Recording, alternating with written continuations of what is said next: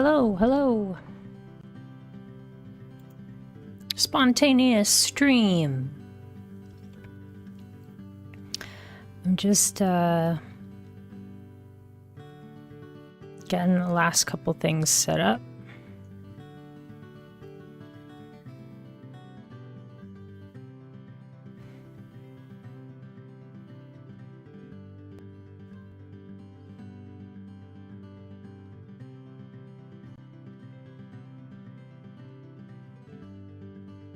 Okay.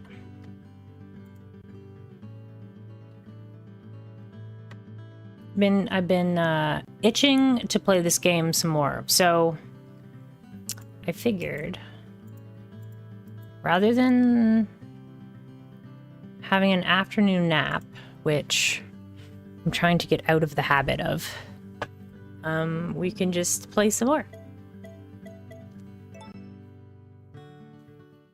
And we'll also see, like, who's around at this time of the day. I don't normally stream at this time of the day, so we can get that gone. Good. Let's check a TV. Cloudy.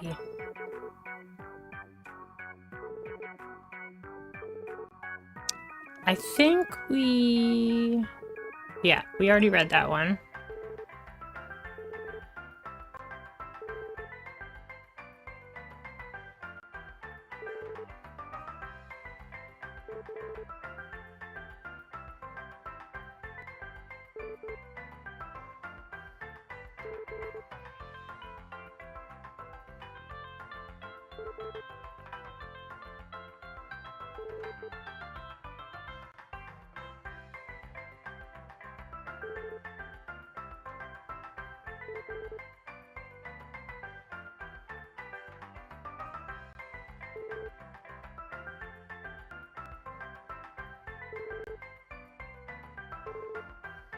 Ooh, good cliffhanger.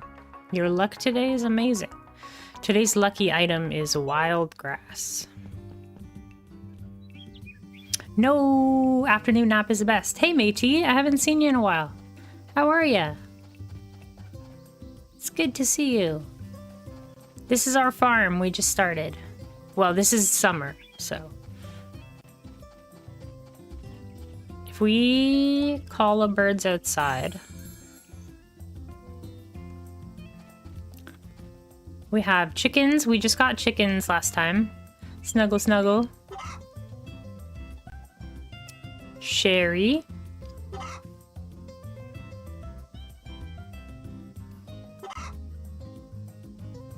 Celeste. This is our rooster, Yoshi.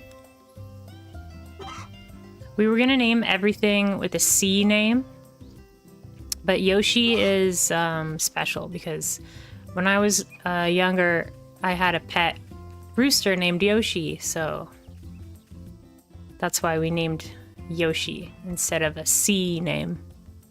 Do you have any C names that you want us to name our animals? Right now we have Coco, Celeste, Sherry, and we have Claire the cow. Here's Claire the cow. Oh, right in front of us, Claire.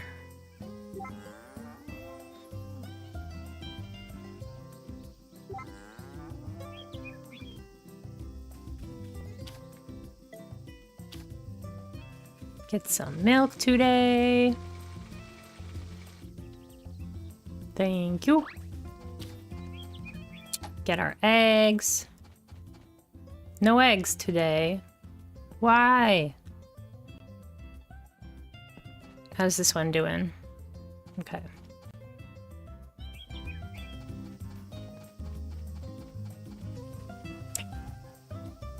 Is this like a live service game?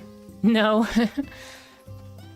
No, this is the newest Story of Seasons. It's a remake of Harvest Moon, A Wonderful Life. So yeah, it's just like Harvest Moon, A Wonderful Life, which was on the GameCube, but they remade it about 2 years ago, I think 2023. And it's amazing so far. We're just in our first summer, so we've barely started. This is Pooey. Pooey's super cute. He has butterflies that fly around his head. He likes I can't figure out exactly what he loves yet. Not that he couldn't, but I'm too locked into RPGs type of games.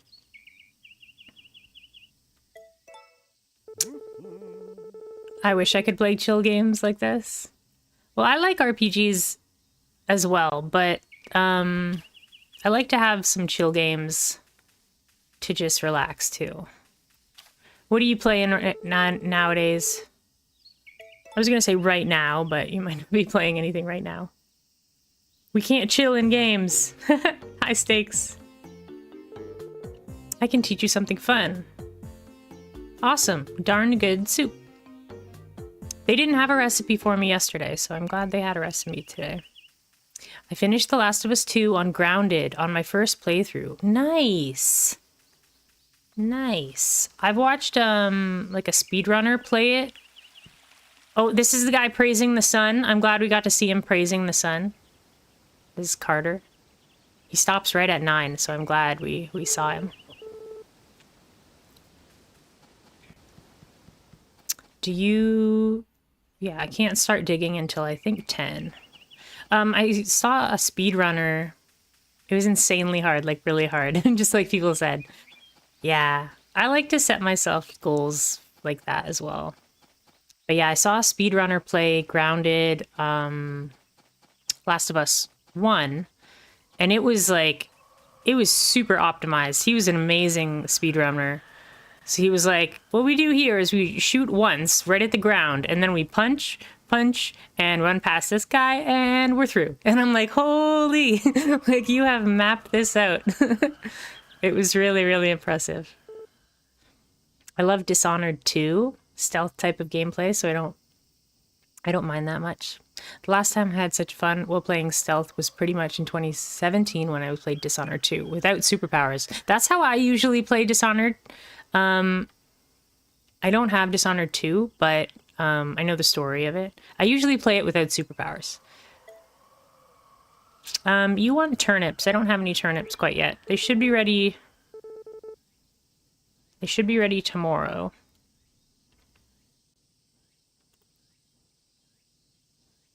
I don't have very many, actually, we have one milky soup. I want to save the milky soup for Nami. She's the one that we are romancing. Sully's eyes, like, freak me out. Nami. What up, girl?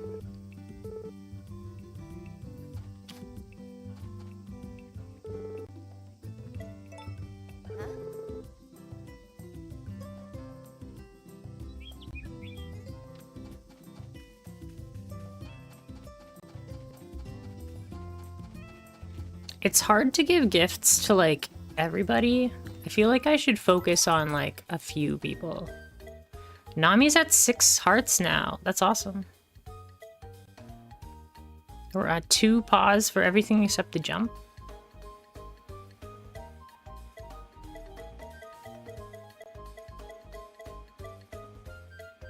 Sebastian. Let's make sure we get the minigame. I want to do the minigame at the twins' house. So what are you playing after Last of Us 2? What's your plan? Or do you not have a plan? It's okay to not have a plan. What's over here? Whoa! Mushrooms. Those look suspicious. I feel like those are the harvest sprites, just following me around.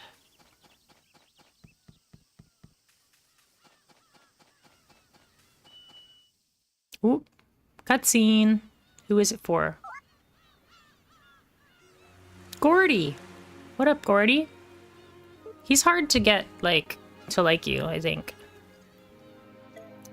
What you doing? Thinking. Cool. Good conversation. Ooh, we finished Expedition 33. Nice. A friend of mine just started playing it. Whoa, what was that? Something shiny.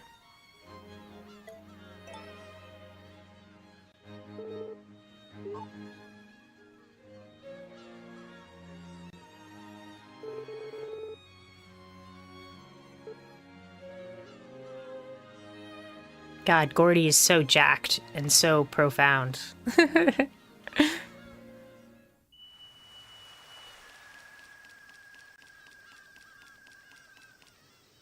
Where's the shiny thing? I want the shiny thing. Fine. No give me shiny thing. Brought you a new animal. Okay, this is up to you, matey. Oh, I got a horse. Let's make a guessing game out of this. What color horse do you think I got you?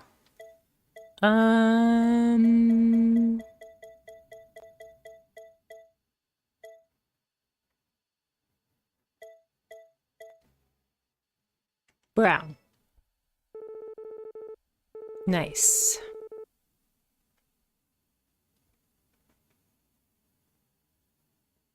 Nice. Good job. I didn't know if it was or not. Oh, look, he's got a funny face. He's gonna need a name. I think we have to name our horse Teddy after our kitty cat.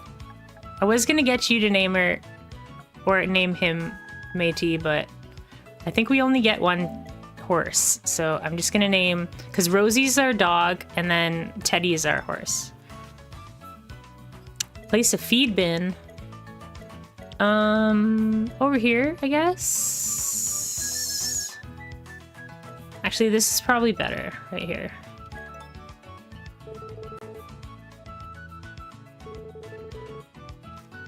We need a name for our next animal, though. We have a chicken that's incubating right now. Do you have a name for a male chicken or a female chicken? Aww, Teddy's so cute. Can we, like, ride on top of the saddle? No?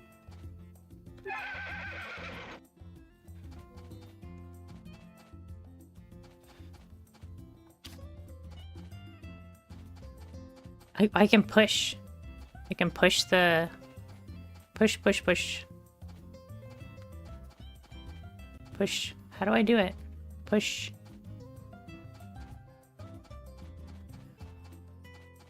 It's not working very well. Push. No idea? Okay.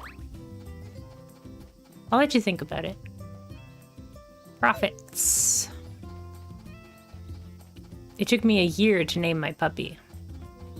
Wow, that's a long time. What did you call your puppy before? Just puppy? Puppers? Hey. Pupperino? Oh, a year before. Got you. You were already deciding? Like, my cats have names, but I always call them, like, different things. Like Munchkin and Monkey and Goofball and stuff like that. What was I gonna do? Oh yeah, I was gonna cook some milky soup. Oh yeah, we can also check out our new soup recipe. Darn good soup. Root crops and pocaros. Boiled together with fish.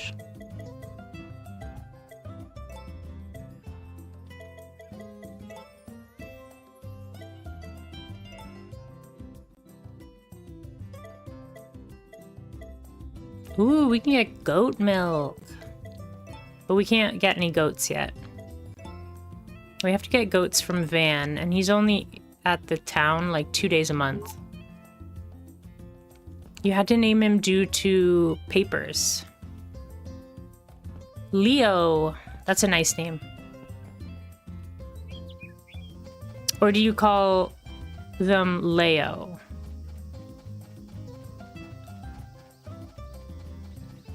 Leo like a lion?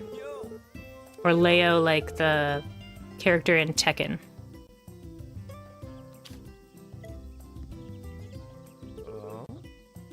Rock is like the most annoying one. Leo? Nice.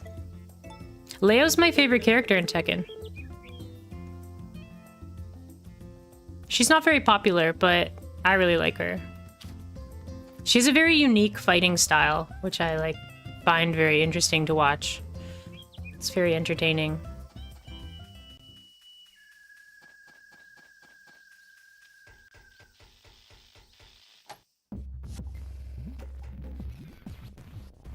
I think it's supposed to be Leo, but Leo is how, like, you know, North Americans usually say it.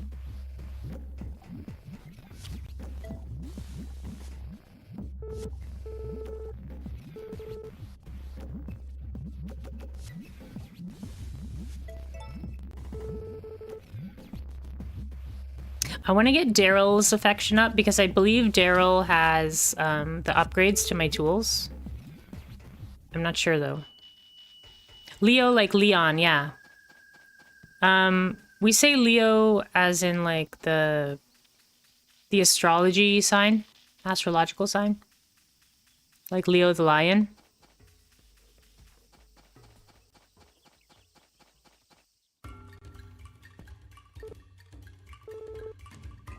Okay, Charlie. Whoops. Wrong button. Alright. I'm pretty bad at this game, but we're on a winning streak, so let's see if we can beat Charlie this time. We barely beat him last time. It was super close. The plan is to just ignore what he's doing and just go all the way around whatever it is he's doing and just trap him inside.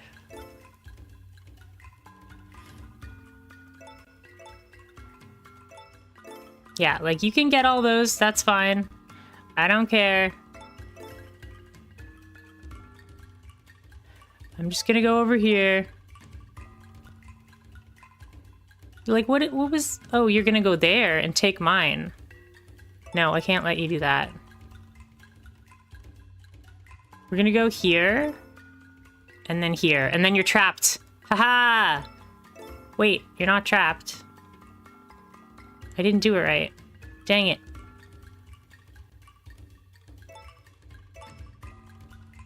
There. Now you're trapped.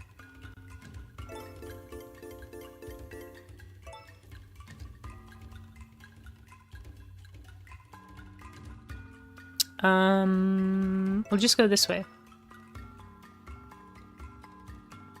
I don't know where you're going, buddy. I'm just gonna keep going around you.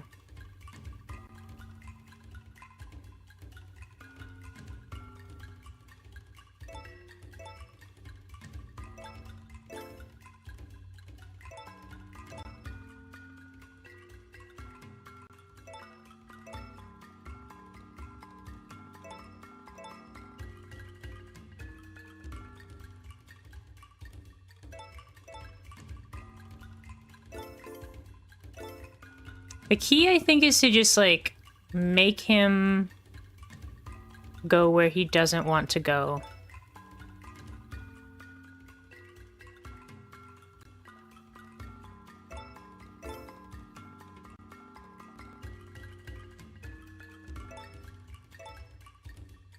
I don't really care about whatever it is you're doing over there. But if we go here... then we can get all of that. And then we'll block you off there.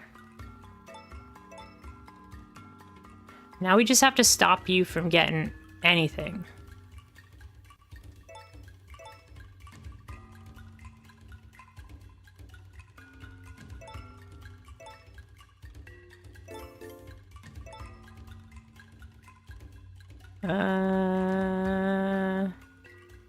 That's fine.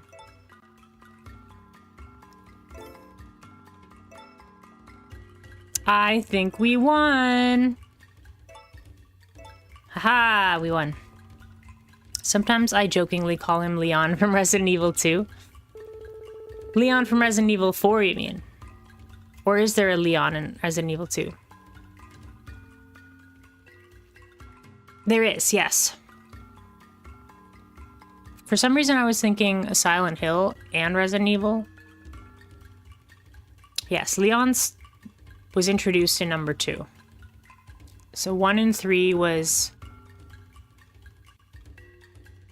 1 and 3 was Chris and Jill. 2 and 4...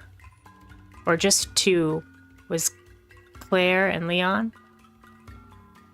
And 4 was Leon. Okay.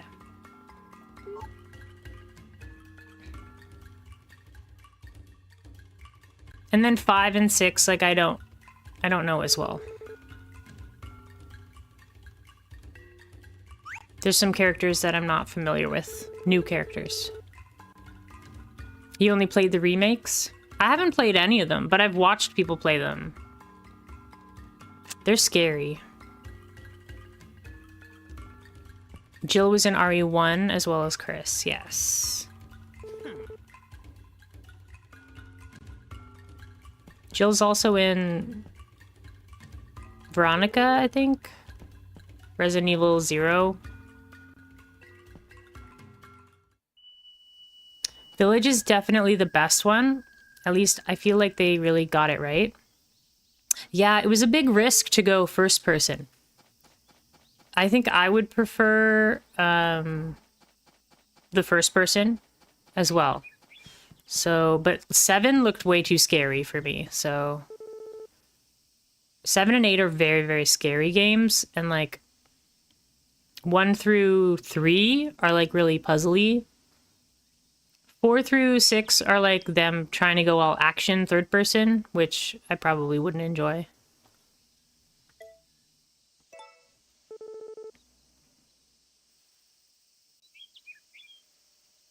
It still feels like Resident Evil? Nice.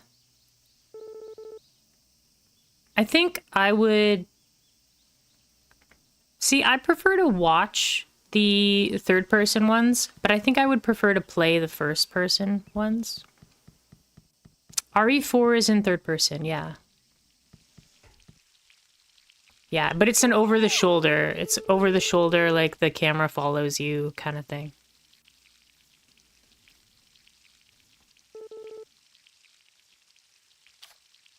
One through 3 had like the static camera.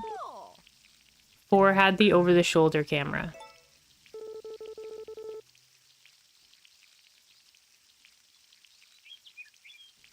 It's kind of interesting, like they go 1 through 3 has static, then 4 through 6 has over-the-shoulder, then 7, 8, and I assume 9 is going to be first person. Every 3 games they like make a different camera angle. Sebastian, what up? You have a gift for me? Oh, he gave me a record. Thanks, Sebastian. Aw, thanks, buddy.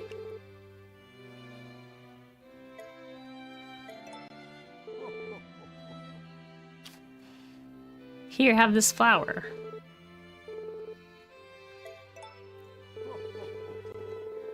I really thought that it was first person too, because I was about to say that I can't imagine 7 or 8 in third person.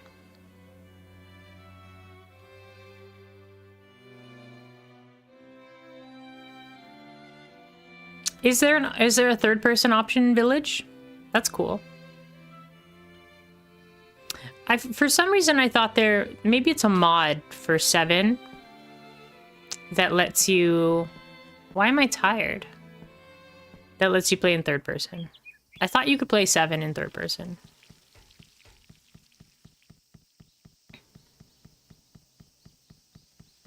You're kind of limited in third person, or first person, I should say, a little bit, because your main character, I can't even remember his name, but your main character, he always gets his, like, hands injured, because that's the only part you can see. Hey, John, happy Sunday. Welcome.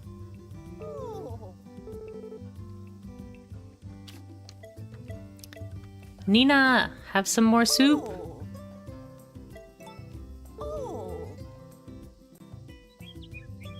Sebastian's the first person to give us a gift.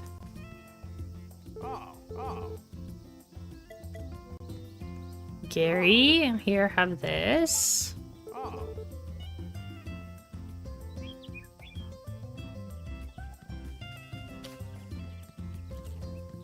Oh, Hugh needs milky soup also, but I don't have any more. Mustafa has the red face, so that's good. Yeah, Sebastian's like nearly max. And he gave us our first record. Turnips and quick pickles. Both of them need turnips to make. Is there anybody? Hey, Molly. Molly's such a flirt. Like, you're not my girlfriend. If I were your wife, I bet I'd be in gourmet heaven every day. Whatever. You're a bit too pushy. What a lovely flower. Yep. I am talking with Métis in Twitch chat, yeah. We're talking about Resident Evil. Very opposite from this vibe. But still, very good series. Is the doctor here today? Oh, we should try and get to the dig site.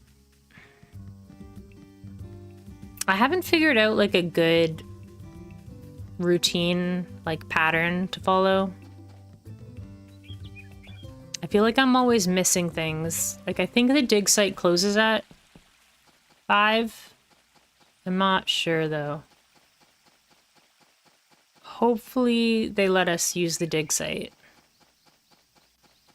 Flora's outside. It doesn't mean it's closed though. Did we make it? Hey, we're good.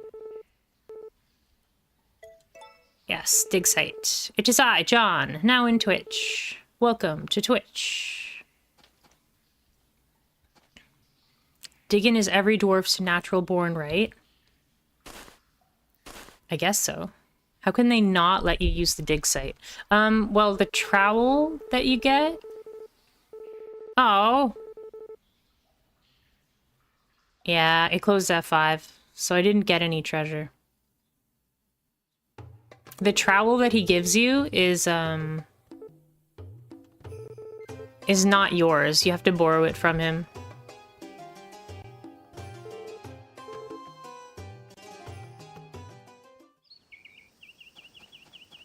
I have to figure out, like, what's the best way to, like... What's the best way to do stuff? We have a record now. Sleeping spirits. Let's go fishing. I never go fishing. But perhaps we can get some gifts for people by fishing.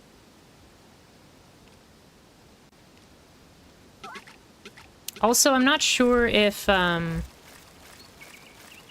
Maybe you have to fish a whole bunch to get the sashimi recipe?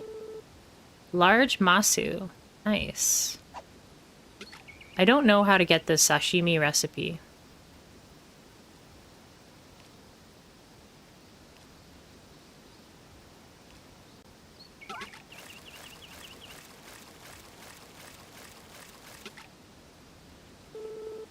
A little masu.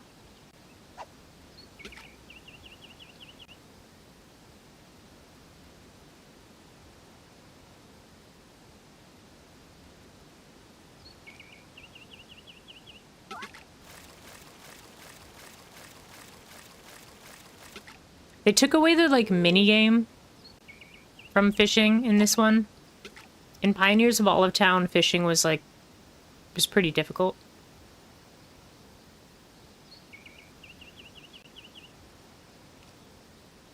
In this one, you just hit the button, and it happens.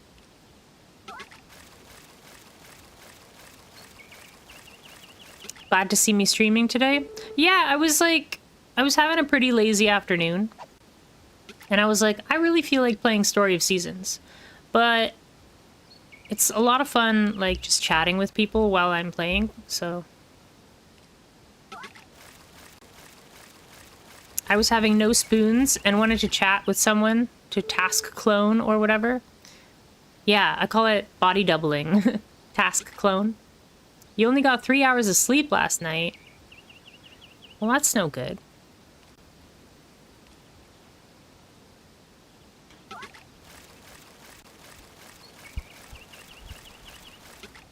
Couldn't get back to sleep. I have sleepy time tea. If you want to come over tonight, I can give you some sleepy time tea.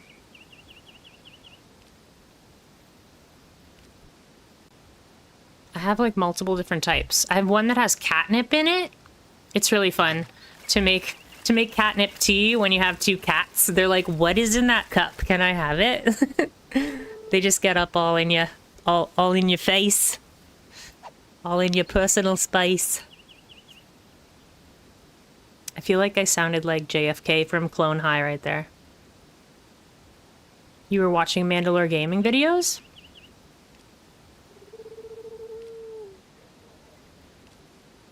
For day 2 of the bring and buy? What's that mean? What's a bring and buy?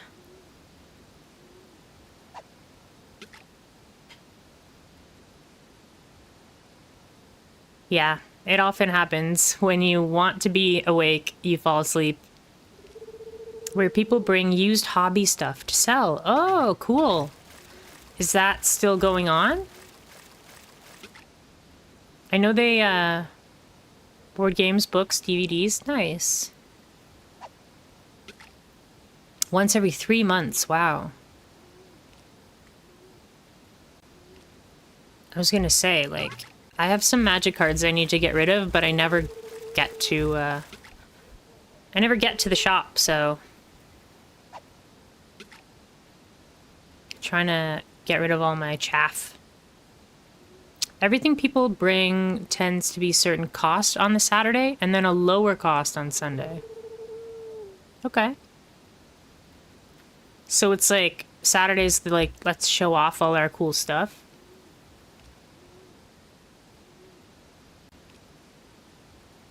Oh, you were 35 minutes late, so you missed out. Is it that popular?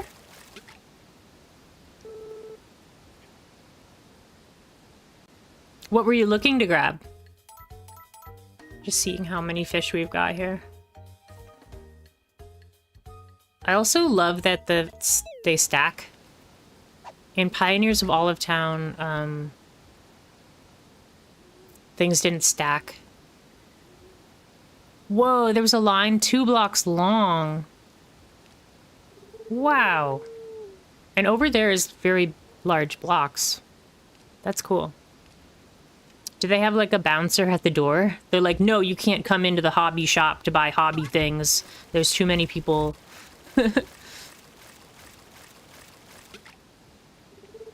Maybe that's why they do it once every 3 months.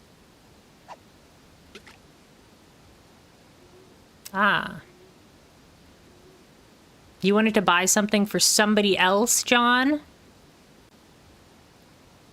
That's so nice. You're so generous.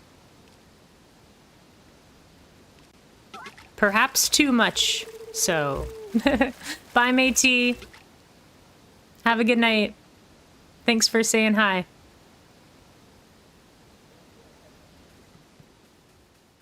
Tom was gonna pay you back? Gotcha.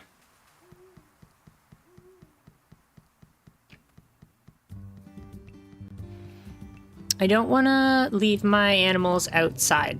I think I accidentally left them outside before, and they got grumpy. Yoshi!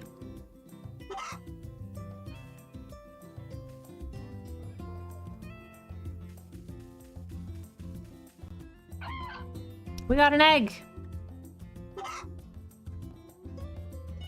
Good job, Coco. Proud of you. Thank you. I'm just gonna steal your unborn child. No big deal. Don't worry about it.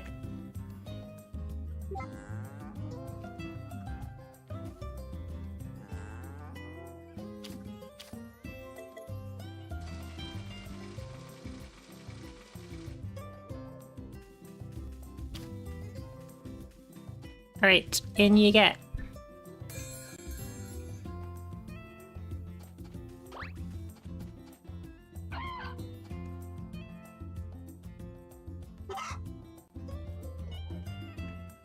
Sherry. Thank you.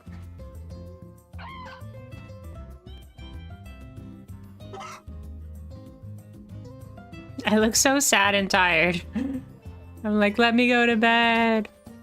Inside.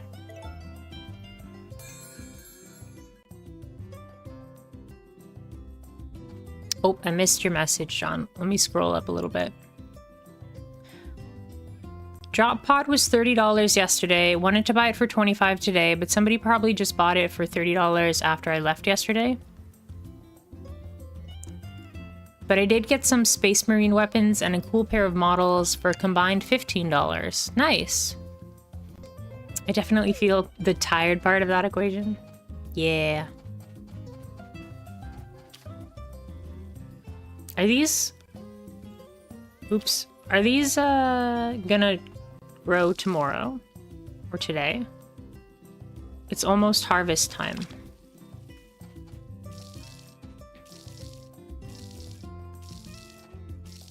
I bought 30 turnip seeds. And turnips are supposed to grow very fast. But I don't know exactly how long very fast is.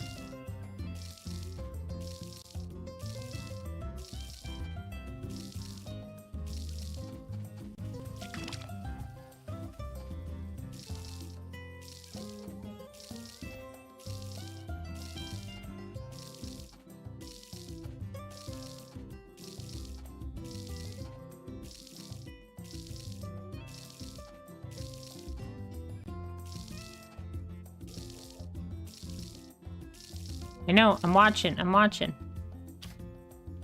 Have a salad.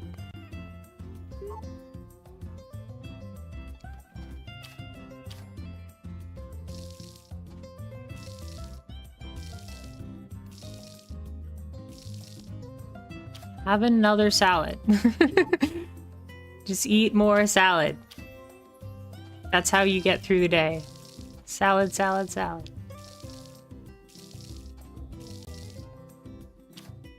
What else do I got? Can I eat a fish?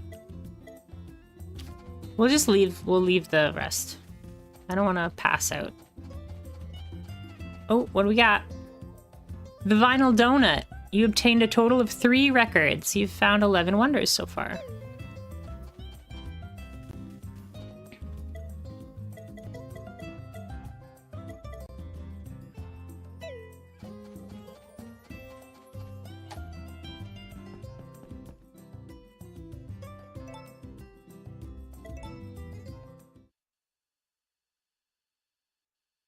Dreaming about pink sheep.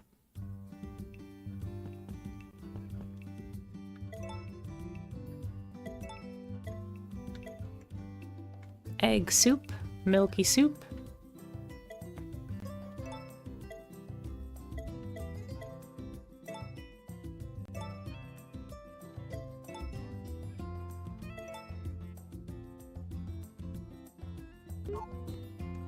Oh yeah, I bought some new clothes. I forgot to change. Yeah, so I got these clothes. This is my summer outfit. Cute.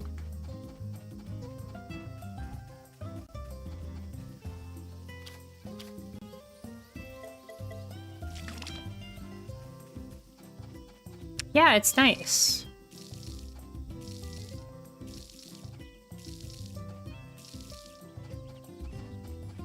Okay, got all that. Grab this little thing. Spiral herb.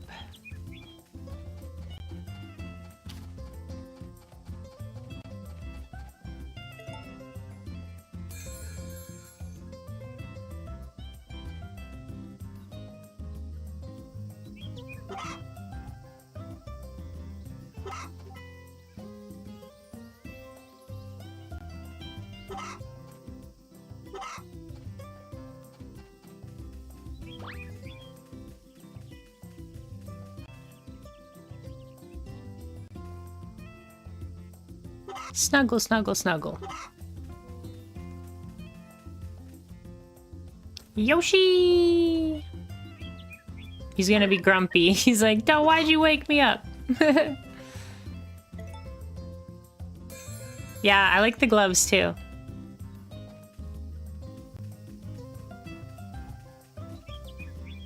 There's our horse. We got a horse this time. Or yesterday we got a horse. Ooh, we can ride on the horse. Looks healthy and confident.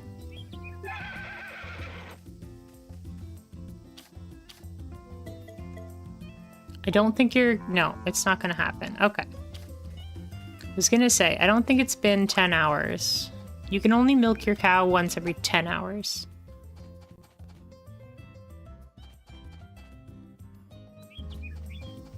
That egg's not ready to go yet. Now we've got our horsey.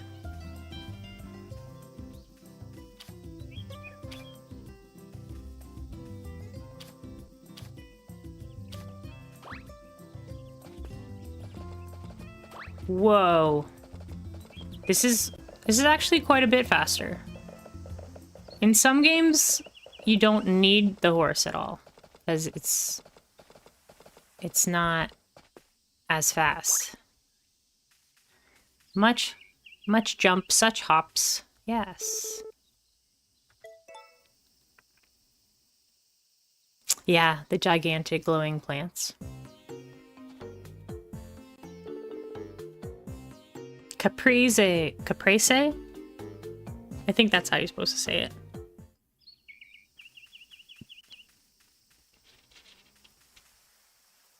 Where did Pooey go? Pooey! I swear, he was right here. He what? Oh, okay, there he is. I'm not making stuff up.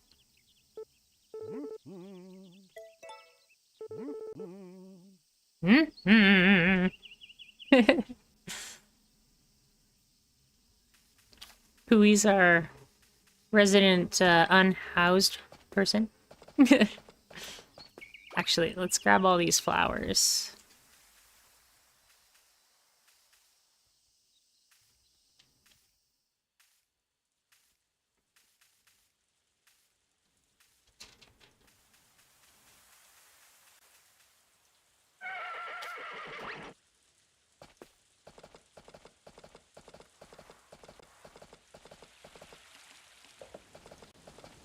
It's too early for that, for the dig site. Is Pooey a Pikmin? He sort of looks like a Pikmin, right?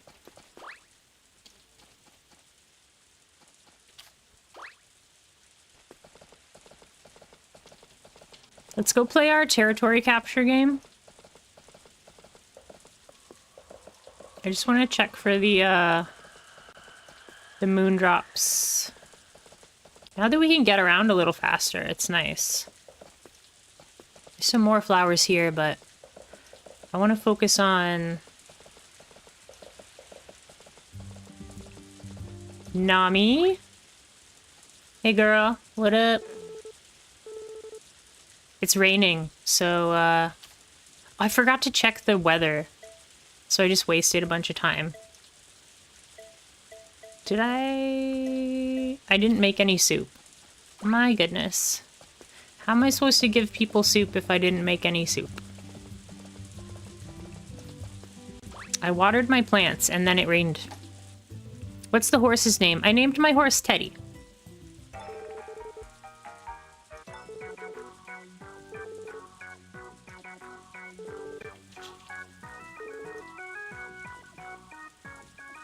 Which of the following can change when you feed a cow fodder plus?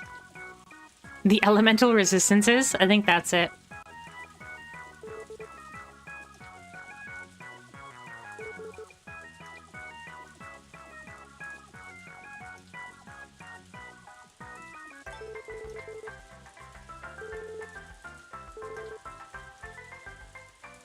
Our journey aboard the Starship Exercise.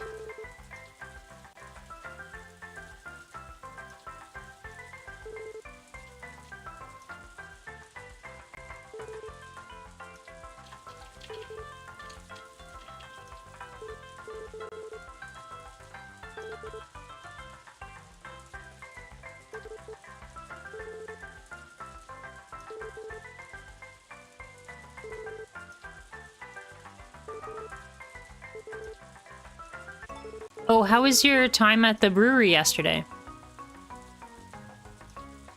Eat a good meal, then get some rest. Good advice, good advice.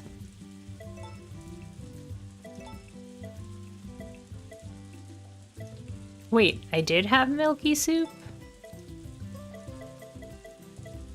Oh yeah, I do have milky soup. It's just in a different spot. We'll make some egg soup. Maybe that'll make up for our... Oh, you feel more confident as a cook. What up? Does that mean I can make sashimi? What do I do? Here? Oh, now I can make hors d'oeuvres, desserts, and entrees. Is sashimi an hors d'oeuvre? I bet it is. I bet it's an hors d'oeuvre. Can I make sashimi now? Oh my gosh! We did it! Heck yeah! We made sashimi. When we got to the something, they were out of pizza. Out of pizza? Does that mean the supply was not enough for the demand? So we went to the Holy Diver instead. You had duck bao? Nice! Yeah, I love bao. Then we went to Poacher's Arms. But I was getting a headache and feeling tired. Yeah. The supply couldn't meet the demand for pizza. Okay, now that we can meet sashimi, this is like... Now that we can make sashimi, excuse me. This is like a huge deal. We can make so much sashimi.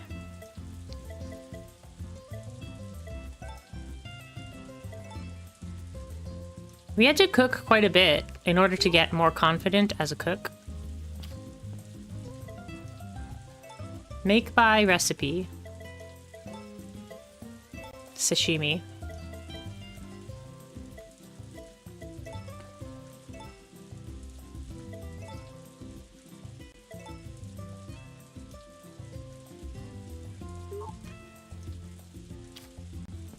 More sashimi.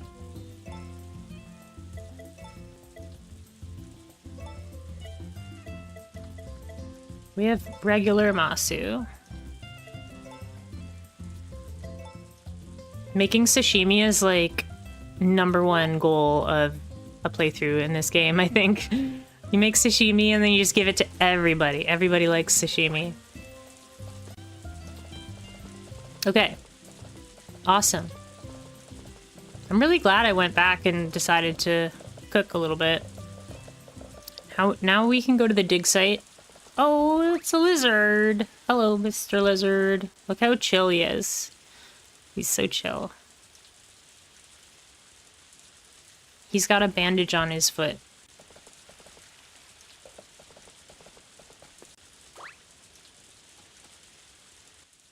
Okay, dig site.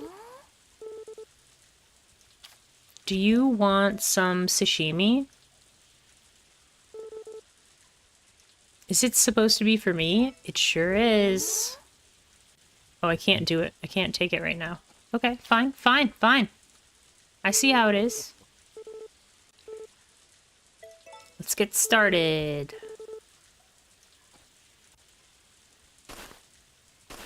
Yeah, the lizard is hurt. Pretty accurate. Everyone does love sashimi. Well, that's not super true. But everyone in this game, I think, likes sashimi. I had leftover baked trout for lunch today. That sounds yummy.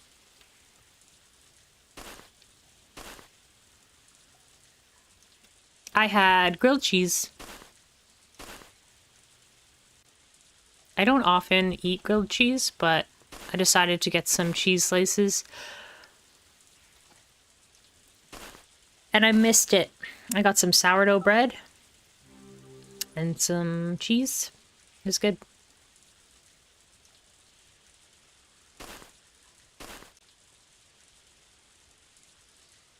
Get out of my way, dude. I'm trying to dig, and you guys are just in the way.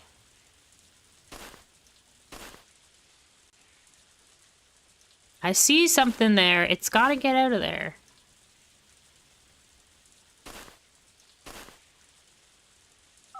There, got it. An old fossil. Okay. Can you get out of the way, Flora? You're like best girl, but like, can you just like move so that I can dig? Please? Please? Please go away. Can you just go? Can you just... Ugh. Go away! There we go.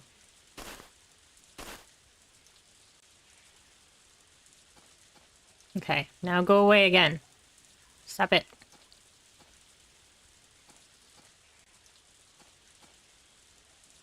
Oh, I almost had it. There we go.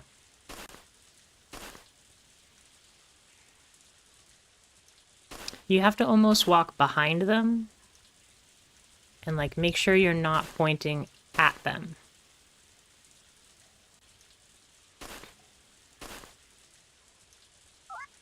What did we get? Something peculiar. All done.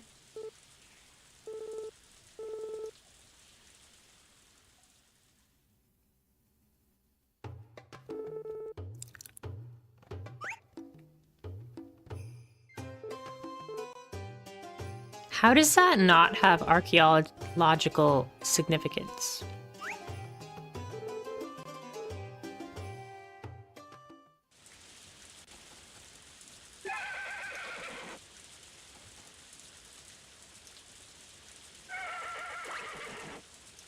Okay, let's get going.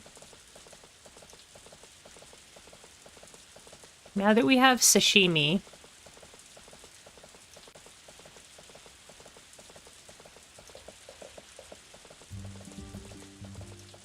ooh, it's the happy lamp flowers. These ones are supposed to be like really important, but I don't know why. I can't remember. I've watched somebody play this game before, and they always said like, don't waste your happy lamps. Make sure you get all your happy lamps. And I'm like, I don't know what that means.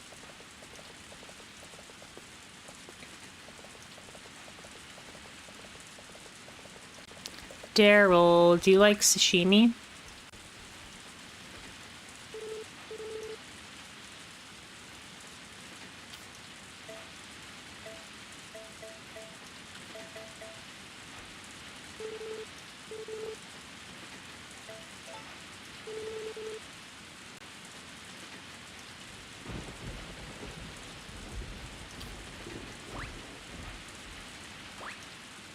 Wait, can I go in here?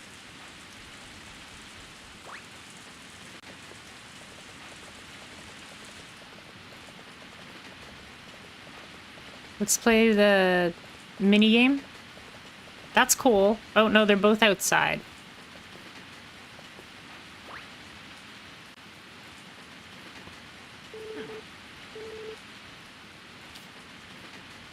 Oops. How much energy does it give me? That's a lot.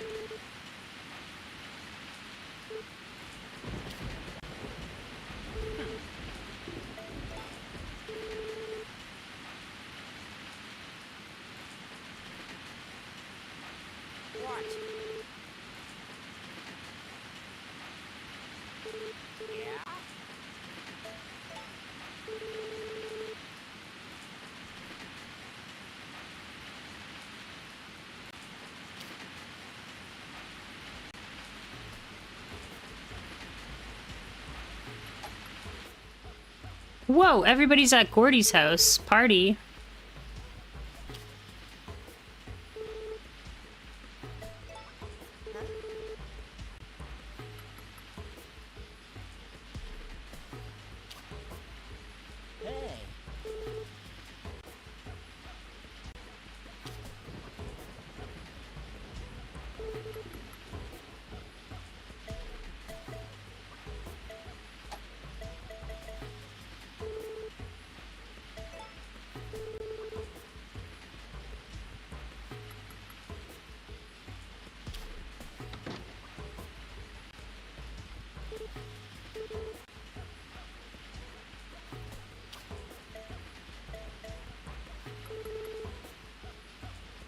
Nope, you don't want sashimi.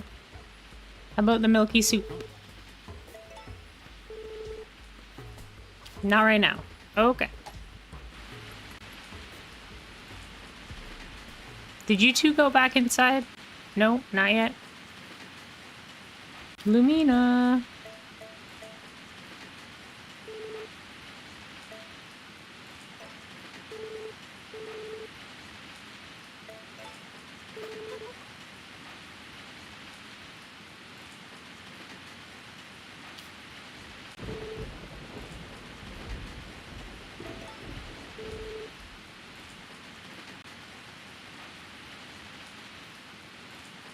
Make sure we visit Nina.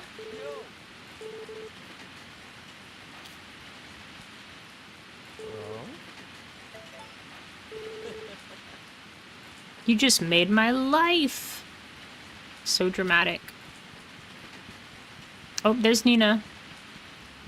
Okay, we'll come back for Nina. We're gonna go to the villa first and talk to Sebastian and Romana.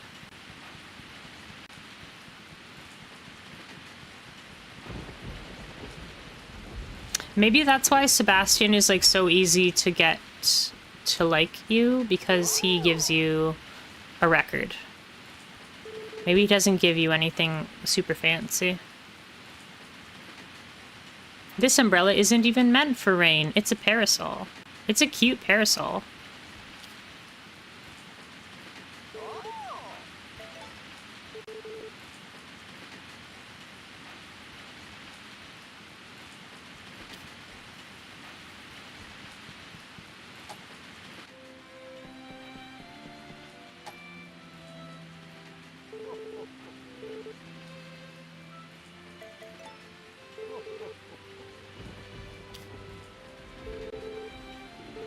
Just shove it right up his nose.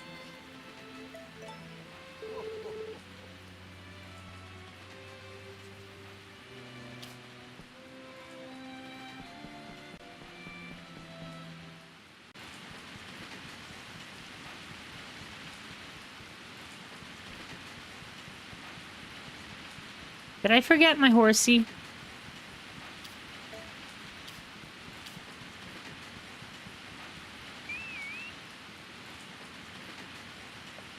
Nice.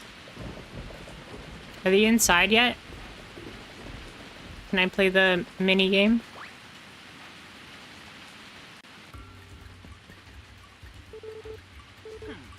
Yeah, let's play the game. All right.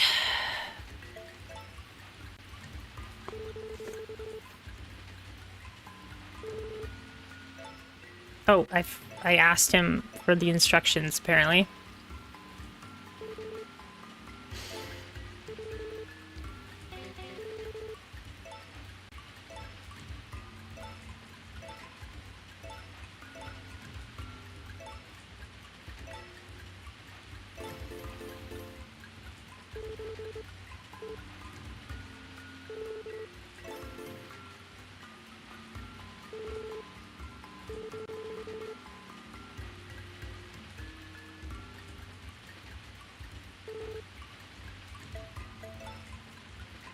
I don't think I can skip that. He always goes first, and he always goes to a different spot. So...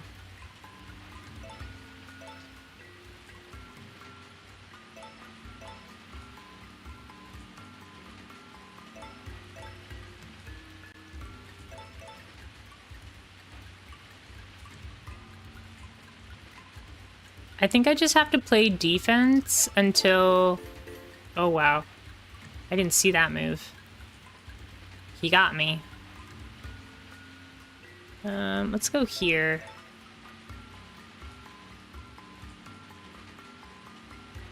I see that move.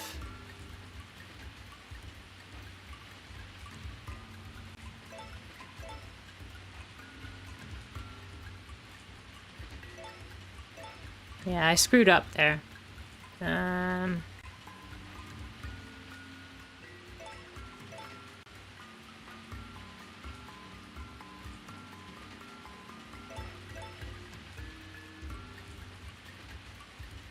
I think this is my chance. I can go on offense now. We can go here, which gets us all of those. You just have to play defense, I think, until he screws up. Also, I don't really care about that. He's interestingly dressed. Yeah, Charlie. He's a pyrotechnician. He makes fireworks along with his brother. Let's go this way.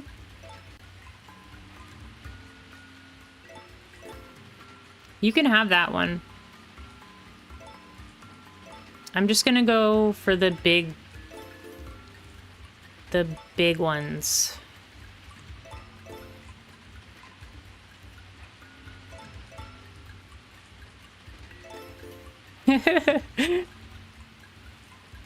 Okay, now we gotta link these two up somehow.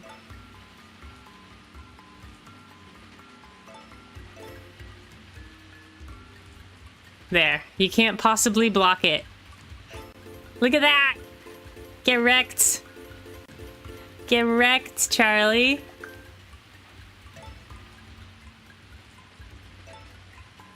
Yeah, you just play defense until he gives you a moment to, like, not care about his move.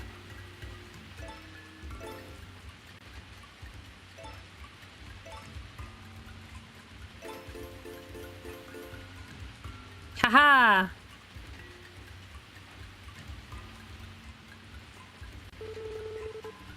Well, I'll be dag-nabbed.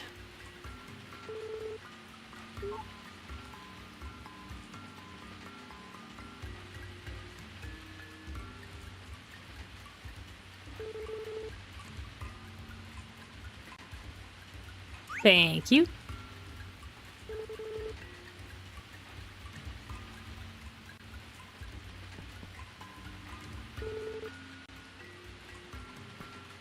I think eventually you can play with Cole, his brother. Reminds me of the Do'Urden books. One of the dwarves was General Dagna, whose son was Dag-Nabbit. I love it. I love it.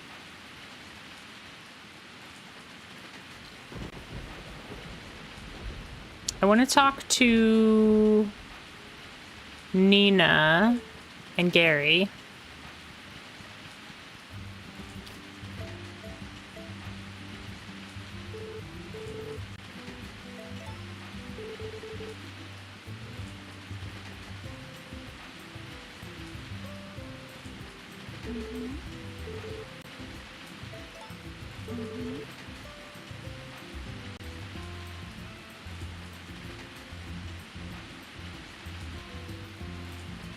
There's Nina. Oh. Here's Gary.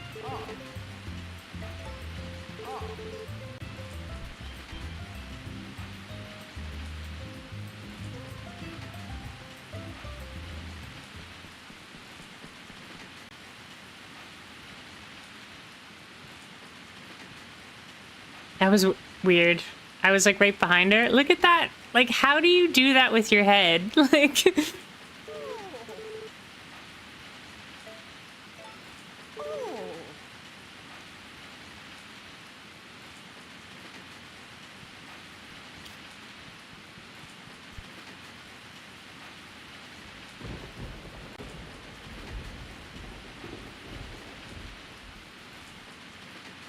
Yeah, Nina's really cute. She's got flowers on her pants and flowers on her vest. And she's wearing a sweater vest, which already is super fashionable.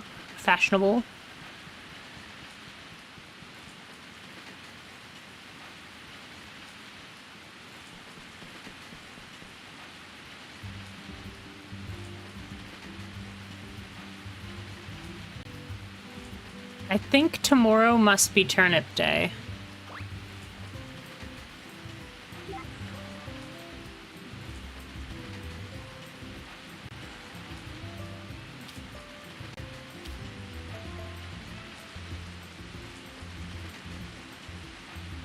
I just realized that I should have brought the animals in because it started raining. Sorry.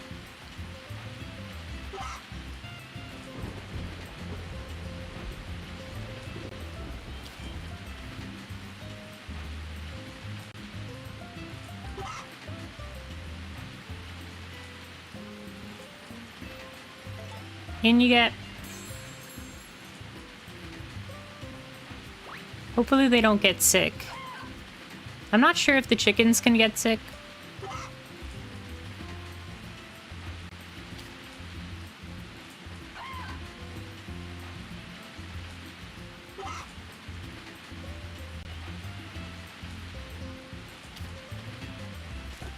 Oh, the turnips are ready. Awesome.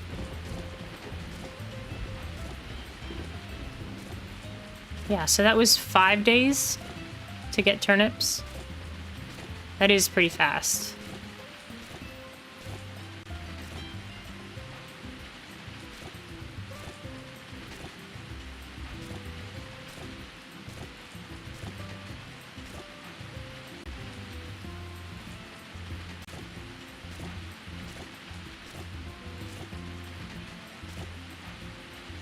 The melon is not ready yet. I think the melon takes probably 8 or 9 days. How much does a turnip sell for? 75. So it's not that much, but we do need to cook some pickles. Nice turnip turnout. You're right. Quick pickles. We need to make some quick pickles. Which apparently are not pickles, they are pickled turnips.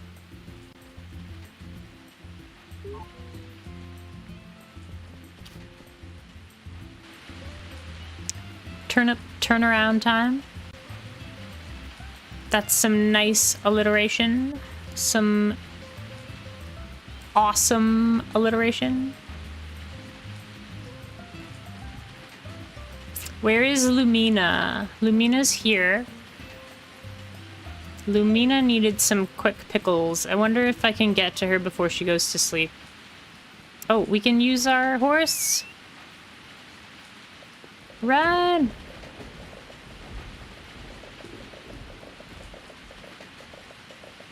It's getting very dark.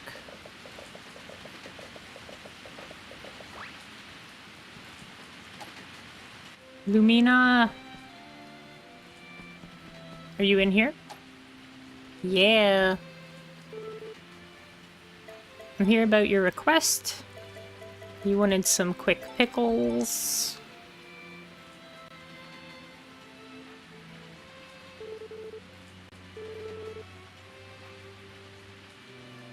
What you got? Melon seeds? Is that what that was?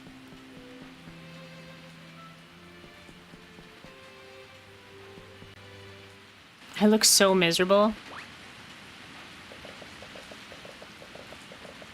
We have to go see Matthew. Matthew's at his house. I don't know if we're gonna get there in time. I think they closed their doors at 10. It was adequate alliteration, allegedly.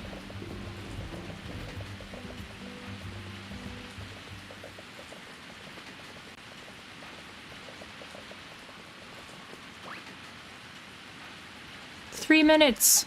Get in there. Talk to Matthew. Oh, we got a cutscene. Hello, Matthew. How are things on the farm? Nice, good to hear. Anyway, I'm guessing you needed something from me, right? What's up? What do you like to do in your free time? Like hobbies and stuff? That's a good question. I don't know if I can name anything in particular. God, he's so boring. I like to hang out at the Bluebird Cafe. That's fair. Do you like vegetables? I do.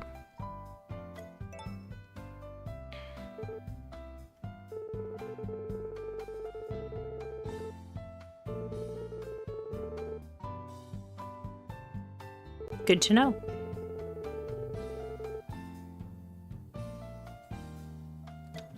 You're so nice. Thank you.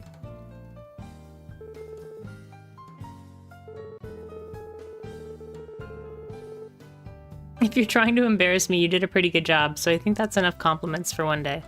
Yeah, he's the Edward Cullen of this game. He's so, like, quiet and moody.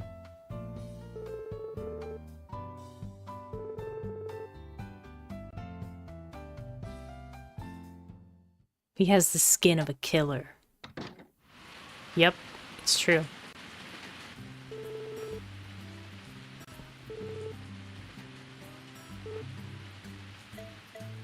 I'm here about your request before you go to sleep. So sparkly.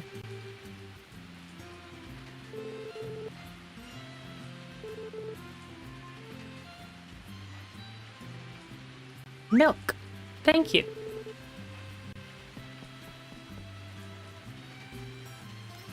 I'm the only one in town that has cows, so did you take milk from my farm and give it back to me? Because, like, that's pretty smart. That's just good business-ship. Entrepreneurship.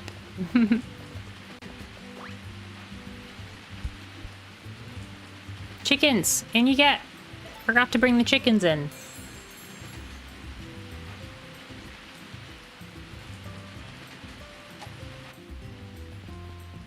Okay, bedtime.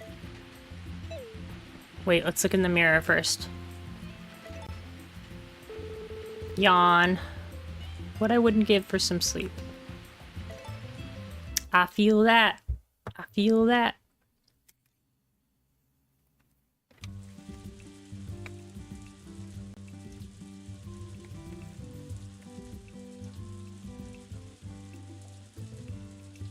I'm just adjusting my headphones. More rain today, eh?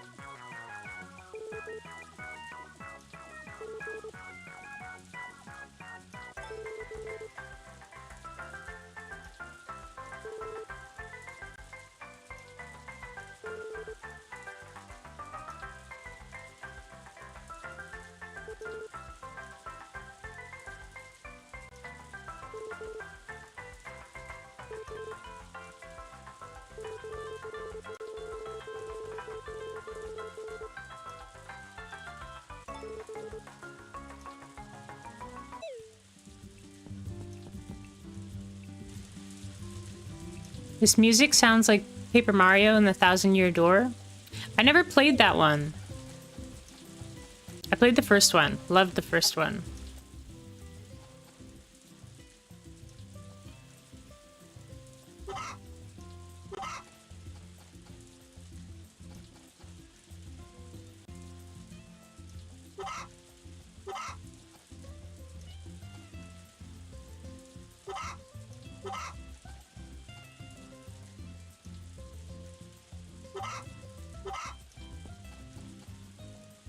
Okay, don't let the chickens outside this time.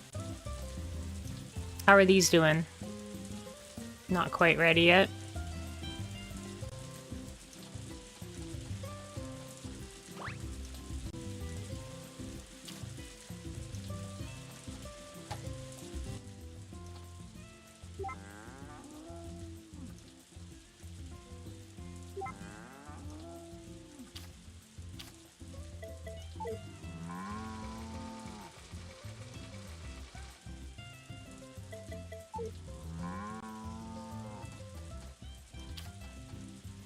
You're mad because you don't have any food. Just give me one moment.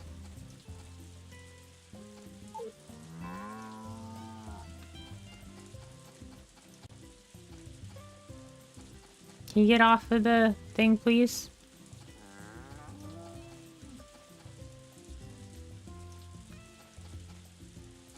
Can you get off the Thingy!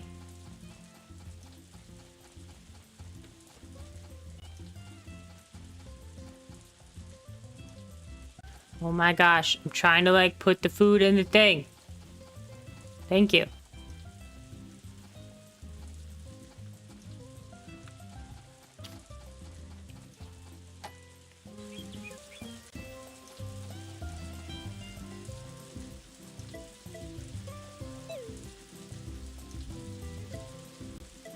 Okay, let's sell... We have more melons. Let's sell, like, almost all of these. Let's keep, like, 3 of them. We can sell all of these. Normal milk B. Normal milk A. Melon seeds. I'm reminded of koalas. I've heard that koalas can't recognize eucalyptus leaves if you put them on a plate. They only recognize them if they're on a branch. Well, I think they have really bad eyesight. So maybe that plays a factor as well. Ugh, excuse me.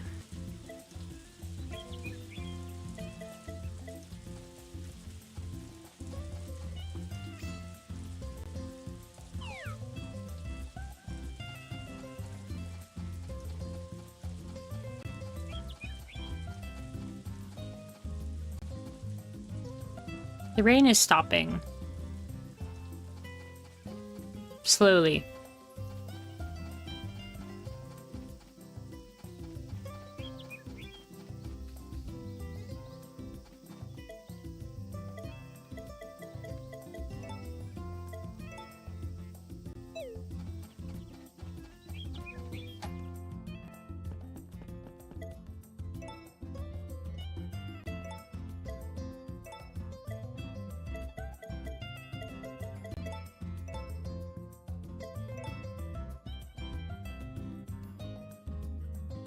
Now I'm reminded of a test for elephant intelligence, where they were like, we'll put food up high beyond where their trunk can reach, and we'll put a tool behind them that they can pick up with the branch to knock the food down.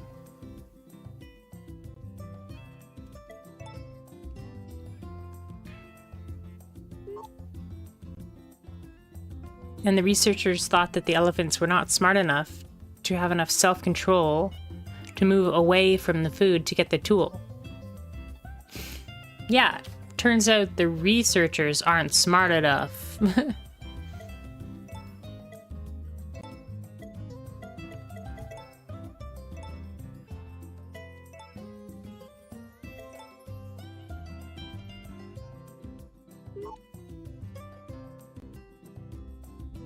Didn't like grabbing the stinky tool with their sensitive trunks. Makes sense.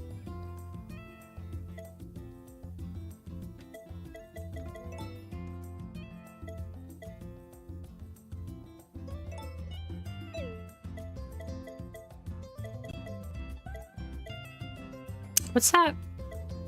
What's that star mean? Oh, that I got a huge one? Maybe that's because I got a huge one.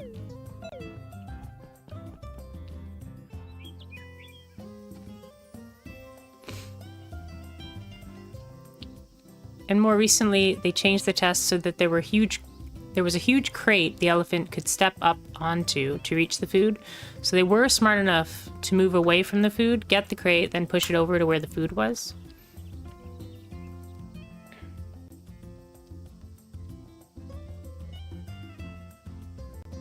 Don't be a stupid elephant. Did you see that thing I posted on Discord today? About the guy that was like, well, I have to do that, to do that, so that I can put that there, so that I can do that. It just reminded me of RuneScape, yeah. Moral of the story, sometimes you have to take a step away from your goal to end up reaching it. It's true. Good advice, John. Thank you.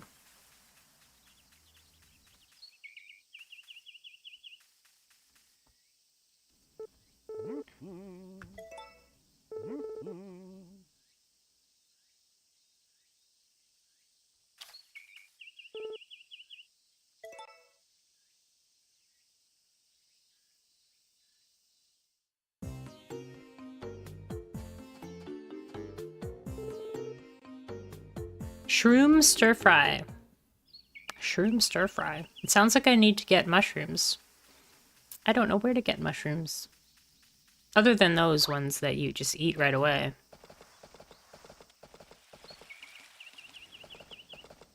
If you come to the dig site before 9 a.m., then Carter, this guy with the glasses, he praises the sun. It's really cool. He does some like Tai Chi, like sun salutations, but it looks like he's praising the sun. Yeah. He is Solaire. I've been thinking about going back and doing streaming a playthrough of all the Dark Souls. A friend of mine wants to play Night Rain, but I haven't done the Shadow of the Erd Tree yet, so...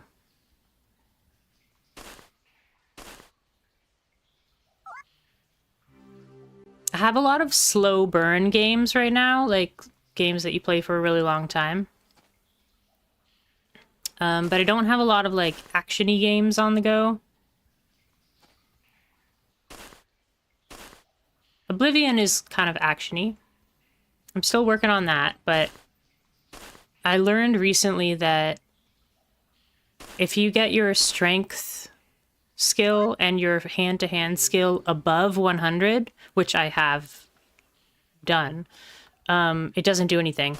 So I'm like, what? That was like the whole point of my character, was to punch things. But now I'm like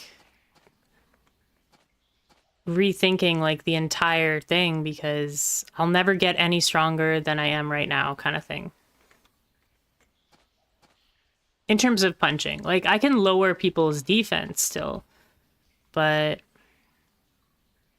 yeah, it's just like, really? You're gonna cap out my strength at 100, but still let me get over 100 strength?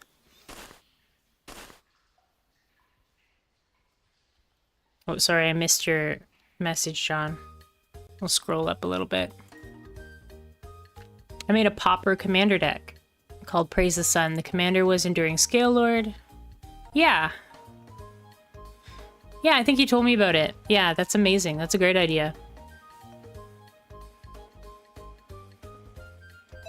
I want to get the DLC for Elden Ring. Maybe that's what I'll do next.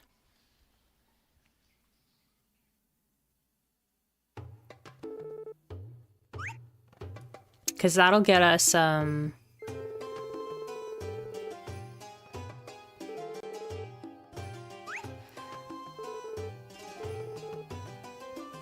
there's an item that boosts your spirit ashes power, so yeah. I keep waiting for it to go on sale, but either it's not going on sale or I keep missing it.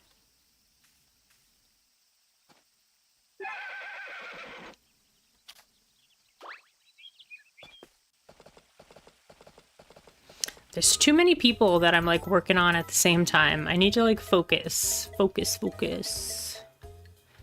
Gustafa, Sebastian, and Nami. Let's focus on those three. Gustafa, Sebastian, and Nami.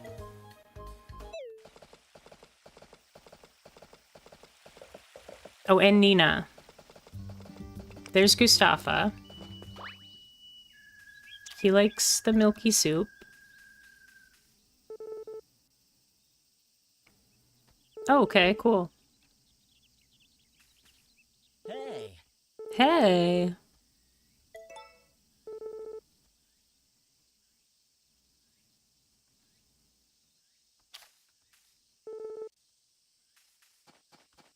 What did you put on here? Milk. Any B rank plus. Okay, so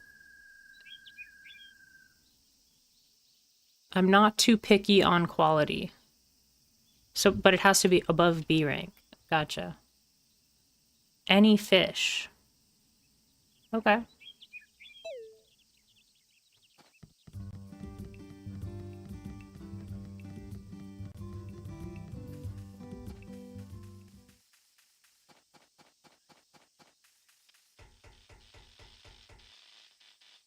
He's sleeping. It's like 1 p.m.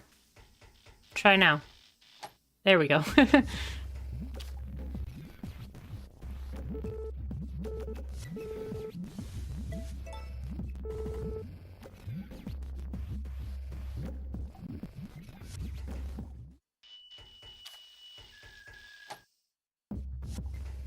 Nope, nothing with Daryl yet.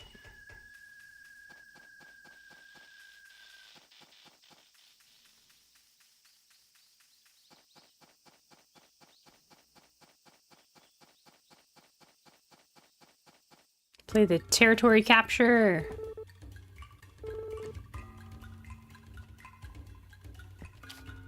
That thing from the other day, that was sashimi. Here, have another one. Yeah? Yeah?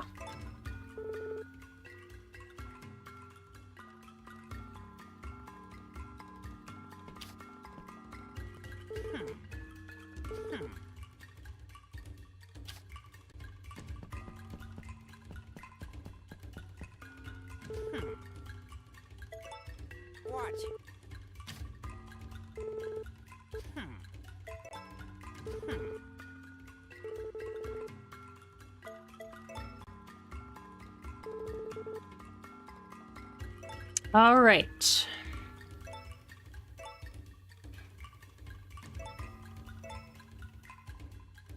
I don't care about that. I'm just gonna go for the big shapes.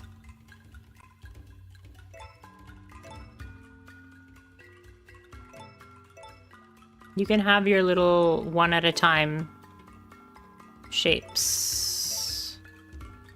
I'm just gonna go for the enormous shapes.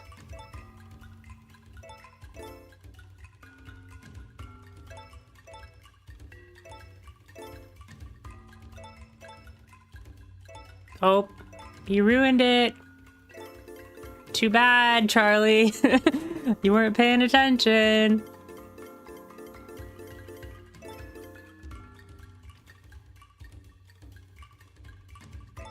I think, yeah, getting the outside is the most important, I think.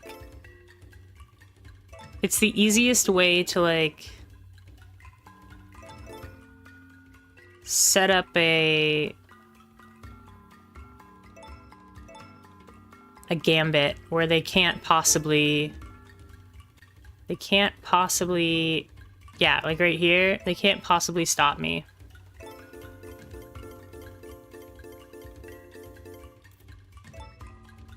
Get wrecked, Charlie.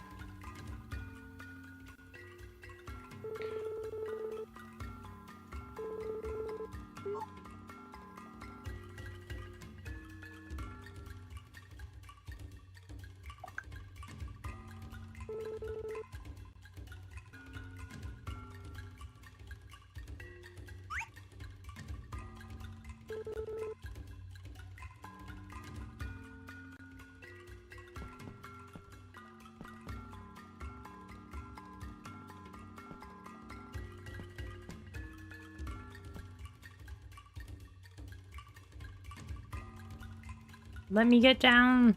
There we go.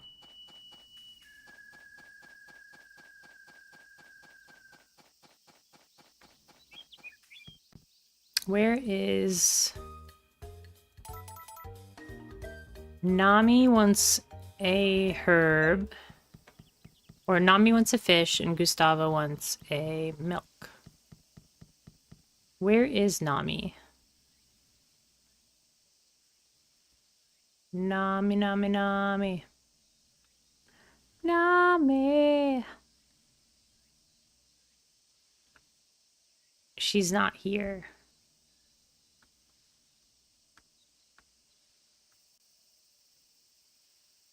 Is she up in the villa? No.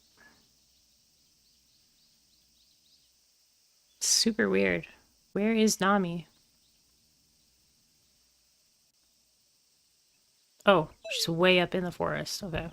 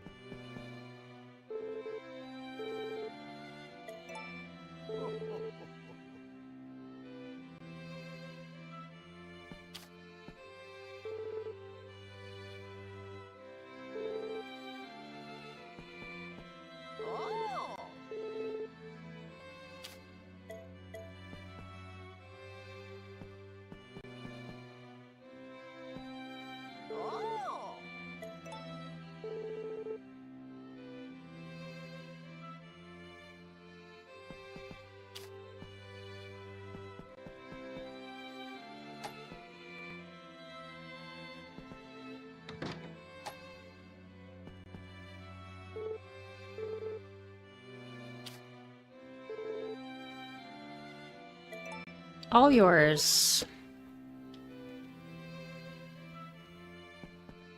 Okay. Give them gifts. My character is so tired.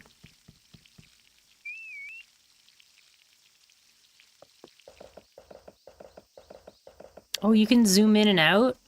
Cool. I just realized that.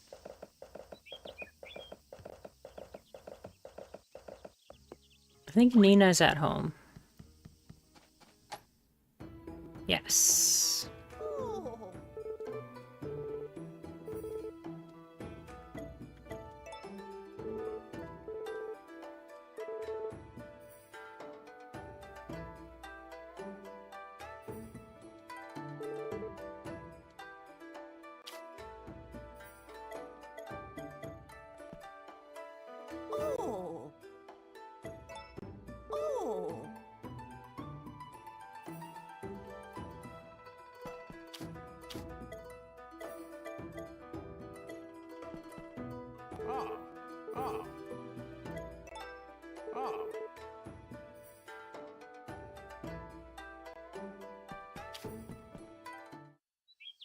Yeah, this game's like, it's interesting in terms of Harvest Moons because it's very much focused on the villagers as opposed to the crops.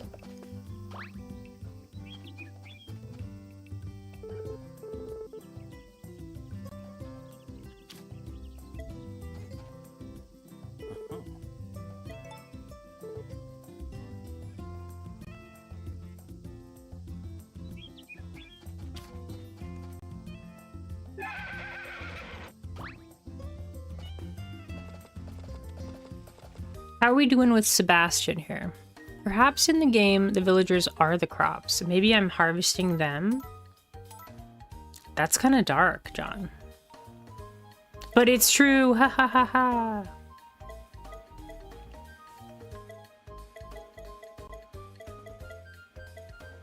Oh man, Sebastian's got like super duper happy face. Does that mean he's at maximum? It doesn't look like he's quite at maximum.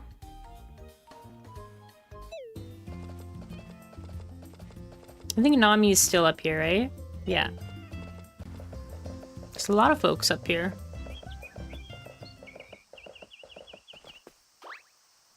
Actually, Gustavo wanted some milk. Do I have any milk? No, we can go get some milk. I think.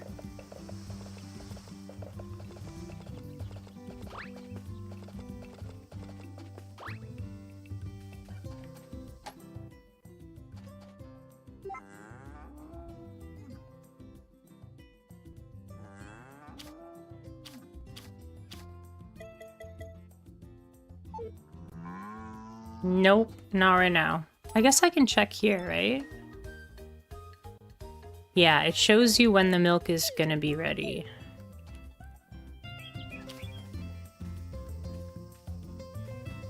Are you sleeping? Poor horsey. Okay, you have a sleep. It's very much like Teddy in real life. He's like, sleep. Because you're aliens from the moon.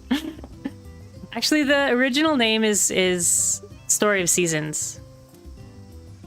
Like the original like Japanese name. It translates to Story of Seasons. I don't know why the English translators decided to call it Harvest Moon.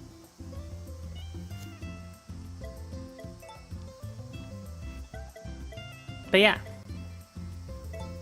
Interesting fact. Harvest Moon is only in the English versions.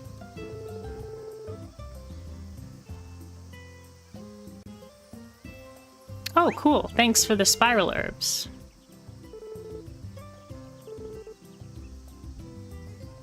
Localization of some games. I don't have your milk yet, sorry.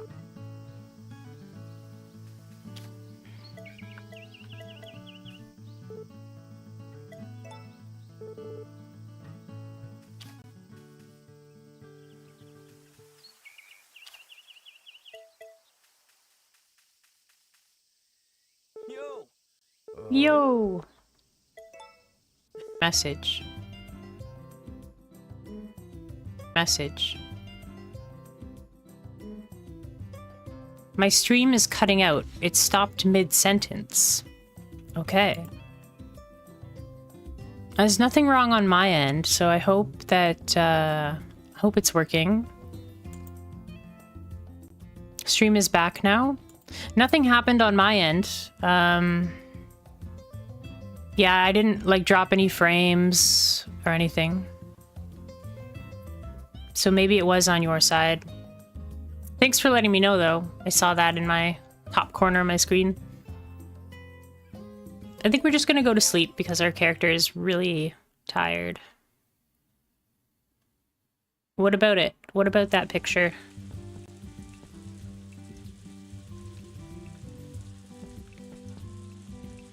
I think I'm gonna stop here for Story of Seasons. I'm kind of in the Runescape mood, so I think I'm gonna stop. Oh, something's happening. I think I'm gonna just switch games. Ooh, my new chicken arrived. You gotta think of a name. Oh, and it's a girl. Nice, by the way.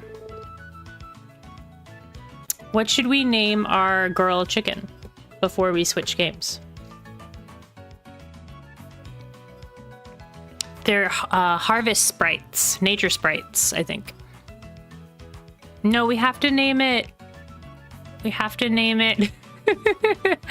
We have to name it with a C. How about Callie? Or Cassandra? Or Calypso?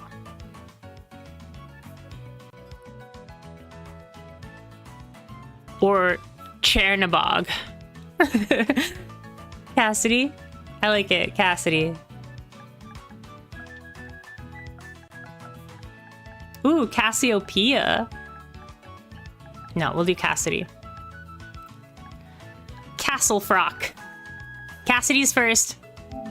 Cassidy's first. I like that name. Nice to greet ya. Nice to meet ya. Nice to greet ya. But maybe after that we'll name a rooster Chernobog. Or maybe we'll name our male cow Chernobog. That's a fun one.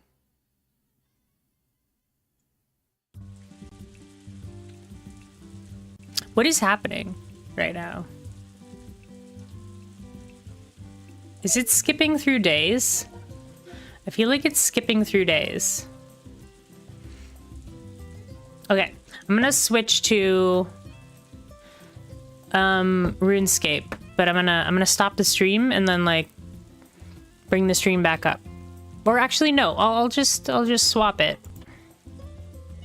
No, in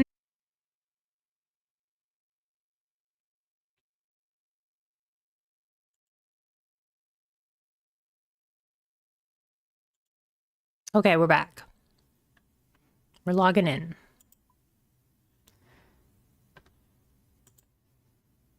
Okay.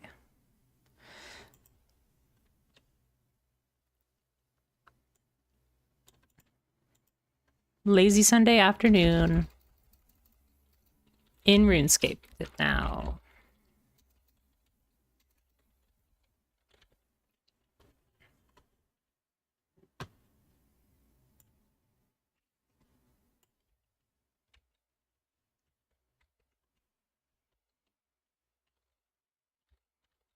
Trying to avoid an afternoon nap.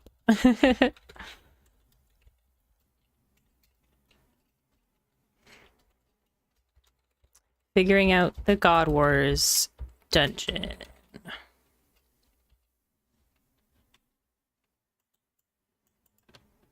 Okay. Update the title. Change the game we're playing. Done. Let's throw out, or let's throw on some music so that we're not, oh wow, yeah. The last song I was playing was by The Prodigy. That is not the vibe. That is not the vibe. Okay. Hopefully we can...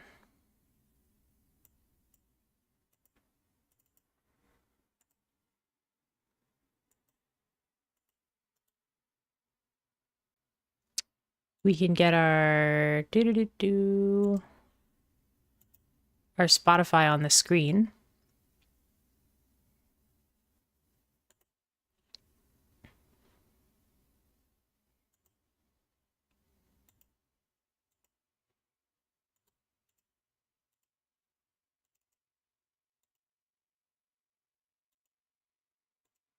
Okay, that works.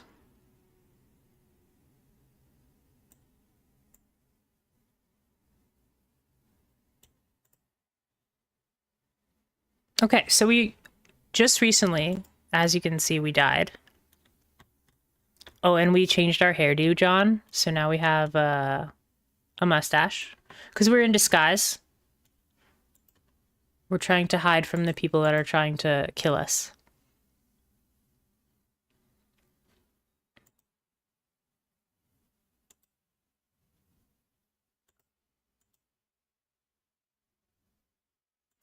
So we just got to 60 strength, finally. 60 strength is like a huge deal because now we can go to a whole new area and hopefully get some cool stuff.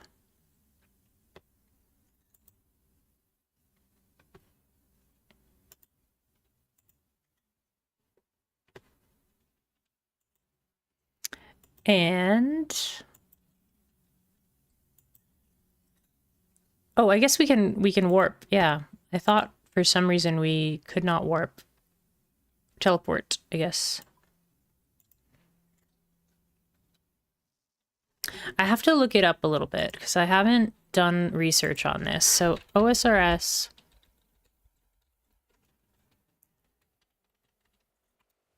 So I think somebody told me that I have to wear certain clothing to get into here.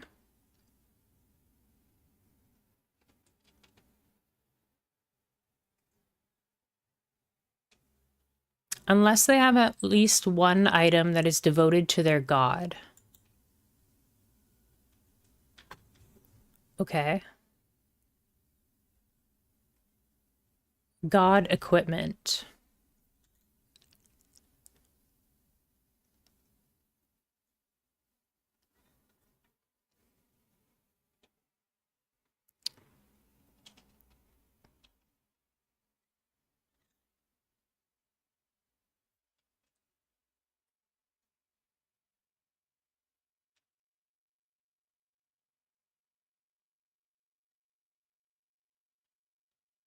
Only one item devoted to a god is required to soothe all of their soldiers, and having items devoted to a different god or gods will not cancel out the effect of any other piece of equipment. Appropriately, full tolerance from all monsters in the main dungeon only normally requires 4 total pieces of equipment, 1 attuned to each god. For example, Armadale Pendant, Ancient Mace, Samrak, Plate Leg, Ceridome, and Cloak will render every combatant unaggressive.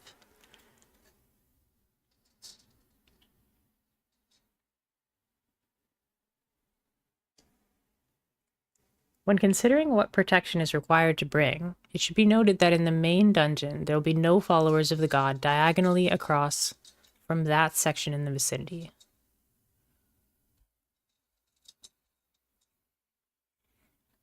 Oh. Okay.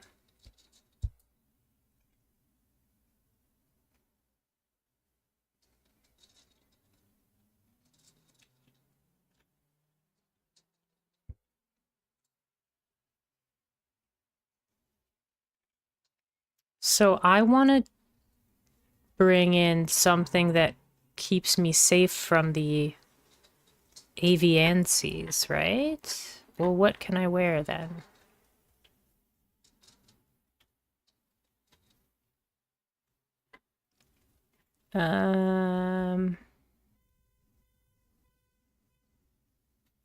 Armadillo's general. So I need to wear armadillo stuff?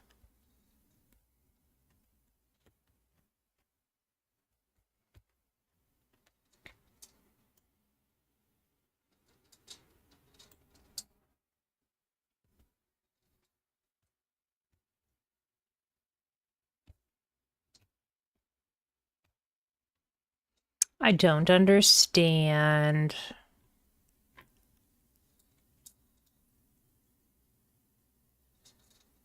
I want to go to the God Wars Wilderness Dungeon. Okay, here we go.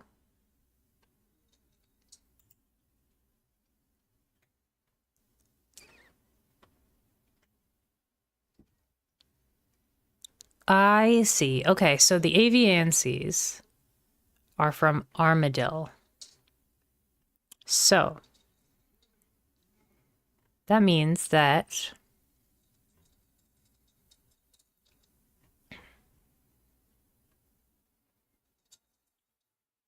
when I first enter,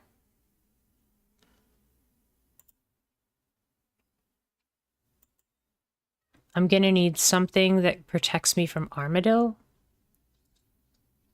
I don't have anything from Armadillo.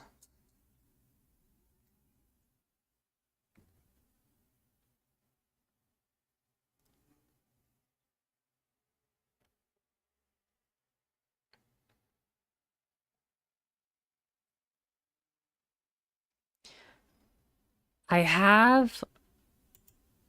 Can you hear that? Like, can people hear that, like, dinging? Because I think that's from my idle notification. Idle notifier. You didn't hear a ding? Yeah. You know those like system sounds that like go ding when you get an error, and it's like really scary. Like it surprises you and like makes you jump. I hate those sounds. Do you know how to turn them down? The system sounds. I'm gonna turn that off just because it's really scary. So I can get protection from Zamorak. I can get protection from Ceradomin. And that's all. Okay. So I don't think I have any of the other protections.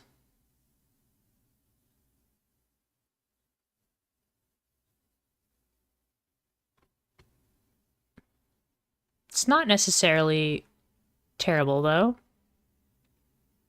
We'll figure it out.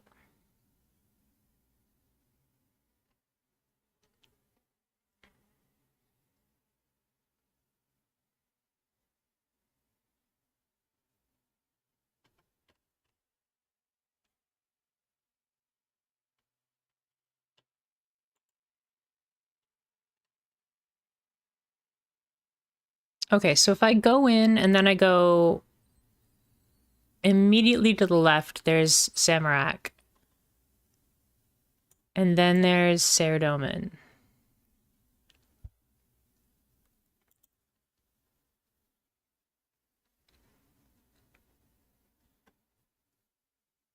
That'll at least get me in the door. Right?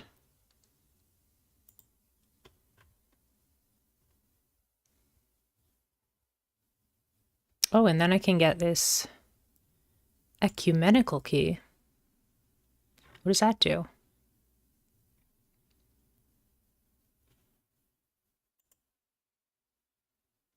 Okay, this is what we're gonna do. We're gonna bring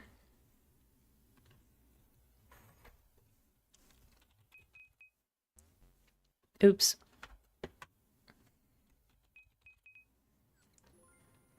Okay, so we're gonna bring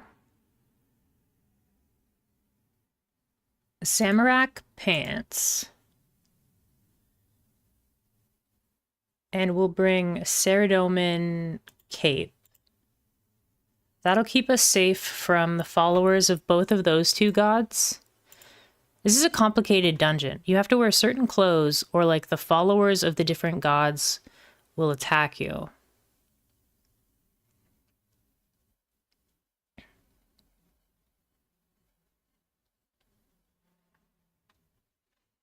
Are there any other protection items that I have? I need something to protect me from Armadillo, but I don't know, how do I even get those things?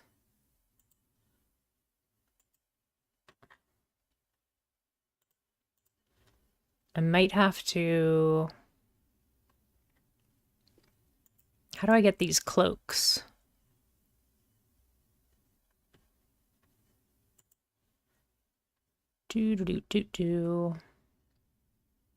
Armadillo robes. They're all from Clues. Oh, this is terrible.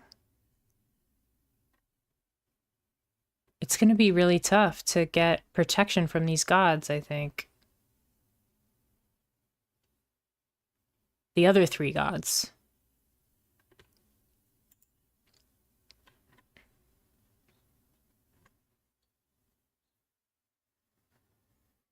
Okay. We have a plan. We're going to go magic. And we're going to bring protection from two different gods.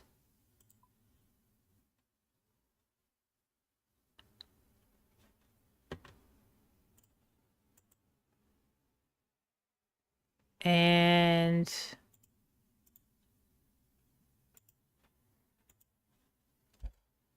hello, Death. Can I collect the items from my gravestone, please?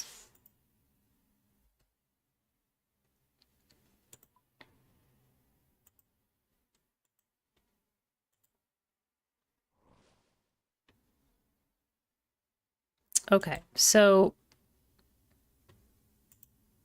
this is super interesting because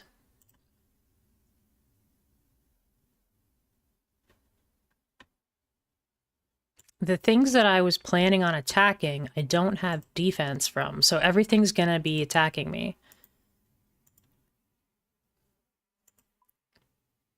We'll have to buy some runes, I think.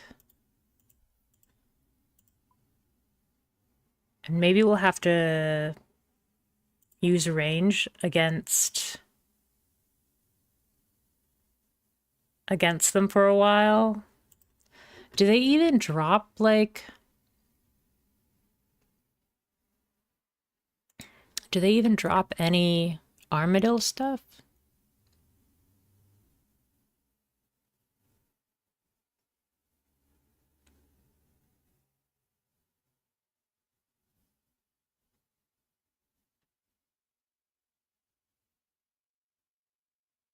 I don't think they do. Okay, this just got way more complicated. I need to get these other clothing from the other gods.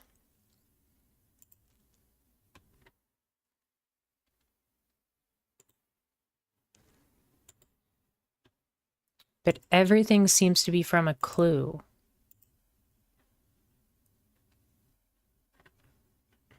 Where do I get this?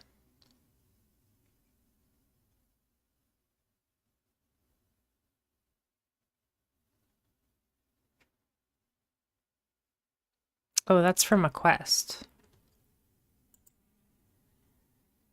Okay.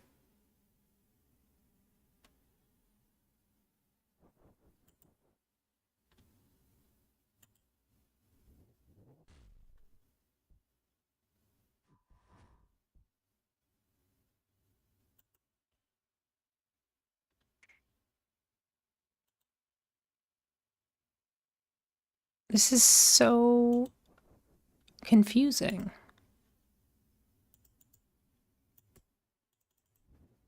Okay.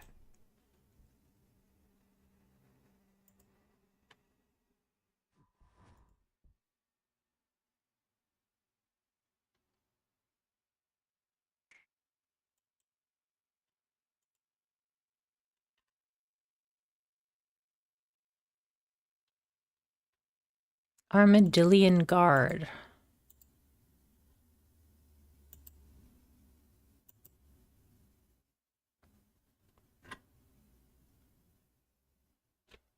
Spiritual Ranger. Spiritual Warriors. Cool. Do you drop anything that makes me safe? No.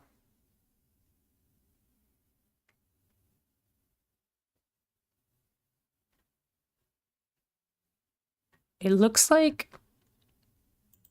I'm not going to be able to get...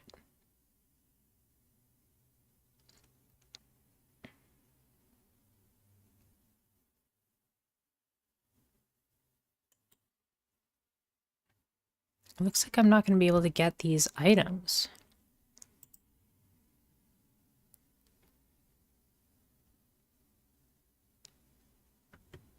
Whatever. We're still going to try it. Still going to try to get there. Once we get down there, we do have access to a couple more enemies. Let me share my screen so that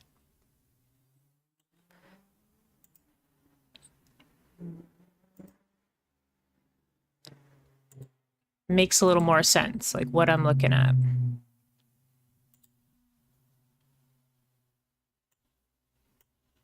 So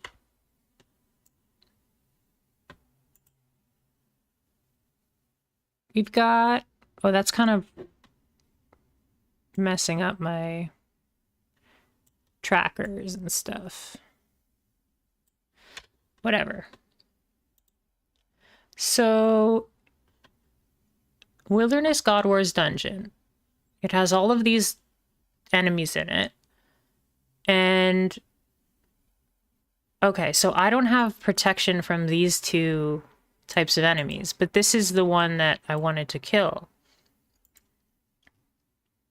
I do have protection from all of these guys, but I need to be able to get protection from these.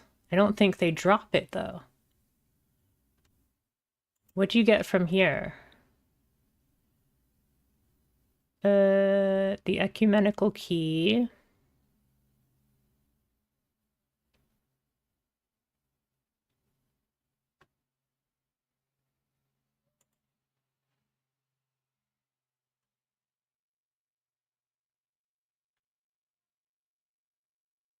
Is there another way to get the god item? Well, the god items are, it looks like they're in clues. Like there are like treasure clue trails. So if we go, I'll back up a step. If we go here, god-related items. So these are all the items for each god. So I have these two gods are fine. Like I have protection from those, but these three gods I don't have protection from. This armadillo one is the one that I'm gonna need something from this list. But I believe all of these things are difficult to get. Item source. Reward casket from a medium clue.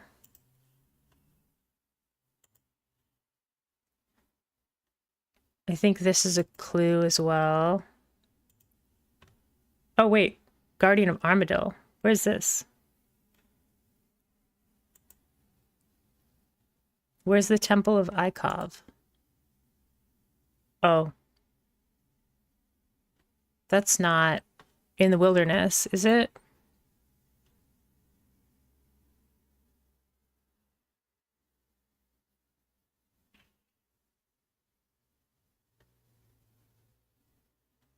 I don't think this is in the wilderness, so I don't think I can go there.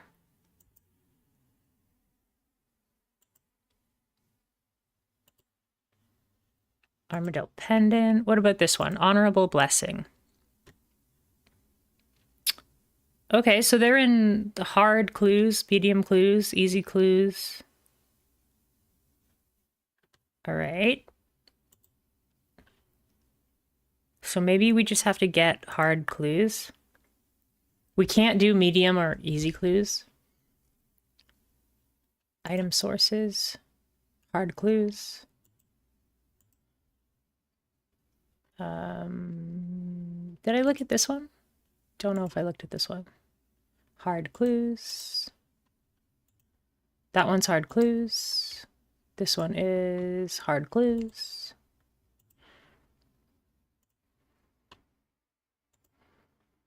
Hard clues. More hard clues.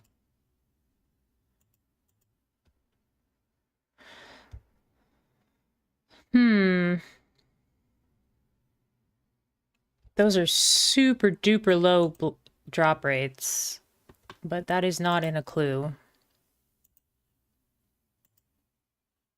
Did I look at that one already? Yeah.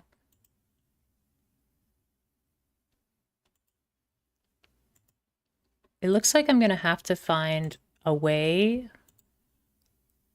to get these clues. Even the cloak, I think, is a clue item.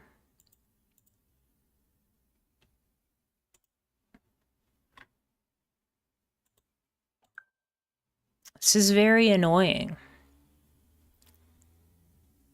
So I unlocked this new area thinking, oh, I can farm this particular enemy, but everything around you is instantly throwing spears and javelins at you. So it's super duper hard to survive.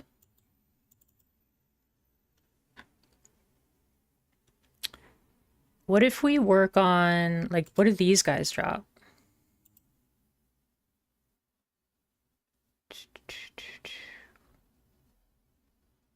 Yeah, they don't have anything. They have the clue scroll. Maybe I'll have to fight, like, these guys in order to get the clue scrolls, and then I'll have to do them. Do the clue scrolls. This one drops medium scrolls. Bloodveld.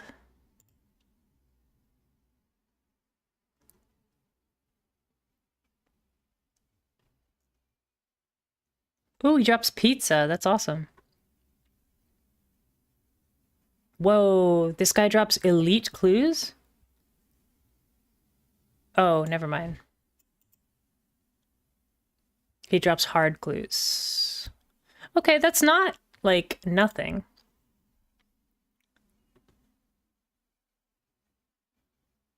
It used to instantly access the boss room of any of the 5 God Wars bosses without having to kill... Oh, wait.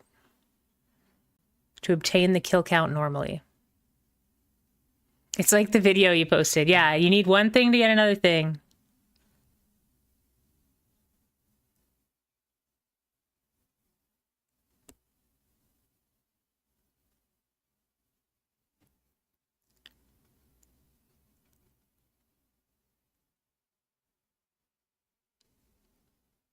So you can make an ecumenical key, but the key only, like, gives you a shortcut.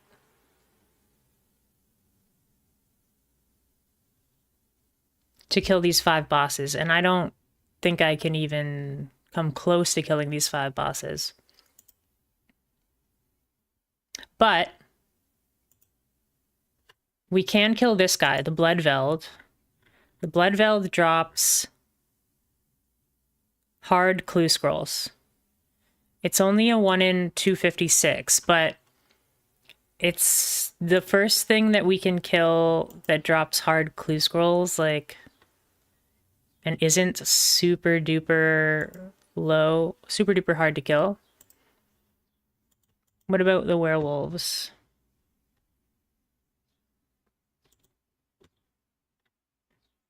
Do. The werewolves don't drop the hard clue. They drop easy and medium. Spiritual warrior.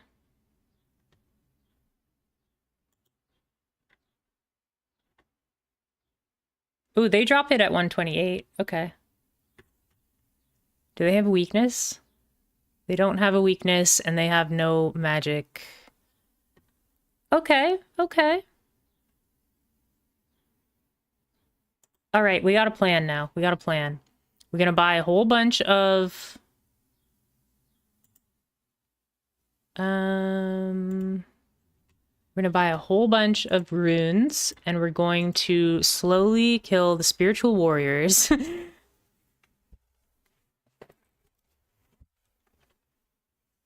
What's the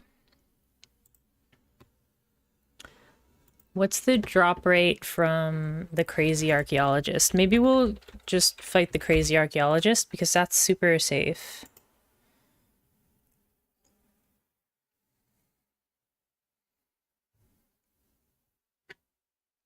He drops hard clues at 1 in 128.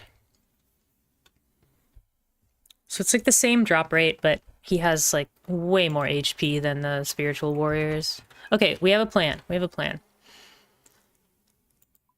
We need runes, first of all. So let's go buy like, I don't know, 1,000 air runes. 1,100 air runes.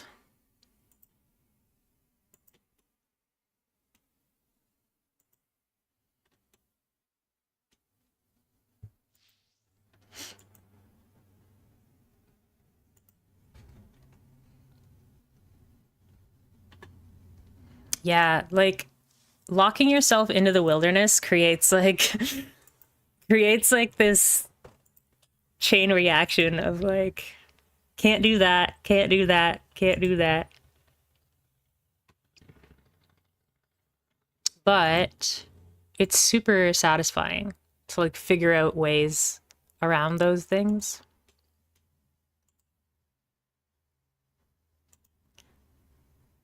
Normally the clue scrolls, they will take you like all over the map. Oh wait, I went too far. We're not going to Crystallia. We're going to buy the runes, which are up here. Normally they take you all over the map. So I can only do the clues that are in the wilderness. That's my like limitation. So the only clues that are allowed or that can be completed in the wilderness are hard clues. But it looks like you have to kill enemies that are above level like 80 to get hard clues.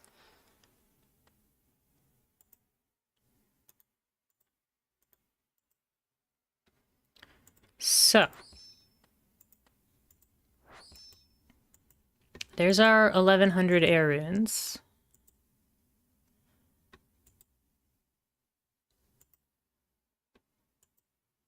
And now that we have 2 different protection items, we shouldn't be killed immediately.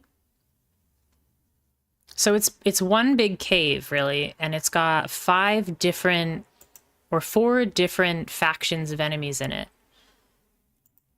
So I just have to get through the first faction to get to one of the 2 that I'm protected against. Let's get rid of all this stuff that we don't need and don't want to lose.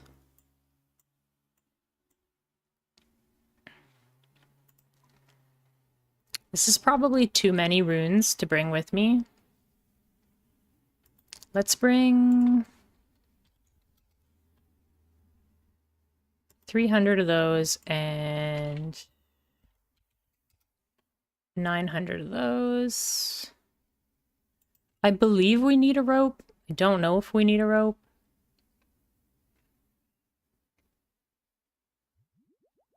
Okay.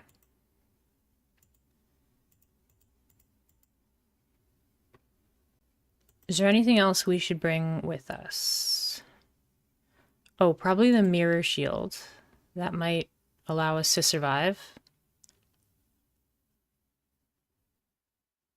I almost need to bring, like, ranged armor just to survive. Like,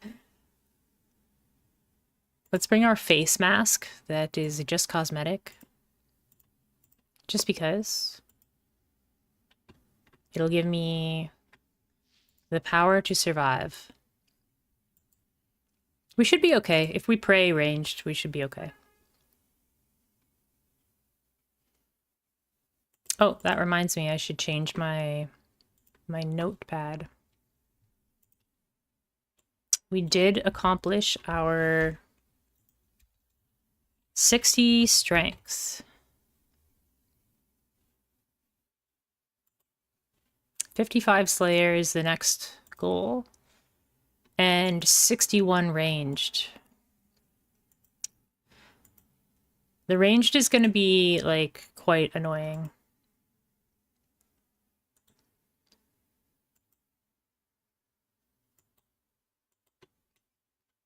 Because we have really bad weapon for ranged. That's why I was hoping to get into this spot.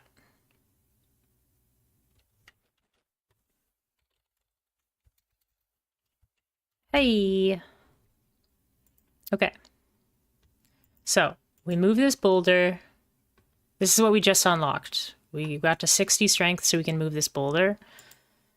And now we go in here and then we run like heck. We'll pray ranged and then we just bolt. Run!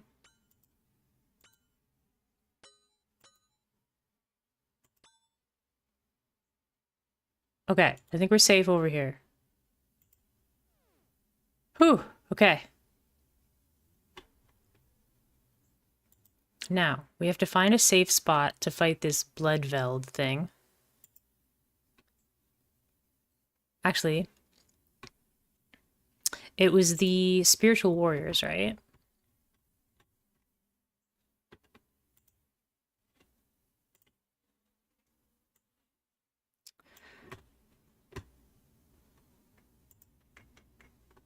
Spiritual warriors with the big mace.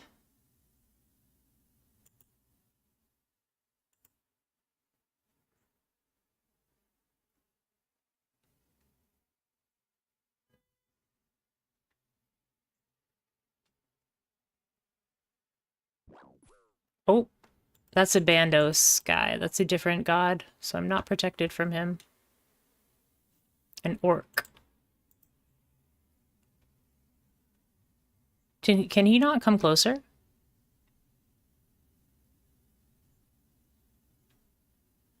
I'm checking what he drops.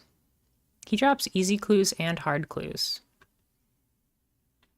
What's his defense? That might be our best bet, actually.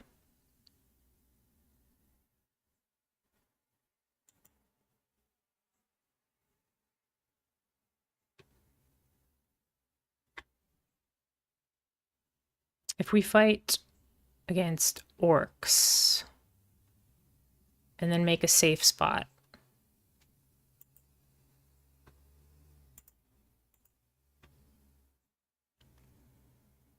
Is that a tongue coming out of its face? It's a tongue, yes. I think it's like it's got like a lamprey kind of thing going on.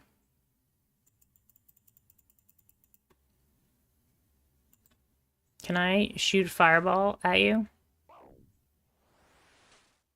Good, I like this. Stay over there. Don't attack me. Perfect. He's stuck behind his own friend. I'm okay with this.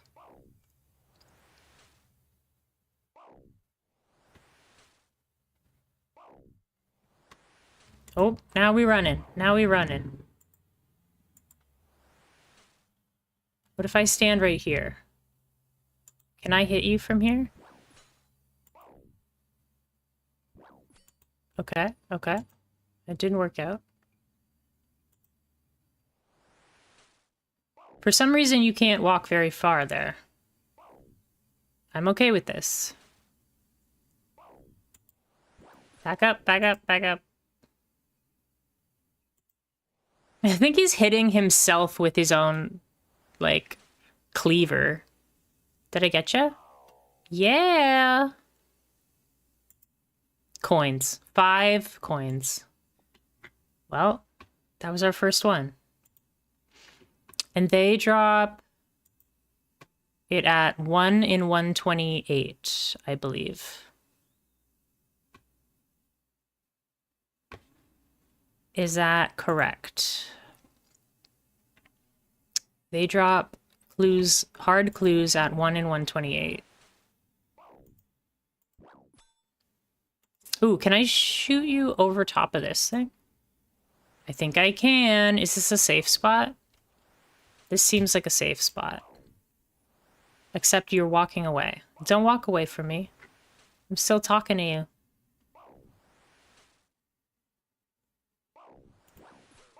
Ouch, you just hit me for an 11. Don't do that. Thank you.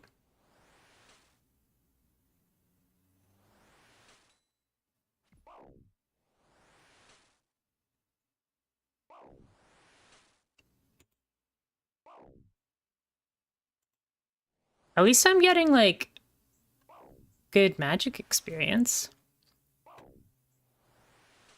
There's got to be a better, like, safe spot here.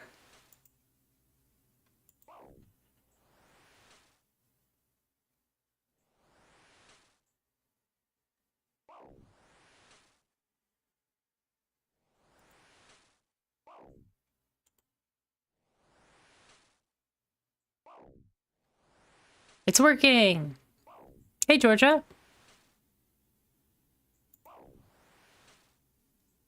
Why are you social distancing? Or are you talking about me staying inside on a beautiful day? Because yes, you're right.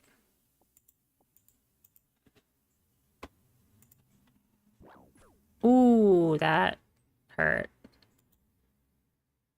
How are you today, Georgia?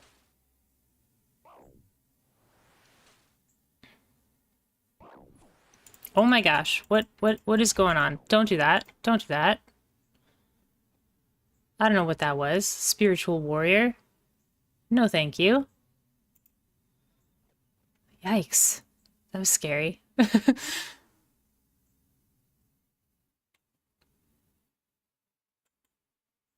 I have to find the easiest thing that drops hard clues, scrolls.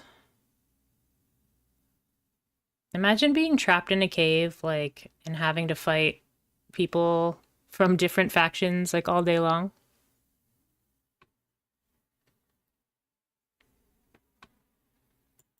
You two know each other, right?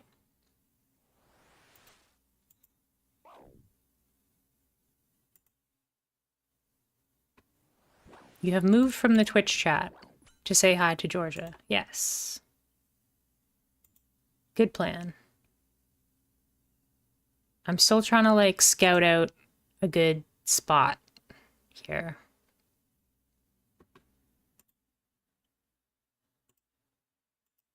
I know that these folks, these Bloodvelds,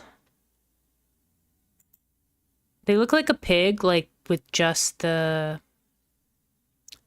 tongue of the head.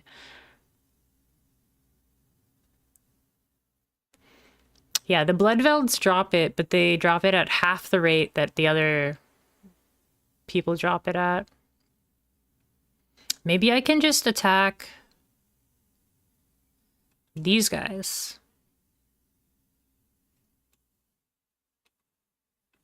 I was thinking the orcs might be the best one, though. But there's no safe spot for the orcs that I can see.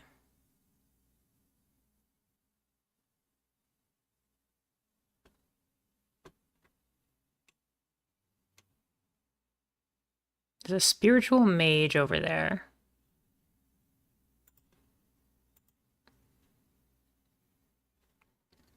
What do you drop? Whoa, you drop a lot of cool stuff. Dragon boots? Wow.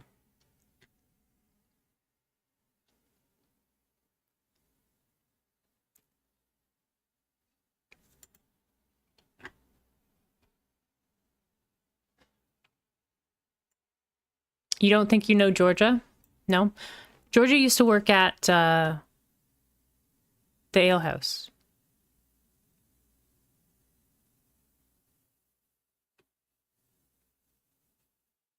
You probably know where to see her.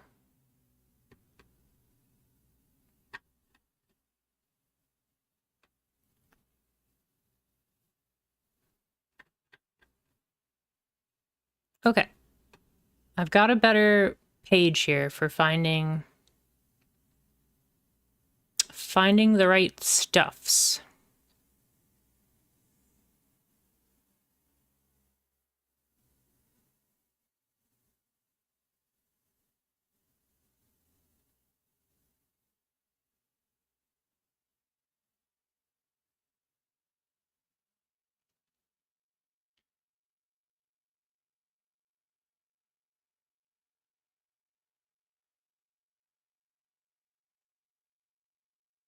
Oh, wait a second. There might be an even better way to get these clue scrolls. I thought I was going to be able to kill these aviancies, but it doesn't look like I'm going to be able to kill them safely.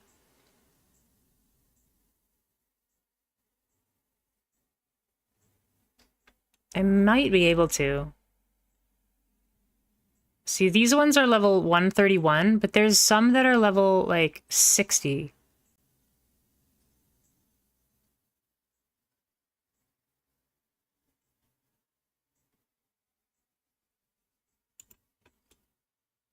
I think our best bet is to fight this one using a safe spot. Is there a safe spot to fight this particular spirit warrior? Or what's a Knight of Saradomin? Do they drop the hard clue? They do. Okay. Can I shoot the Knight of Saradomin, like, over top of this rock? Doesn't seem like it.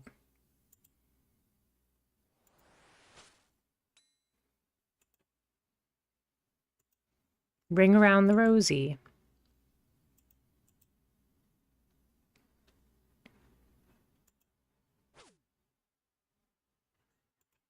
Oh, are you stuck over there? Oh, I like this. This is potential. Don't do that. Do not chase him. It looks like he can't get to me right here.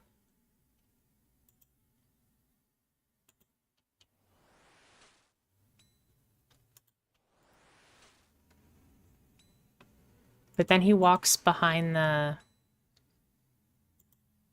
What about here? Try to hit him... Yeah, okay. This is working. He can't back up any further. And I can still hit him. Oh, no, he can back up further.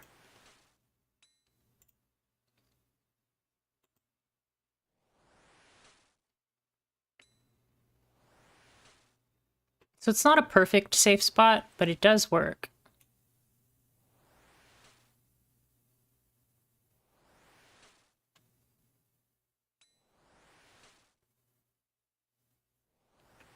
Okay. This has potential.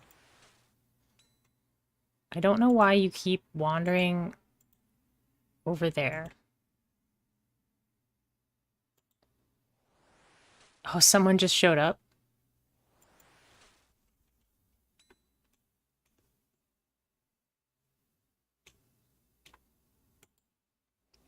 Someone else is in this cave. No, don't do that. I was all by myself, but someone just showed up.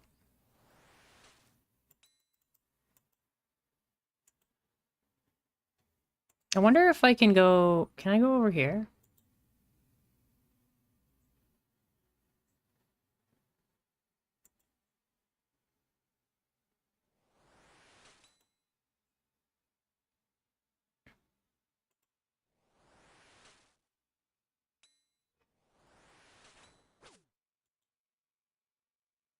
Okay, this is not the ideal fight, but we are getting his HP down.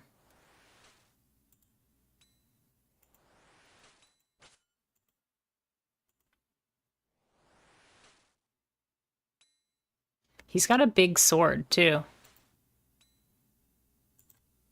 He looks pretty cool. Oh, he made a funny sound. Bones and a looting bag. Okay. It's something.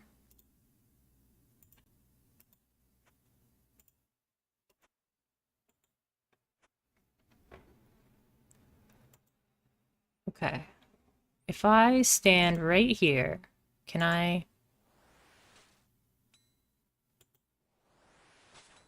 No? Nope, that doesn't work.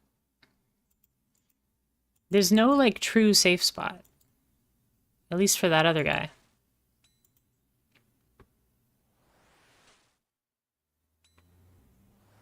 He keeps wandering away.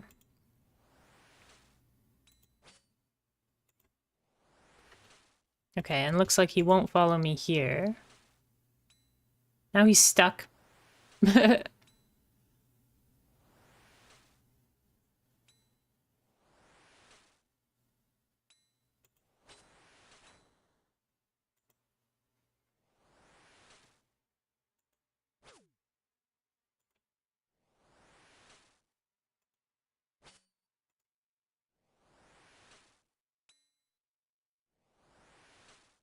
They're designed too well. I cannot safe spot them.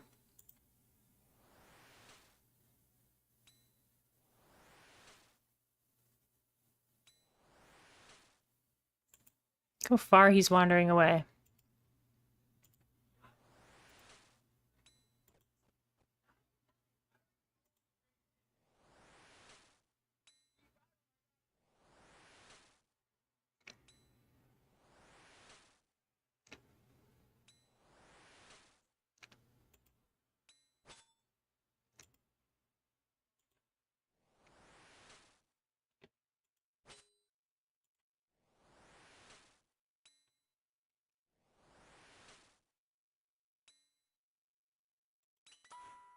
Got him.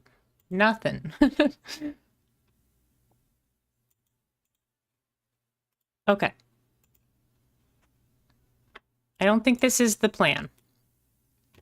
We're gonna have to get out of here. Here we go.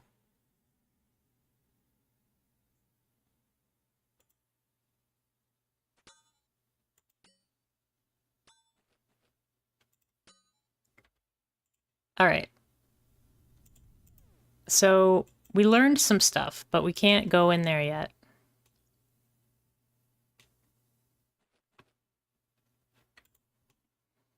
However, we can fight the green dragons.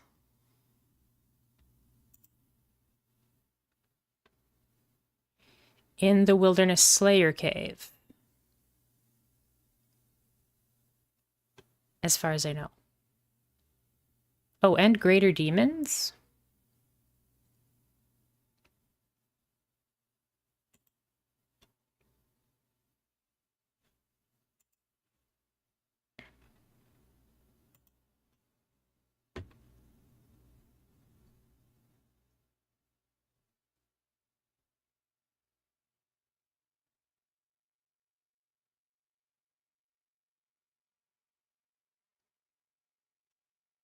Yeah, so we can fight green dragons in the Wilderness Slayer Cave, which is a pretty dangerous place, but where's the...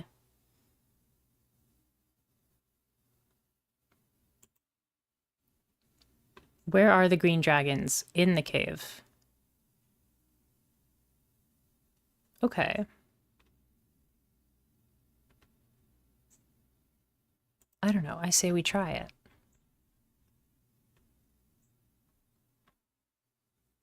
I say we try it. It's definitely safer than trying to fight those things.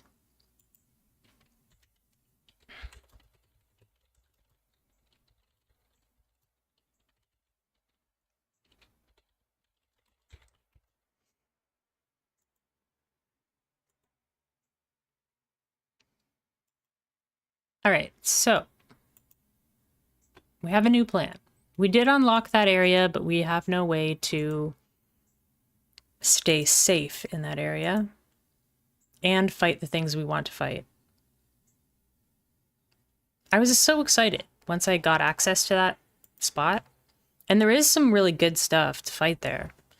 But the one thing that we wanted to fight is just surrounded by way too much junk to be worth it.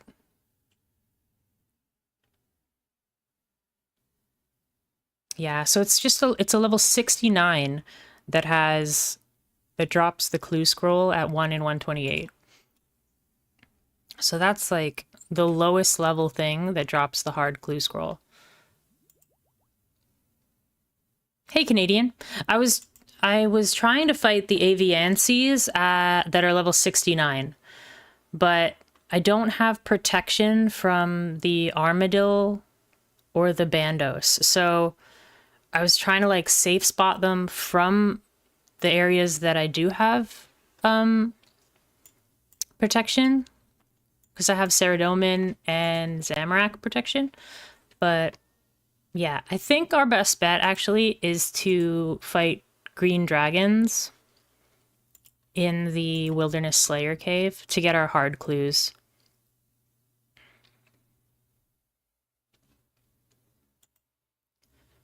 And then once we get our hard clues, then we will have access to protection. There's no Bandosians in the northwest, are there?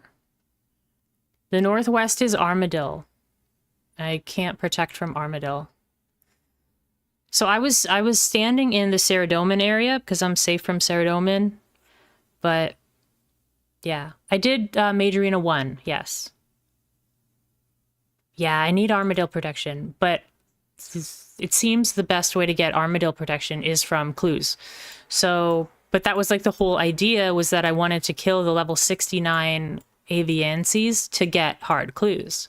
They're the lowest level enemy that drops hard clues at a good rate.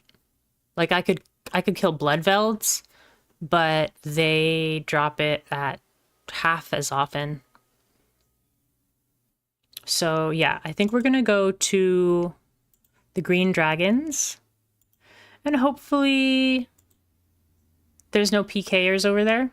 I say that as I'm like staring at a PKA right now. What about hellhounds? They have 1 in 64. Hellhounds, eh? What is the lowest level hellhound? 122. Yeah.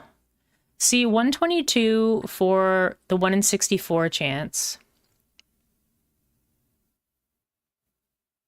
Or like level 88 dragons for 1 in 128. I just feel like my runes will go a lot further if we go after the dragons.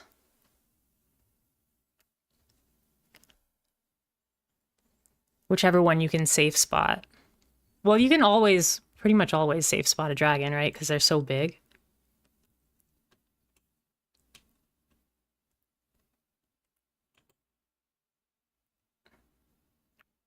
I was just excited because I had access to the lowest level enemy that drops hard clues. And I didn't realize that they were surrounded by really, really scary enemies.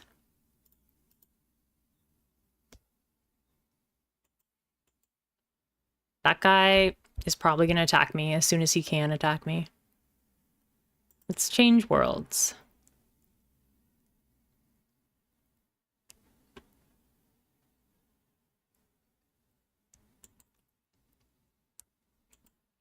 We'll try it. We'll see if we can get to the green dragons and see if we can get a good spot. How are you doing today, Canadian? I saw that you finished the Tombs of Amasket. Did you survive the whole run afterwards? You said you were dead and watching the other team members fight, right?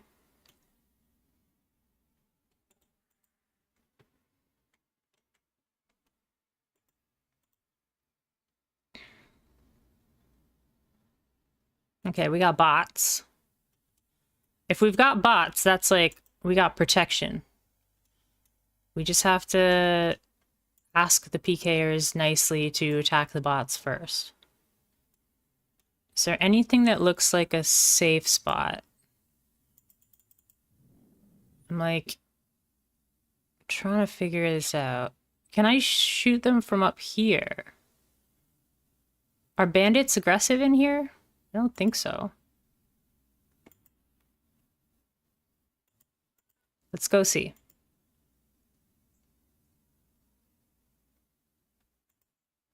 Can I attack this dragon? Nope, the bandit is attacking me. No, no, no, no, no, no, no, no, no. Don't use the dragon fire. Don't use the dragon fire. Please and thank you. Okay. How about you, dragon? Would you like to battle?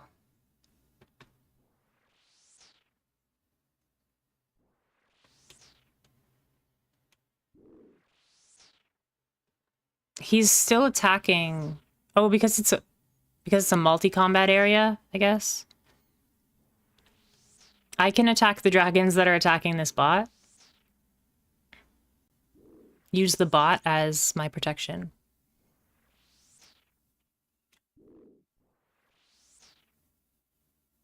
Hopefully he doesn't take the kill credit. He is a bot, so... What? I lost the kill credit at the very last second? I did all the work, buddy.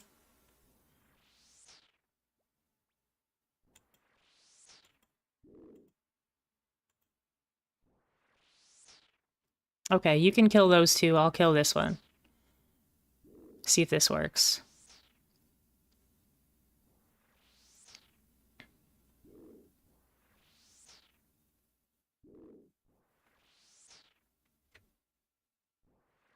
I don't think this is viable. Like, my whole strategy was to kill something easy to kill. To get clue scrolls, because I'm gonna need a lot of clue scrolls.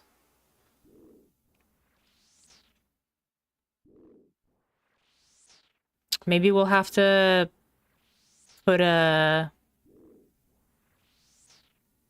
pause on this whole technique.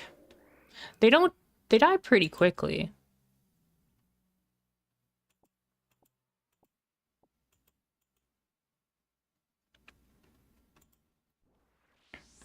I don't know, it's not that bad.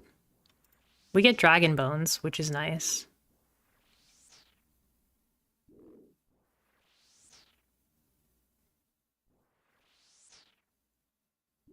And I can do good damage against them because they have a water weakness. It's actually pretty fast. It's just expensive, so... I need them to drop something I can... alchemy. Anna, Carl, teleport. I can't use that. But that was only like 20 shots? 20... No, maybe that's not right.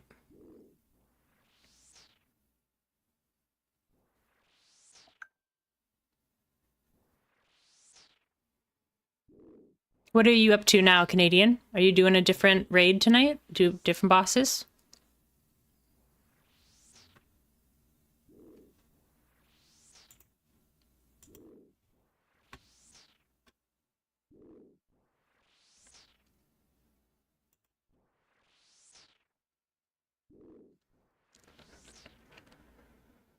There are some good drops here.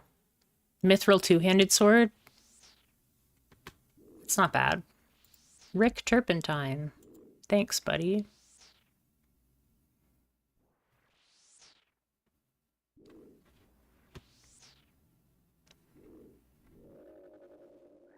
They also drop monkfish. Blighted anglerfish? I'll take those. Should I just bury these dragon bones?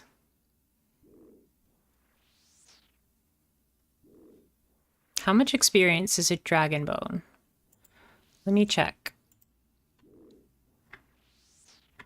Dragon Bone is 72 experience, so it's the equivalent of almost 5 big bones.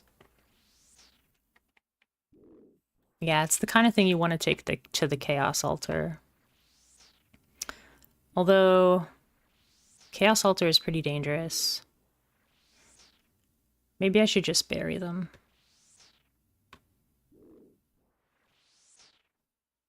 This is a pretty good spot, actually. I was hesitant, but the dragons are dying pretty quickly. We got a Revenant Cave teleport. That's our free out. I'm just gonna bury that.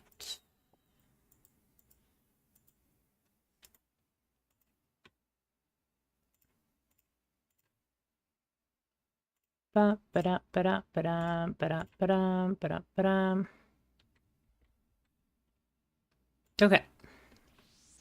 It's not that bad. We are using up, like, a bunch of our chaos runes, but it's working really well. Am I fighting the wrong dragon? I feel like I'm fighting the wrong dragon.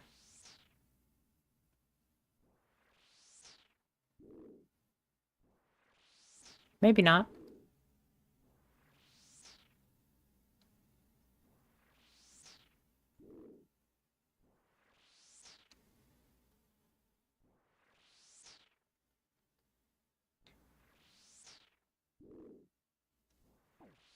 Oh, don't use the dragon fire, please. I'm not sure why you started moving all of a sudden. Yeah, I am fighting the wrong one.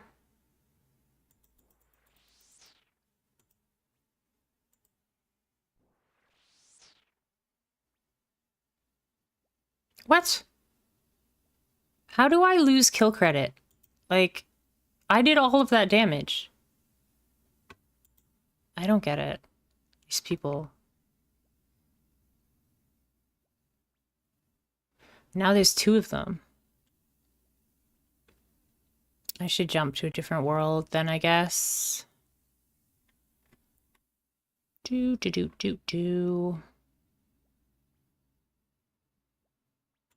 Tombs of a Masket. Oh, this is Australia.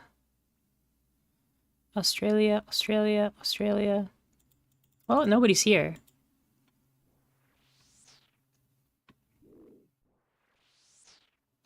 Maybe Australia will be okay. There's nothing wrong with Australia. But 200 ping from where I am at is the issue.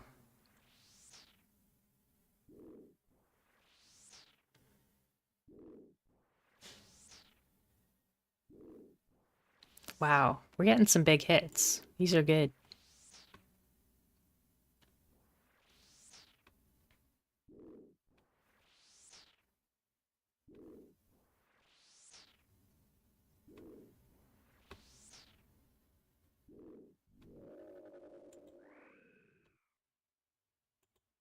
Uh-oh.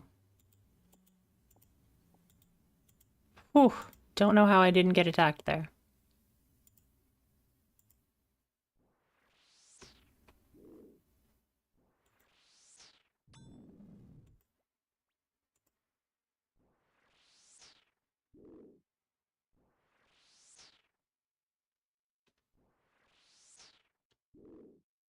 So these have the same drop rate as the things that I was going to kill. They are significantly higher level, 19 levels higher.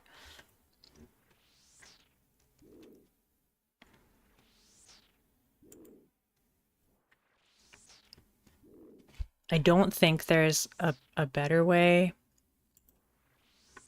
a better enemy to kill for me.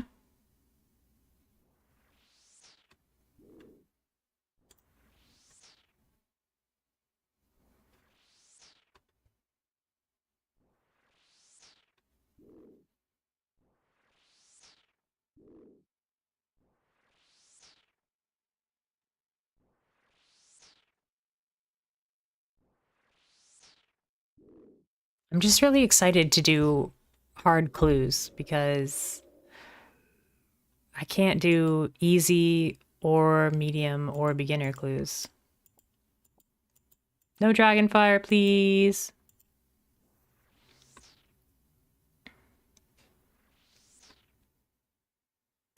Okay, fine, fine, fine, fine. Stay over there.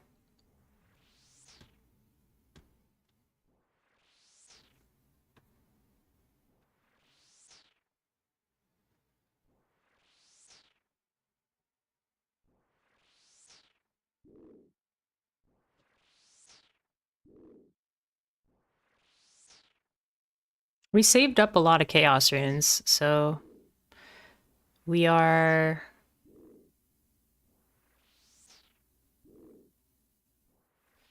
nearly out. But this was more of an experiment for science.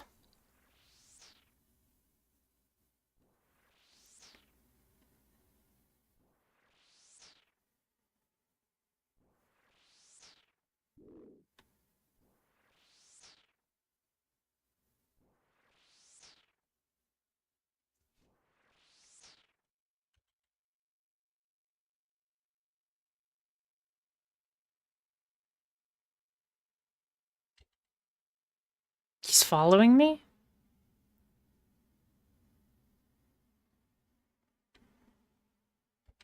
Yeah, he's following me.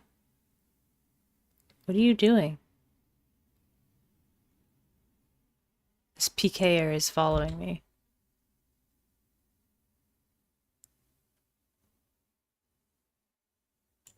Okay. That was a bit weird, but I think we're okay. I like jumped 2 worlds and then I jumped back. And he was following me like the same direction, the same jumping direction. We got a monkfish.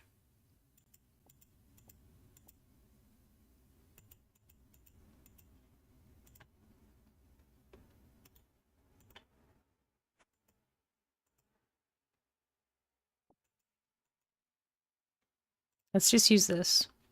Teleport me now. Oh my gosh, really? Oh, we made it. We made it. Okay. That was terrifying. He teleblocked me, but I had already cast the spell. Oh boy. That was terrifying.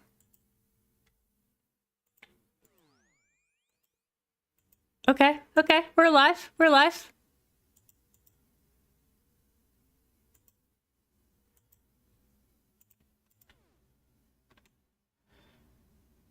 That's the first time that I've teleported to safety. That was very close.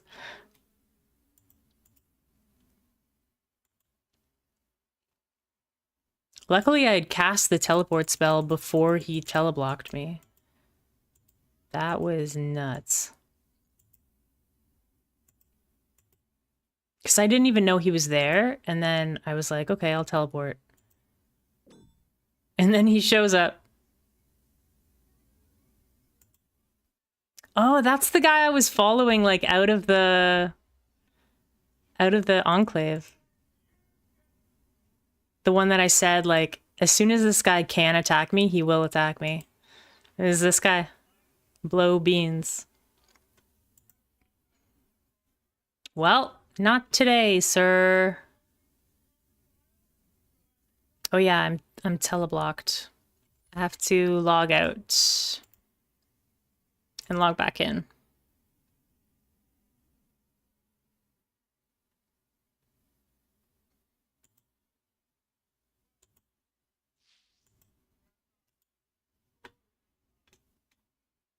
Man, that was close.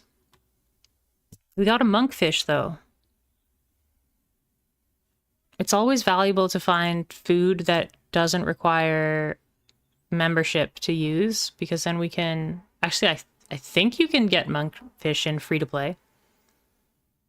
Because I need to get that one combat achievement for beating that boss, Obor, on a free-to-play world.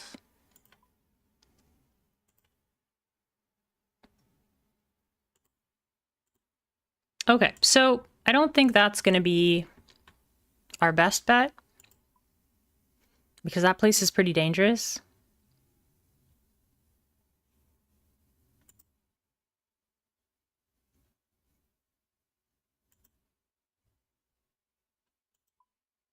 However, we could hypothetically, we'll just fight the crazy archaeologist. Monkfish. Yeah, monkfish is a real fish.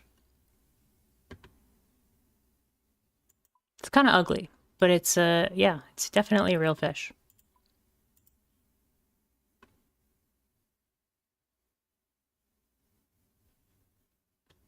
Underwater monk with his underwater funk.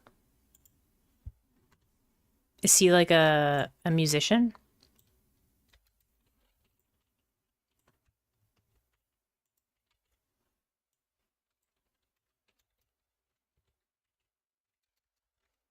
I'm just fixing up our goals here.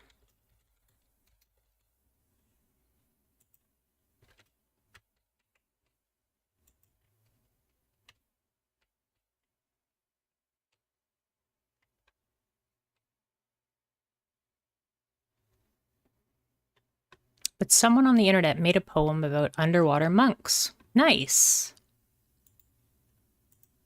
I think I've heard that poem. Underwater monk sounds very familiar. Did someone make like a cartoon video about it?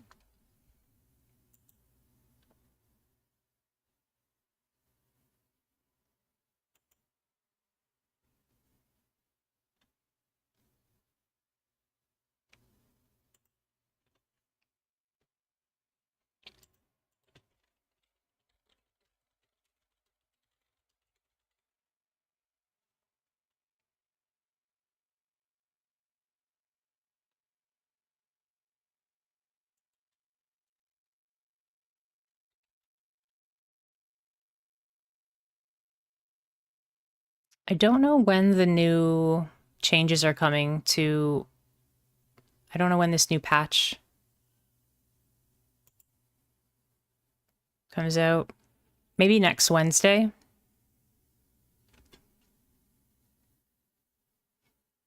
It's because someone took a picture of a monk meditating underwater.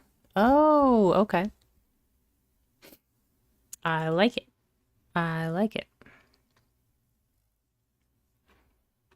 Okay. New plan. Let's fight the crazy archaeologist, I guess. Or we could work on ranged. I really don't want to, though, with the crossbow. We need to work our way up to the rune crossbow from the regular crossbow, but that's 21 levels further than I am.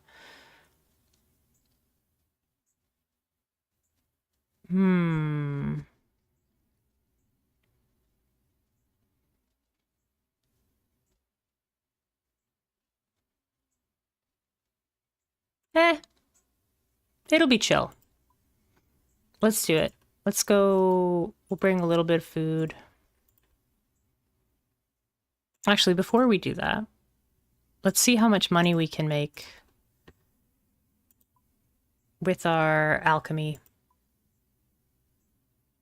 I've been putting off like using my alchemy, so we're running low on money. We have these though. These are worth a ton of money. We can alchemy these.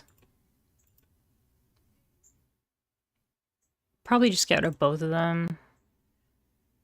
Should we keep one? We'll keep one. They're 25,000 each, which is great.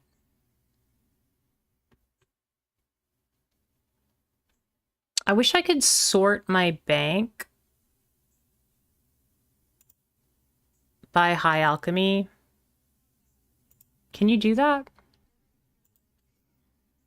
Is there a plugin for like a bank sorting thing?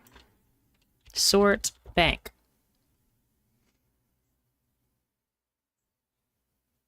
That allows you to sort by equipment slot. Bank, sort.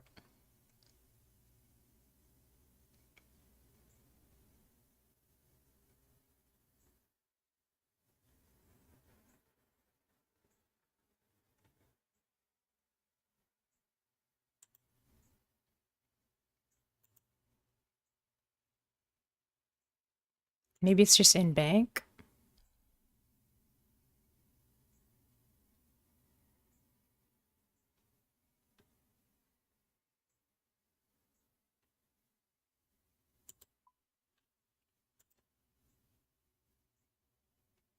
I have something in items. Is it item rarity? Item rarity? Turn that on.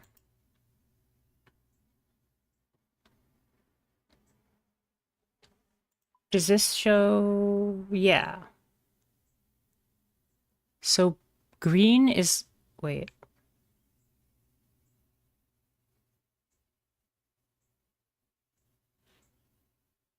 Use high alchemy price. Okay.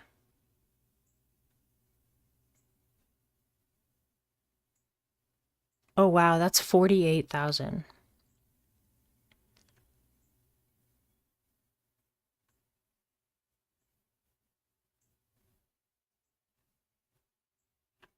Is there anything down here that's worth money? The Warhammer.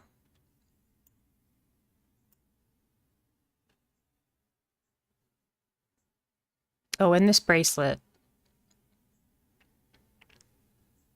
I think our best bet is to just go do revs. We'll just go do revs and we will bring stuff that we don't care about losing.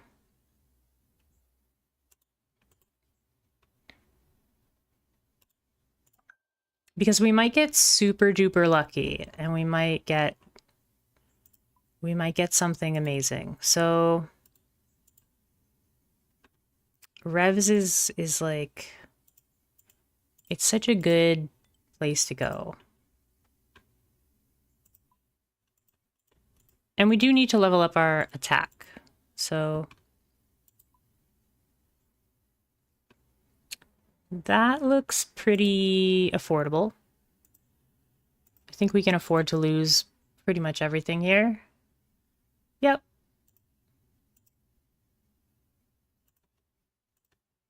And let's switch to attack. Okay. Bring some food just in case we get attacked by the mean old PKers.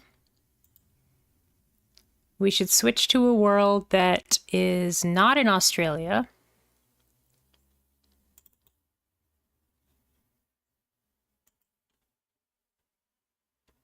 Just in case.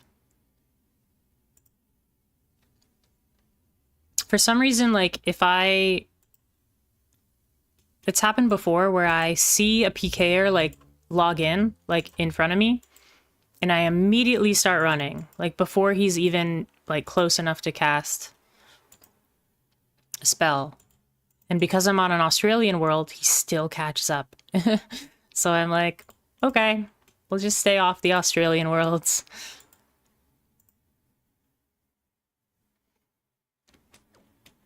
Ooh. The revs have like a weird bloom effect because I have the high definition thing on.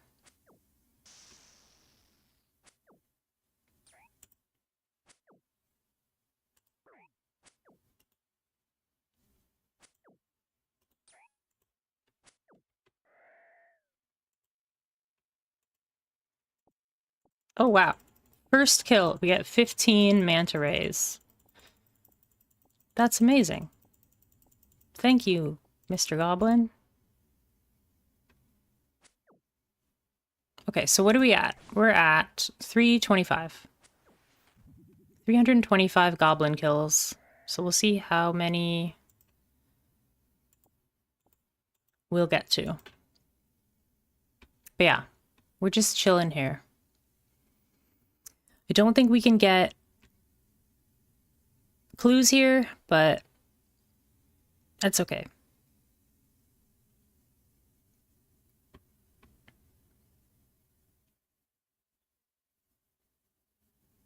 Waiting between kills is probably not good for our experience, actually.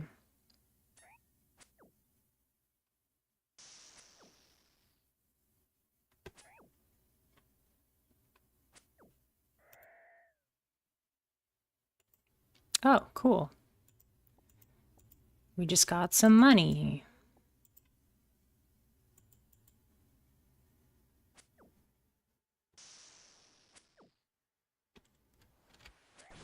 Put this over here.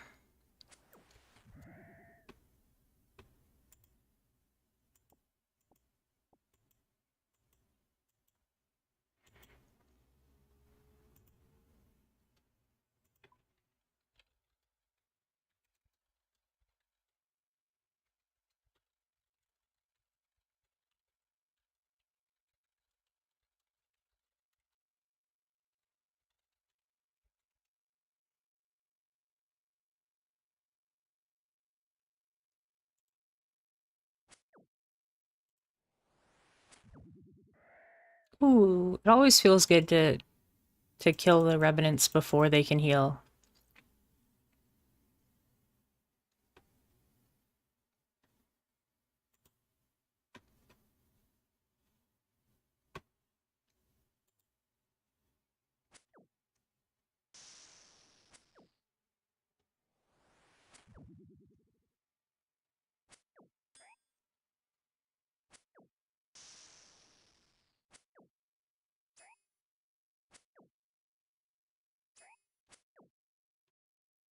Oh, that battle staff drop is very rare. That's awesome. I'm gonna go back to town because we're like nearly full and I forgot my looting bag.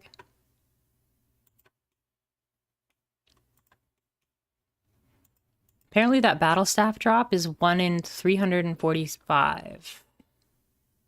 And we just got it.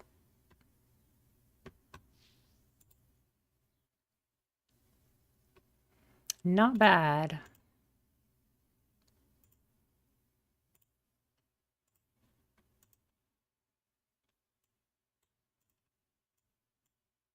I really don't want to die in the Rev Caves, but we should be okay with like a whole bunch of manta rays. We have 10 manta rays. Congrats! About what? Congrats about battle staffs? Oh yeah. You need food. Get some food.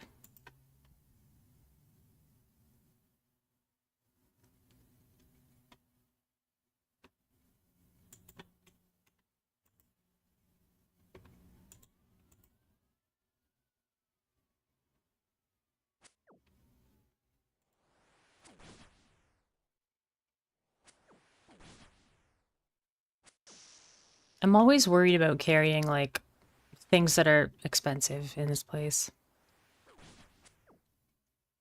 Yeah.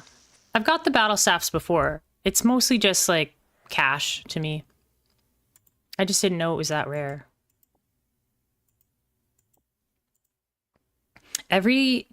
So everything in this cave has the exact same loot, but as the enemies change and level up, the loot gets more common. So everything in this cave can drop those battle staffs, but the goblins drop them 1 in 300.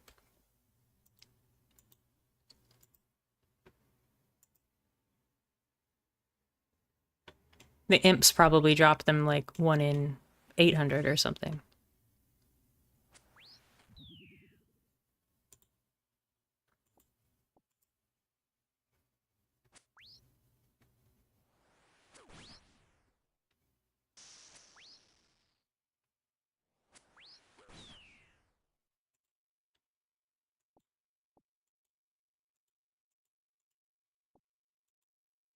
Is that guy still there? It's a PKer.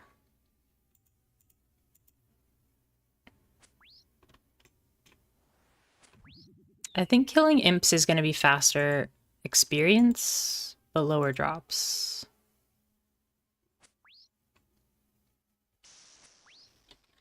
Summer sweep.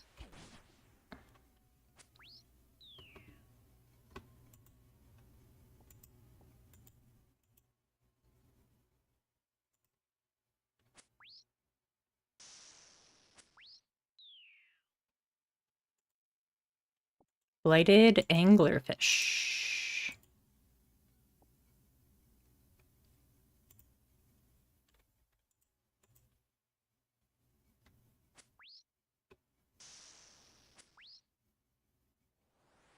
How common is the 15 manta rays drop? Oh wow. It's 1 in 400. So on my first kill, I got 1 in 400. And then slightly after that, I got 1 in 300. It's a pretty lucky day.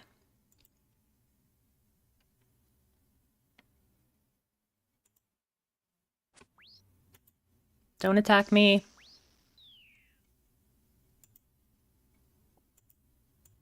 Ah, thank you. Thank you for attacking me. Appreciate it.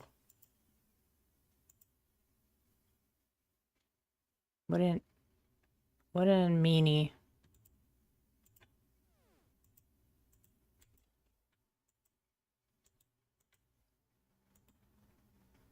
Now I have to leave. Log out. Log back in. Because he cast Teleblock on me.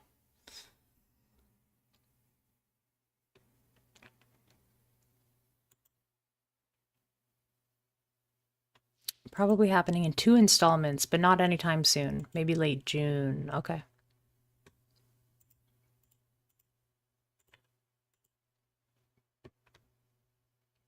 Yeah, the experience from these revs is not very good. So I think we're gonna do...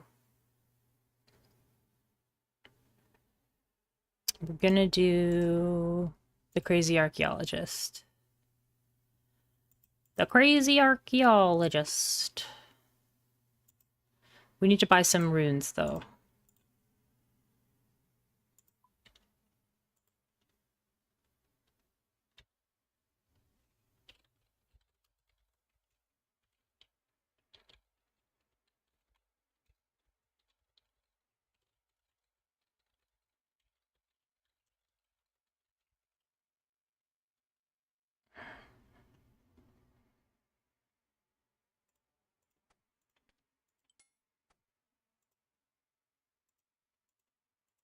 I think he probably attacked me just to get a skull, because the skull increases your drop rate of some things in the Revenant Cave.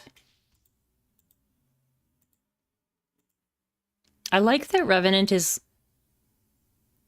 like it's an English word, or it's used by English people, but it's actually a French word.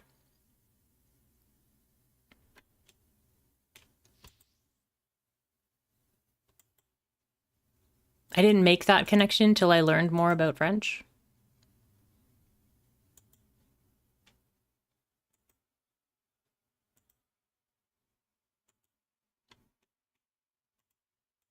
Okay, so I think we're going to be doing Fire Strike, which is twice as many air runes as mind runes.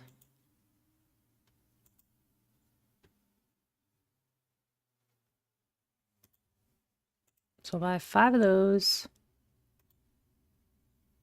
5 of those, so that's 500, 900. How's that?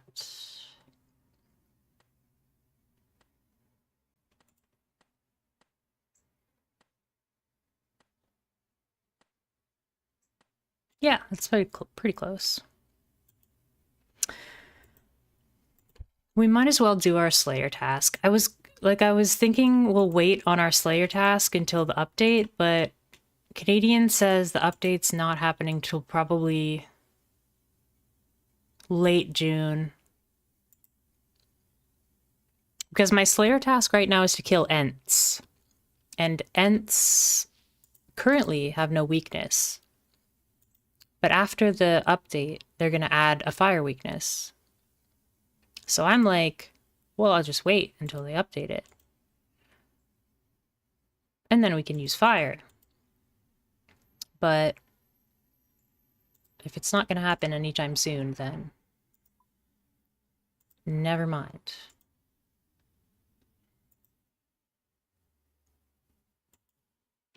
What should we do? Should we do our Slayer task, or should we do Crazy Archaeologist? Let's do Crazy Archaeologist. It's a little more exciting.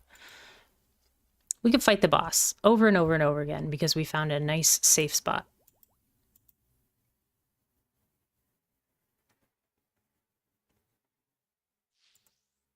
I was so happy to learn about this safe spot.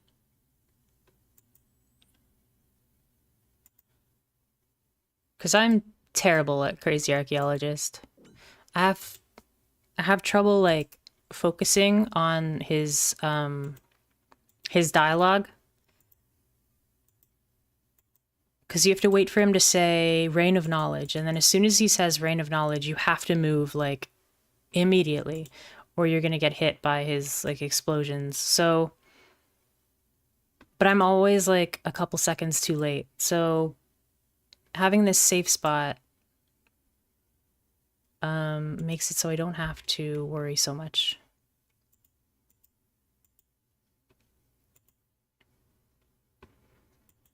Hey, Big Bad Dodge.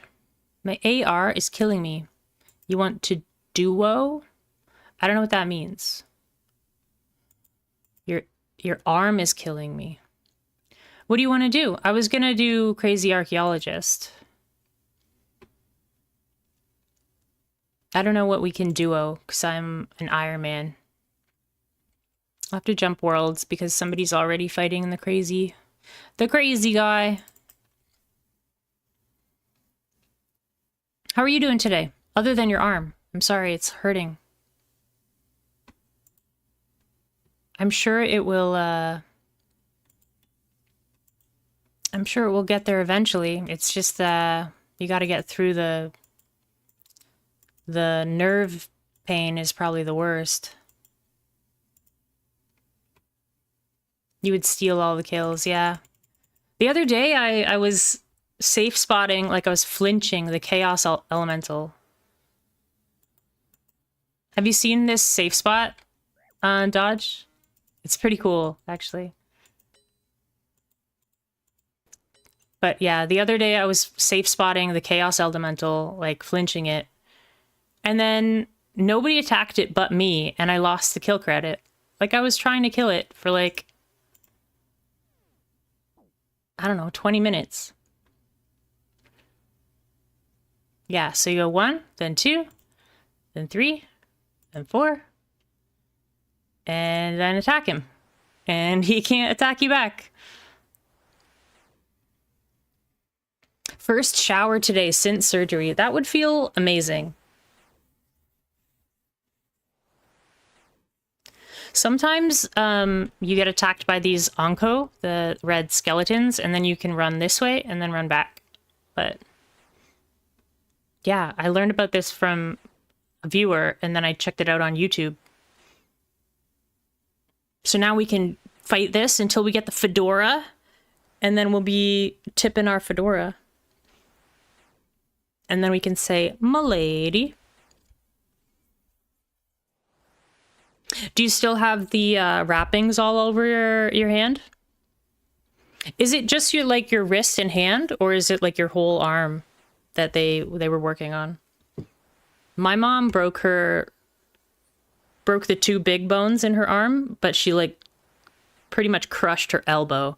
So her elbow is all taped up right now.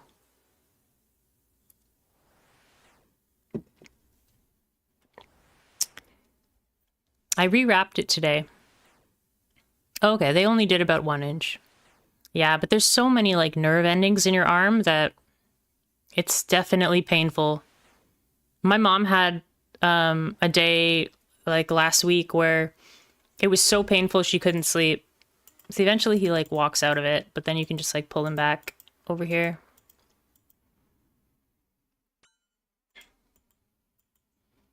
And I just go back over here.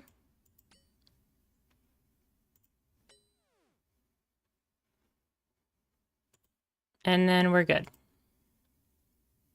But yeah, my mom had a really bad pain day and she couldn't sleep.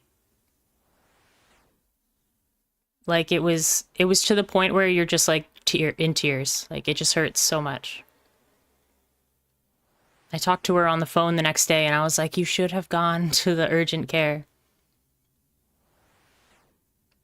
You can only see 2 stitches, but I think they're about 7. Are they like dissolving stitches or are they gonna remove them like next week or something? When do you see the doctor next for your like checkup? Got to go back on Friday? Okay.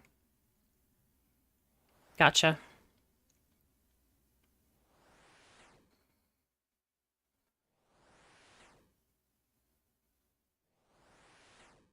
Yeah, they had to like rebuild my mom's elbow. Pretty crazy. This is her 3rd surgery she's had on it, so I hope that you don't have to have more surgeries after the fact.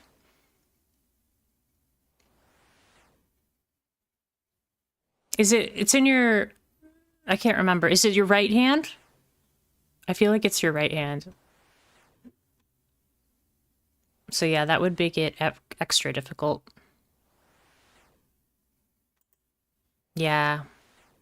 And are you right-handed? Your thumb too. Wow.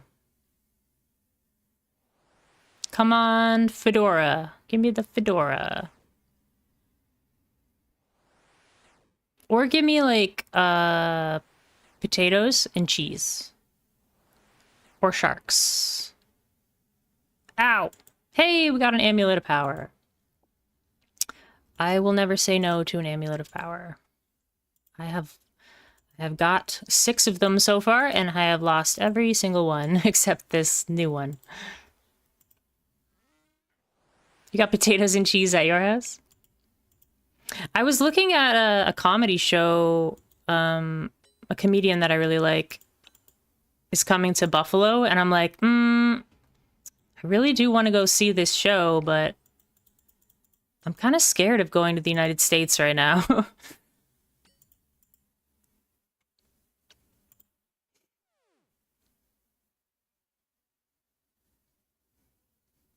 I don't know. I've always been kind of scared of the United States. Just, there are guns everywhere.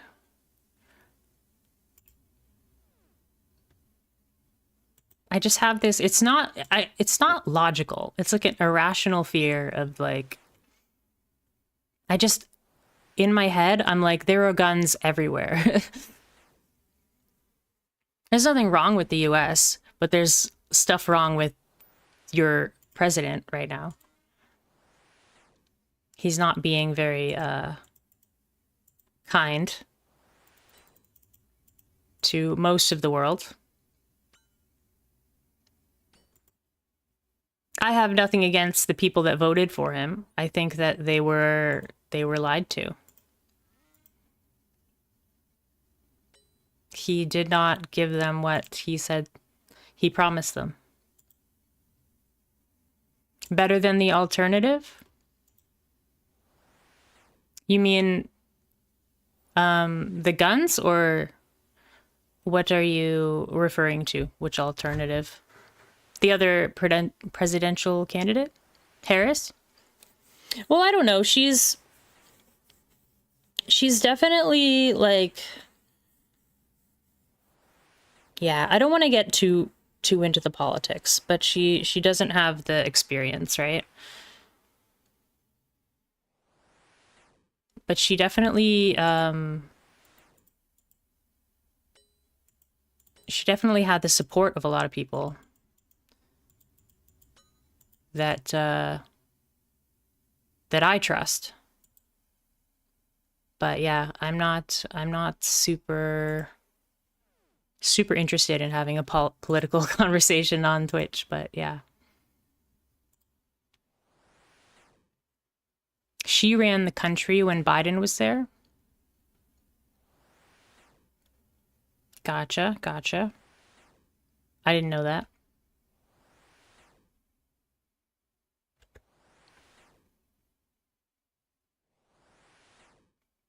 Can I ask what outlet do you get your news from?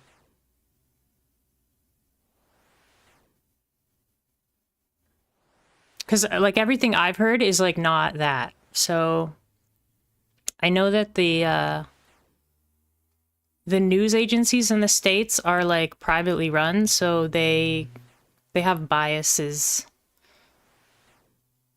So I take everything with a grain of salt. I'm just skeptical about like everything. I don't know who to trust. I guess that makes it hard to vote too, right? When you don't know who you can trust, it's a very difficult political state to be in.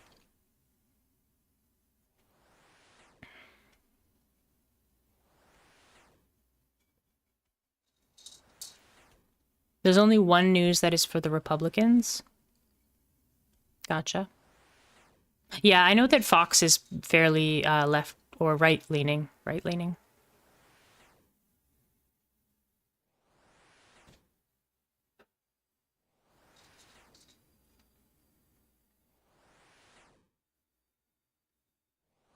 Anyways, let's talk about something else. I'm not an expert. You know more about it than I do, so I don't want to. It's hard to have like a proper discussion when I'm the only one talking.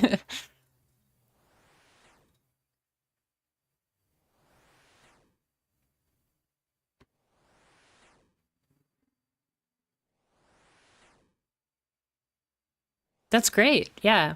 Remain skeptical. I heard about this one website recently called, I think it's called Ground News or Grounded News. No, I think it's called Ground News. And it shows like all the stories that are happening. And then it shows all the articles that are being written on various news sites. And then it shows what biases the article has. So normally, like you're saying, like Fox is right and like CNN and BBC they're left, but this goes further than that, and it goes by article. So it's examining the biases article by article, which is really cool. I think there's a small subscription fee, but I've been looking into, or I've been thinking about getting it. Grounded News, I think it's called. Another red d'hide body. I can't quite use it yet.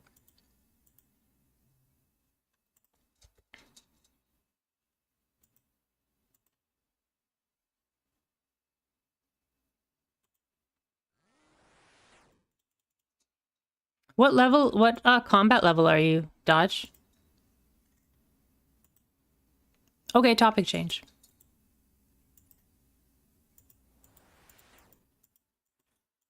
You're 110? Wow. I just got to 60 strength. So my combat level is 65 now, I think. I was trying to go to the Wilderness God Wars dungeon. This is not working very well. Come this way. He got stuck on a rock. Okay. Now come back this way. I was trying to get to the Wilderness God Wars dungeon to fight Aviances, but then I realized that I don't have protection from all of the gods in there. I was trying to fight them because they're only level 69 and they drop hard clues. So you quit playing?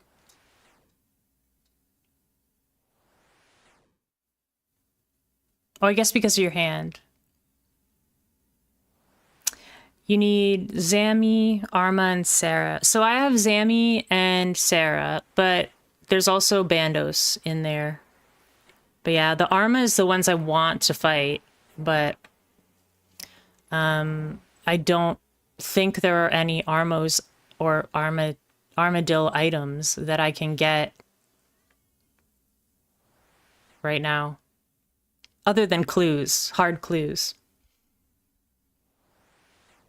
So I was trying to figure out, like, how do I get hard clues to get to a place where I can fight things that give me hard clues? So I've kind of been, you know, brainstorming where I can go. Where's the best place to get hard clues? Yeah, Hellhounds. Hellhounds are level 122 though, so I don't think I can kill them like fast enough to be worth it. I have Zammy like protection. I have Zammy protection and I have Sarah protection. It's the Armadillo protection that I'm in need of.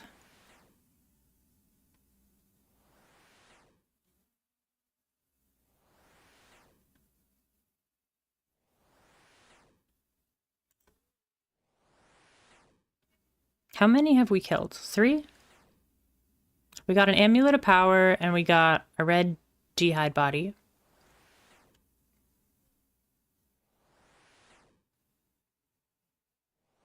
There's just a lot of things that I want from hard clues, and there's no good way for me to get hard clues right now.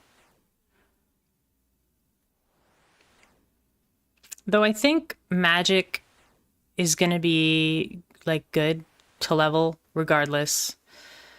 The higher my magic level, the lower chance that PKers can freeze me or snare me, so... Okay. Okay, yep, yep. I'll take that hit, I guess.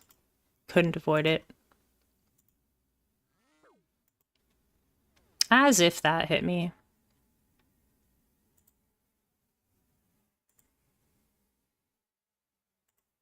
Yeah, I want to get my magic up to 75 to get the Mage Arena 2. Although I probably won't be able to finish the quests.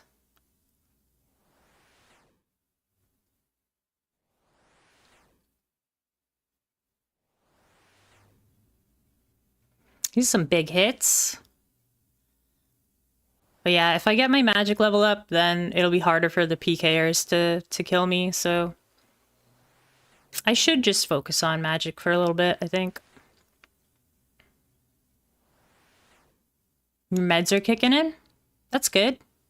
Hey, we got Onyx Bolt Tips. That's some money. Let's go back home. You did do something out of the norm? What's that? You took some pain meds? I know you said you don't like pain meds. They're not for everybody. I know a lot of people don't take them. People in my family don't take them.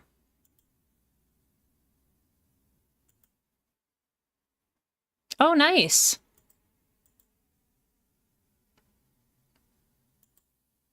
Good for you. It takes a lot of courage to do that.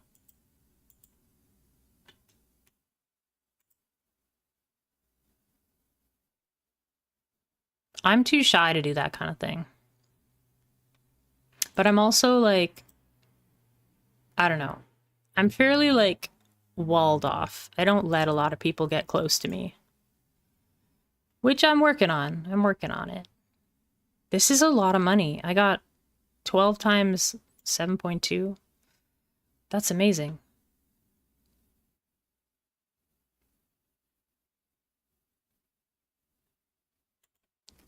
Let's actually just do it right now. We'll High alchemy. Oh, what? Oh, I got excited, but they're only 600 each. Never mind. I thought they were 6,000 each. That's okay.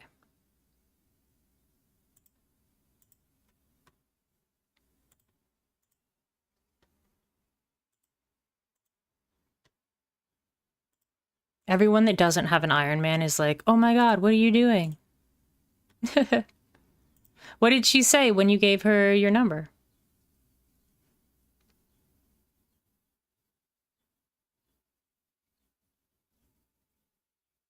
Did you know most guys will be accused of harassment over even showing interest in a girl these days? I know that it's tough. It's tough out there for guys and girls. The world is changing, and not everything is for the better.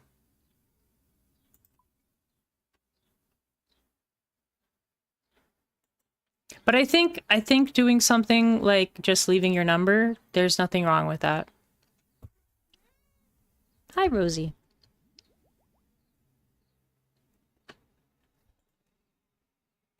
I think I've seen a lot of stuff where people are being harassed, women are being harassed, for just like living their life. And that's obviously not good, but there comes a point where like you do want people to approach you at some points in your life, right? And how are people to know if you're at that right point in your life, right? I think it's just like there's a fundamental difference in the way that the genders communicate and are conditioned from a very young age. Like men are conditioned not to show their emotions, and women are conditioned to like not trust men. So,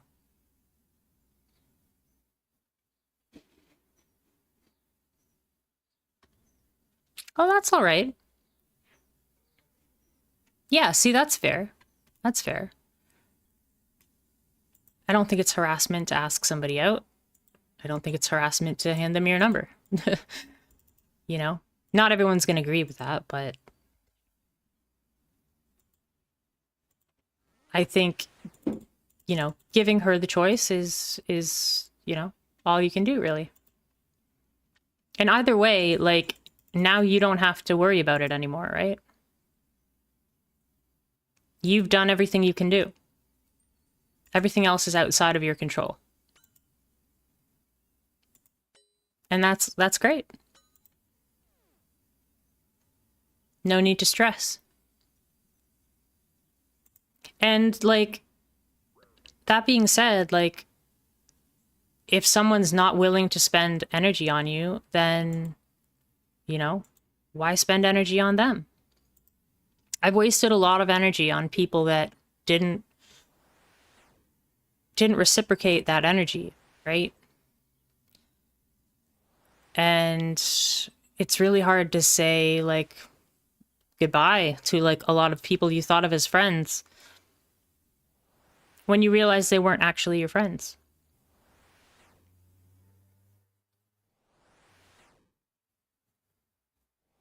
Pond jumping?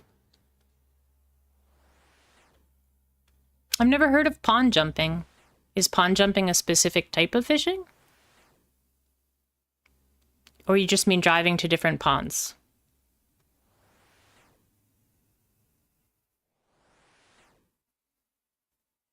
That's pretty old-fashioned. I like it.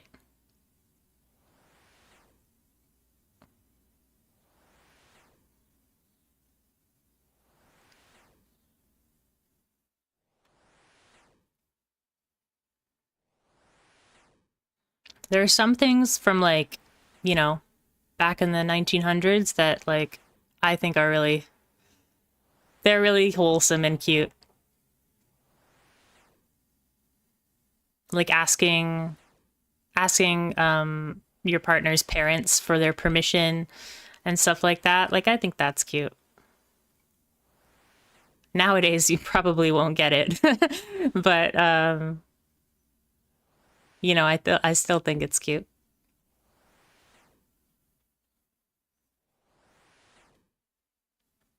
Nice.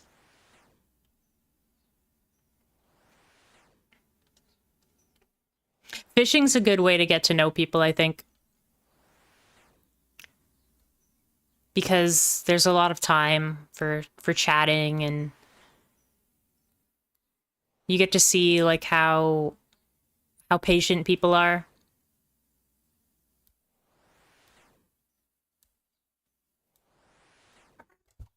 Yeah. Well, I'm sorry that happened. That sounds awful.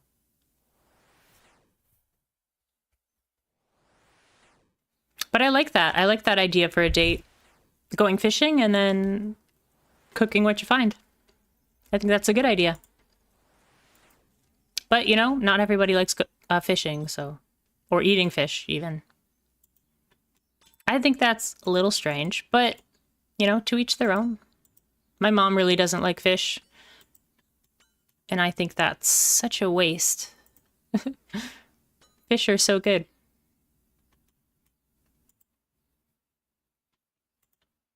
That being said, like, I've never, like, gutted a fish or scaled a fish or anything, so. Hey, John. Yeah, I think a fishing date is a great idea. I don't know about a first date, because sometimes when you're fishing, there's not a lot of distraction. So dinner, like, you have something that you can be distracted by if you can't get the conversation going. Grilled cheese or homemade Reuben? That sounds good. I don't like a Reuben. My favorite is Monte Cristo. I'm just not a sauerkraut fan. I don't know why. Like, I like other pickled things. I just don't like sauerkraut.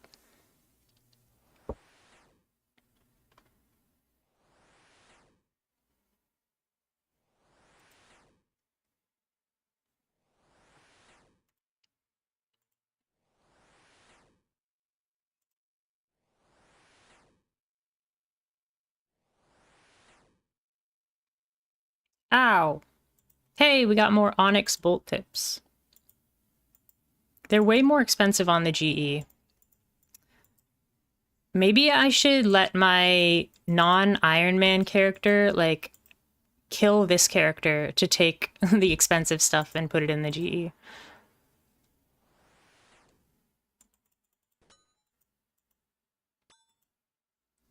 That character hasn't lost their trade restrictions yet. I think I still need to be logged in for like 3 more hours or something in order to hit the 20-hour rule. You make a mean grilled cheese? What do you do that's different? I had some grilled cheese for lunch today. It was good. Although I make a really lazy grilled cheese. I'm terrible.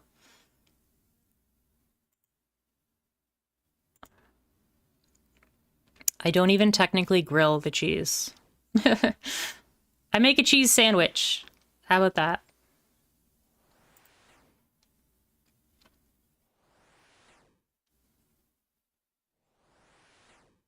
I should log into my other character just to like get the timer running.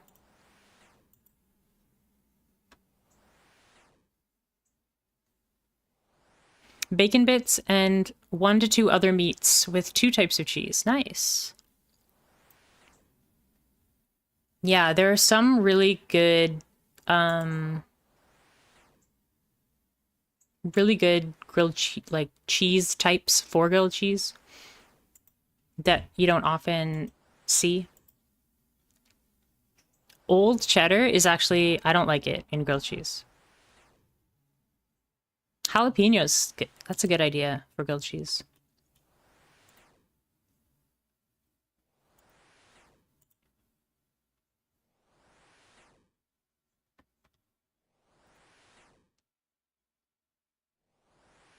Did you see that the GE doubled its taxes, Dodge? So instead of 1%, it's now 2%. It's pretty annoying for me.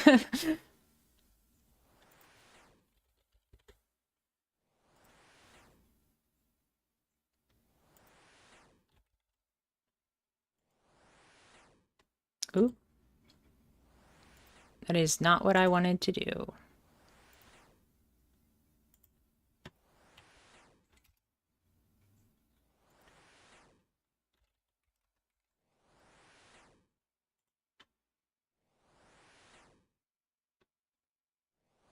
Where was the vote? There was no vote on it, I don't think.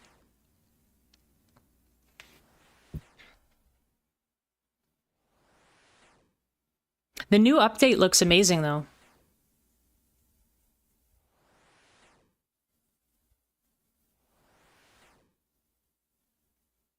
Like, I don't, like, a lot of it doesn't affect me.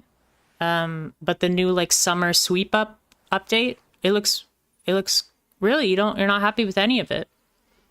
I love what they're doing with the keys for Obor, like both the giant bosses. I love what they're doing with that. I love that they're adding more elemental weaknesses. Things that like should already be in the game. Like Ents right now are not weak to fire. Ents should be weak to fire. What parts are you not happy with? A lot of people are happy with it from what I've seen on YouTube. Like, but you know, I've only been playing for a couple months, so I don't really know the full story, full context.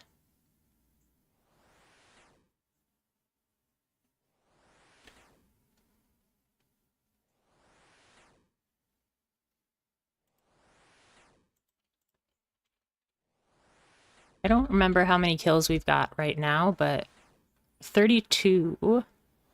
Oh, we're top 71,000.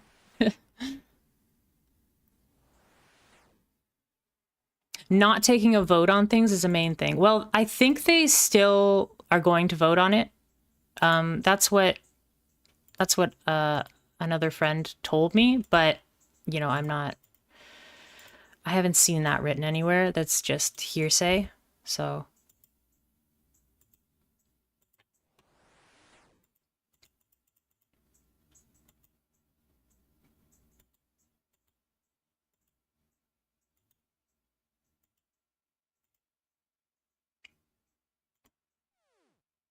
you think he's following me? He is. Awesome. That was the whole reason OSRS was founded. I do really like the whole like community involvement. Oh my gosh, that was huge. Don't do that. I like the community involvement part of OSRS. But maybe they are still gonna vote. Like, we don't know. Well, I don't know. Is this Onco gonna leave me alone if we go over here? Yeah. So sometimes you get bothered by the Onco, but eventually he'll leave you alone. And then you can attack from over here. Then you can go back.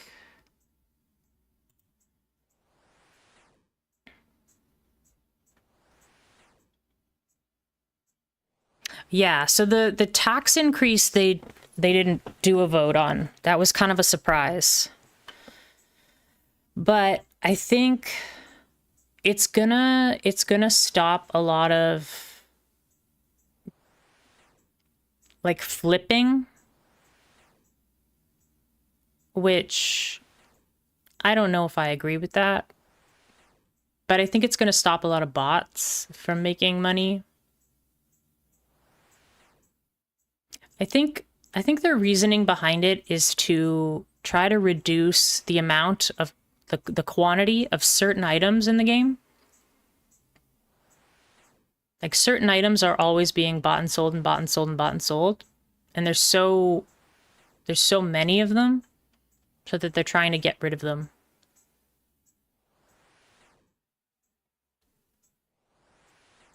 They're not going to vote on the summer sweep up? Where did you see that? They also did a major bot bust. Yeah, I know they had a stream, was it last week or 2 weeks ago, where they did like a bot busting stream? Which is super interesting. Like, why would a company stream themselves like busting the people that are cheating? I don't know. Maybe just do it off stream. Like, why do you need to show people?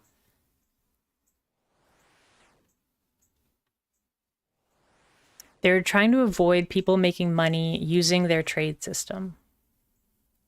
Well, like you mean real money? Like, avoiding, like, making money is the entire point of the Grand Exchange.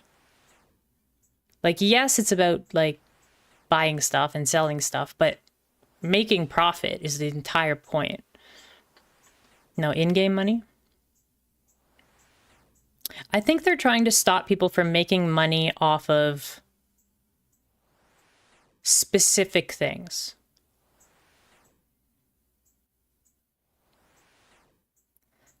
So they don't want people to make, you know, money off of, you know, 50,000 runes or whatever. But people are still going to make money off of... Oh my gosh, please don't do that.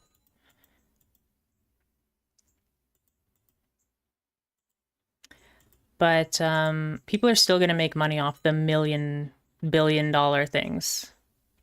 Billion gold things. But yeah, I'm not an expert at all in the, you know, economy. So I'm really just going by vibes. It's definitely like the 2% tax. It definitely hit me hard. 'Cause like I can't trade very many things right now. So I was making very little profit and now I'm making like half that profit.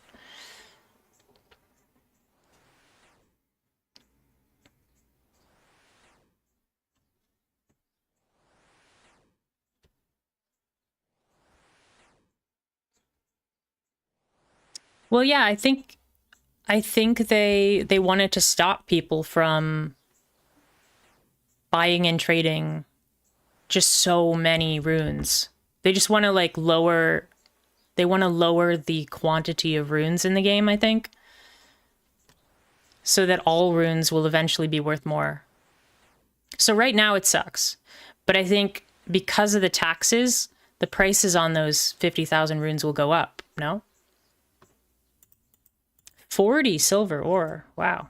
That's a lot of silver ore. Think we can beat one more? I don't think we have enough runes to beat one more. We got a muddy key, though. That's pretty cool. I think there's food in the chest, right? Can also get a Laren's key.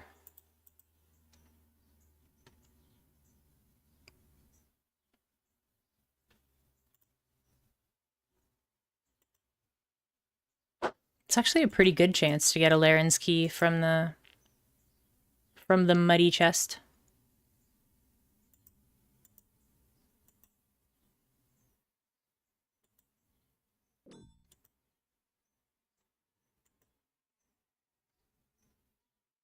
They want to remove gold. That is their goal. Yeah, I think that's a good goal. Because look what happened to RuneScape 3. Like, the inflation is so high. But they are going about it wrong. What would you do? What would you do to try and remove it? I think adding the tax, yeah, that will remove gold from the game because then the company will be able to buy more stuff and just destroy it,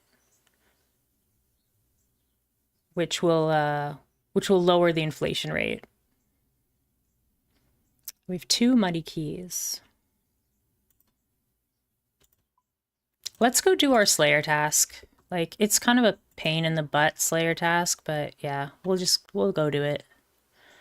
It's annoying because they don't drop anything except the giant tree.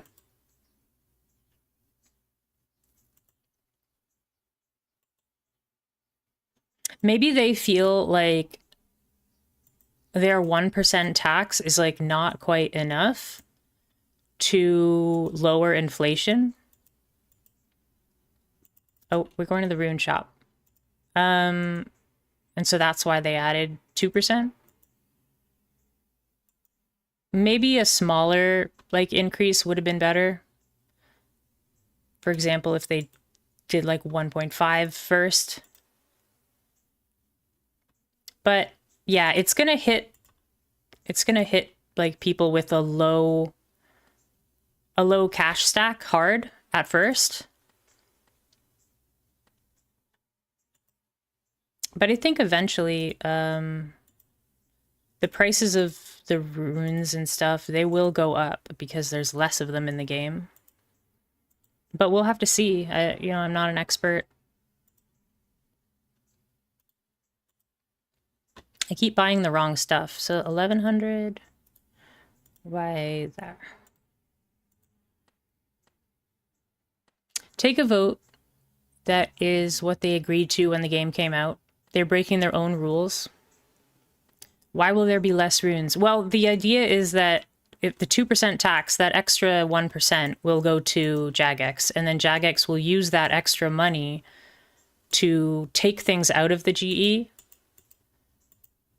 So money will be worth more, items will be worth more. There'll be less items available.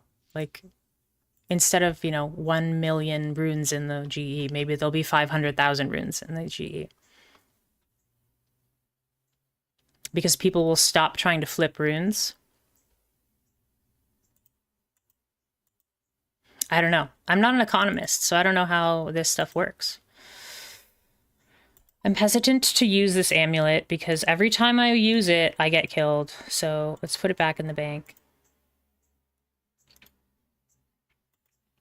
Let's take like 500. Oh, that's not 500. 450.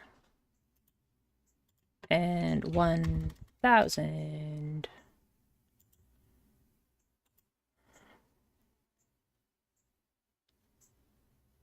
They can just buy them. Yeah, maybe they don't have enough.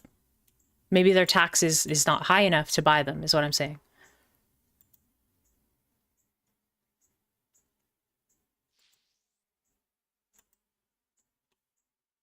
Is there taxes on anything else, like in the game, or just the GE?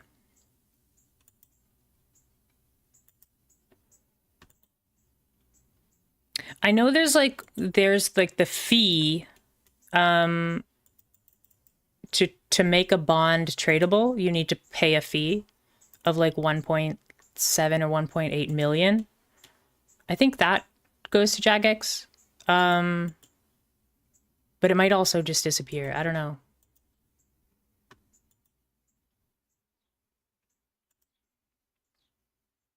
They can make their own money. Yeah, but making their own money is not good for the economy. You can't just print money. Because that makes inflation go up.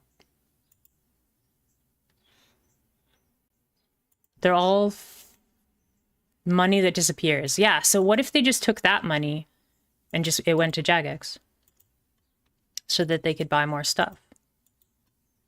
Like every time somebody makes a bond tradable, Jagex should get that. That like almost 2 million or whatever.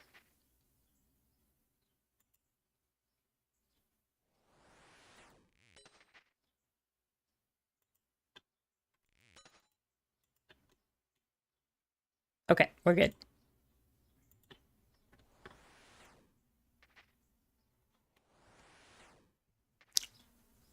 Right, it just disappears now.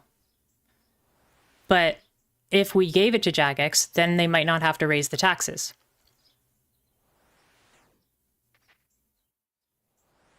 You know what I'm saying? As of right now, you're correct. It just disappears.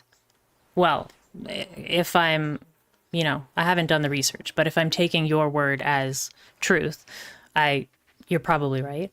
It probably disappears. But if it didn't, maybe the tax wouldn't have to be raised. Why does it make no sense? It gives more money to Jagex. That's the whole point of the tax. The whole point of the tax is to give money to Jagex so that they can reduce inflation by buying things from the GE.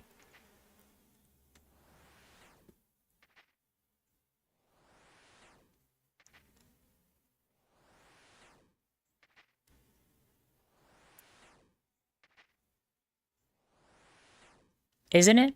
Like, I think that's... Why else would there be a tax? Like, That's how taxes work. I somehow found a safe spot for 2 Ents at the same time, so we'll just, this is good. This is a good spot. But yeah, I don't know about economies and stuff. Let me see if I can find anything about it.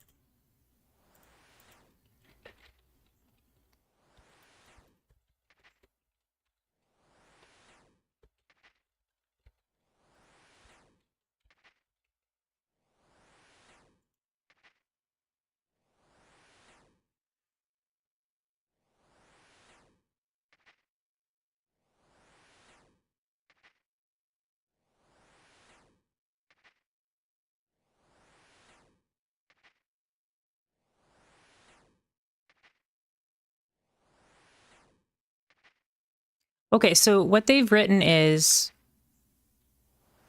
the amount of GP entering the game has steadily increased. But our systems for removing that GP, known as money sinks, haven't kept pace. A change like increasing the GE tax is a meaningful step towards restoring economic balance, helping to curb inflation and preserve the value of your wealth. The goal here isn't to punish trade, but to ensure that old school continues to have a vibrant and sustainable economy. So they're just trying to increase money sinks.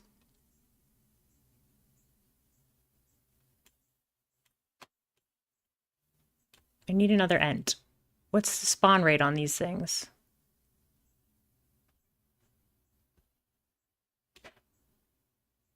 Hello, Mr. Ent. Oh, there you are.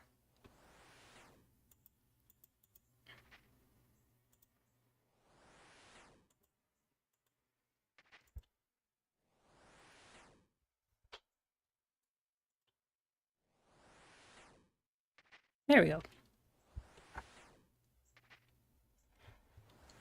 The alking of the world is creating too much gold. Yeah.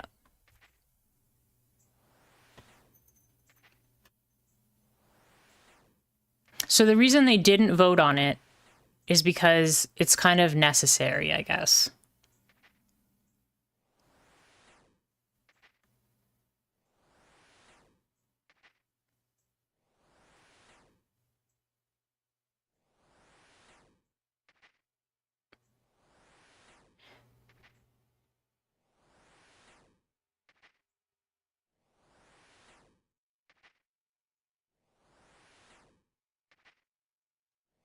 It's a band-aid solution is what a lot of people are saying.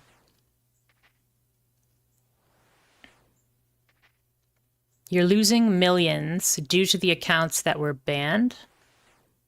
What do those accounts do? I don't know what the bots were doing. Yeah, it may be a band-aid solution, but do you have a better solution?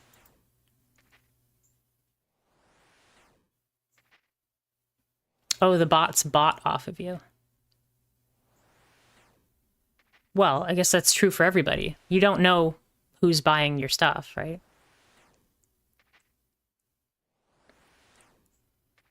I'm guessing bots buy most of the stuff.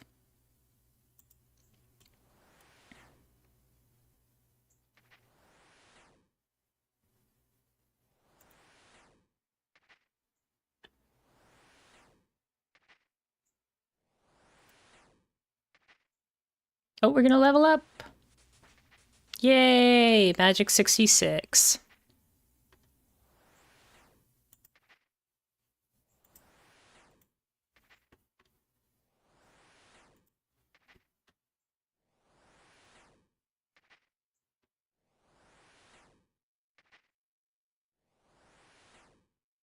I think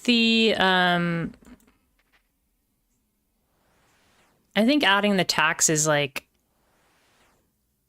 it makes sense.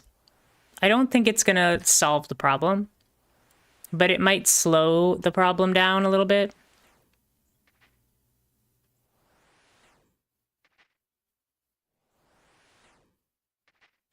You sold a lot of alkables. Well, I think that makes sense. Like, selling things at a price that's below the high alchemy price makes sense because you have to get to 55 magic, you know. You're rewarding people for having 55 magic, which is totally, that's fine. And maybe bots, maybe there was just too many bots. So maybe, yeah, you're not going to be selling your things as fast, but I guarantee you'll still sell them if they're below alch prices, right? There are a lot of things in the GE that sell for lower than alching prices. Like you could just sit there and alch as a human. Yeah, you might not be selling like as quickly, but you will still sell, right?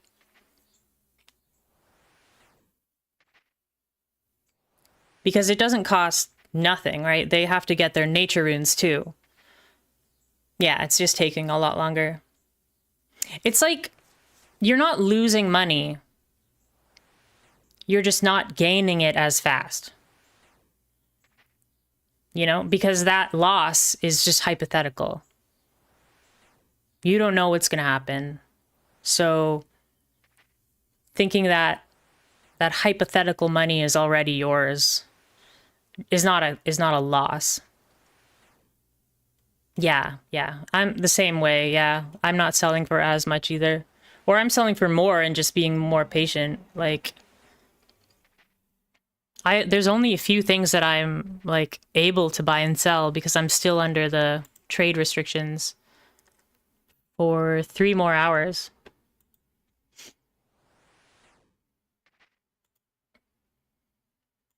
Hello, drunken dwarf.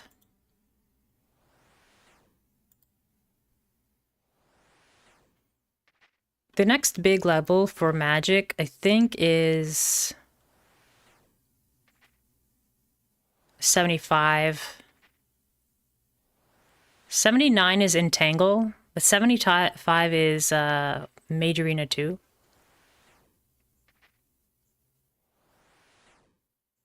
So that is a loss in money.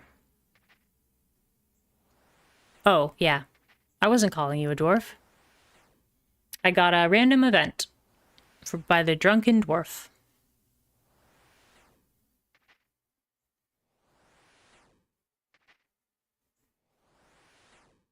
That's good. That's what Sunday afternoons are for, right? Just drinking, enjoying.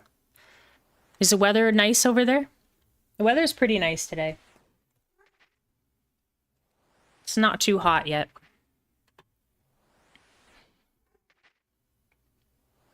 So it's about, what, like 70 degrees here, maybe? A little bit less.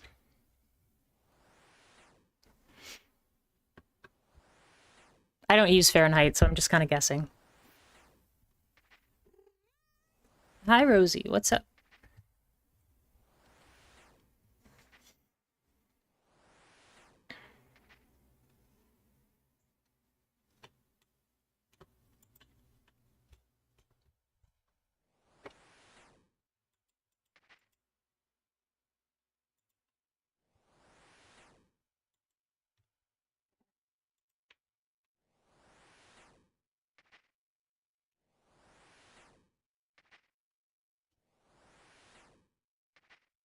Your house is 62 Fahrenheit? That's pretty cold, John.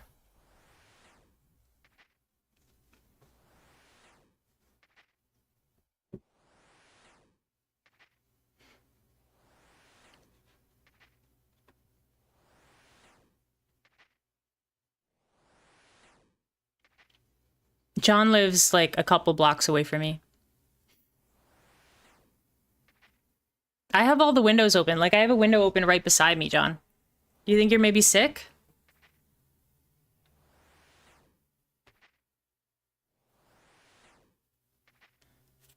Yeah, maybe you're sick, John.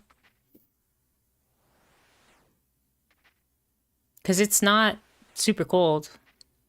That being said, like I am sitting at a computer with a light on, so.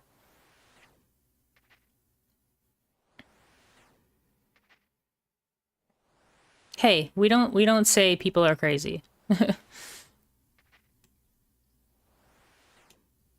That's not that doesn't fly here.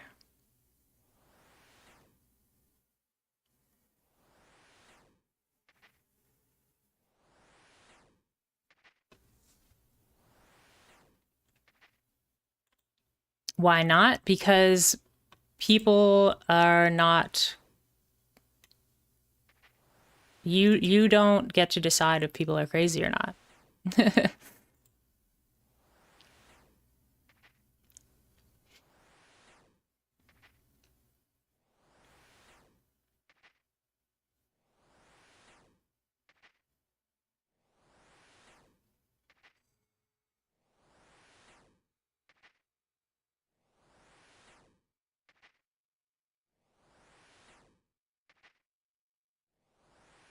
I'm just saying, like, don't call somebody crazy unless they call themselves crazy and they're actually crazy, meaning they are diagnosed as a psychopath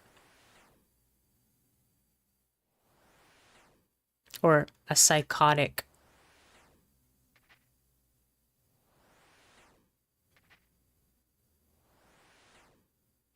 There were a lot of things that used to be called crazy that weren't crazy. And there are a lot of bad things that happened to people because people thought they were crazy.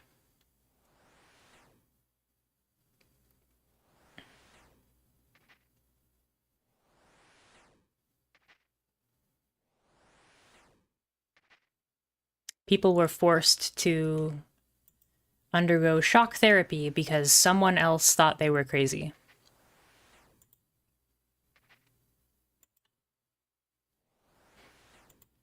Wasn't that like one of the Kennedys? So I prefer if we didn't call people crazy.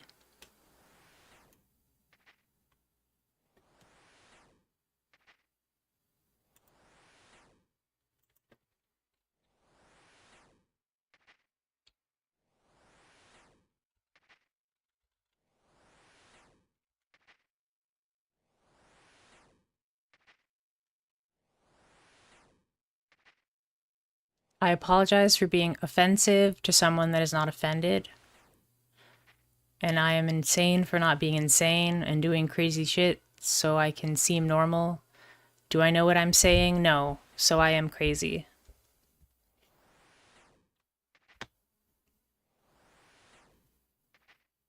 John might not be offended, but there's a no tolerance policy for calling people names on my channel.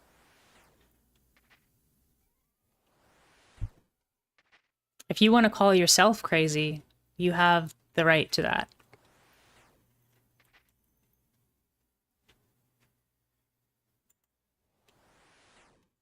But you it's okay, you left. Okay. That's your choice.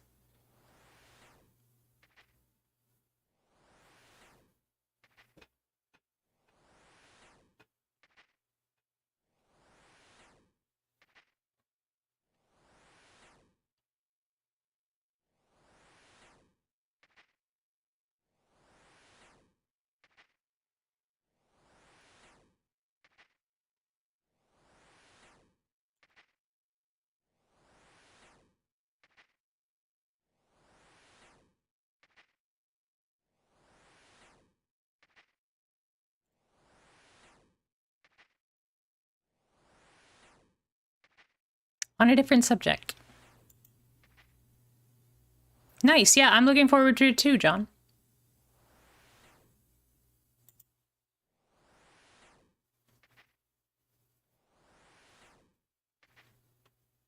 You're playing the quarry again, right?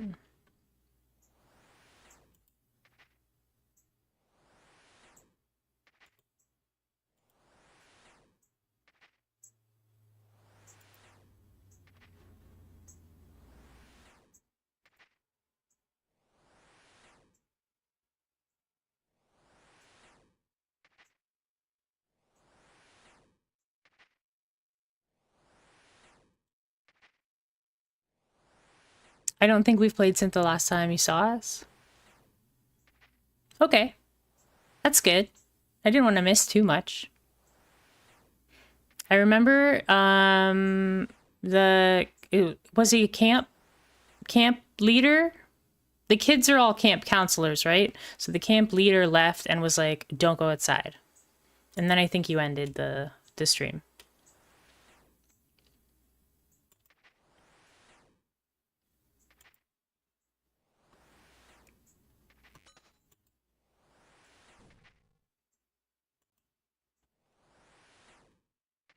That was so weird.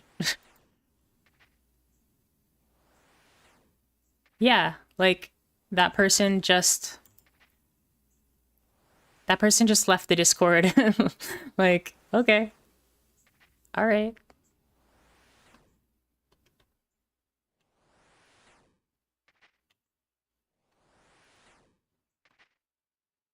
Oh, don't be sorry. Don't be sorry. I have a hard line. We don't call people crazy. If he's offended by that, then that's on him. First playthrough, I removed the rotor thing so it could be easily fixed. This time you cut the fuel line. Right, yes, I remember that.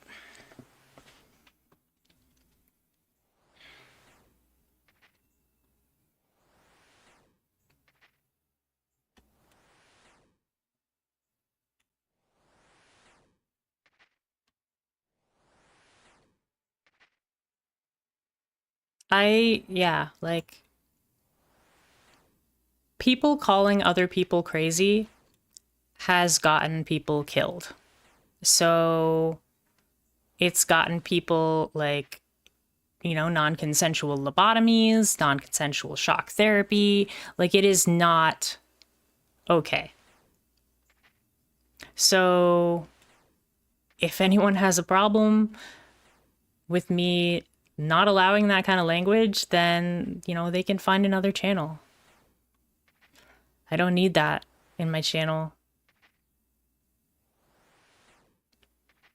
I am completely at peace with that.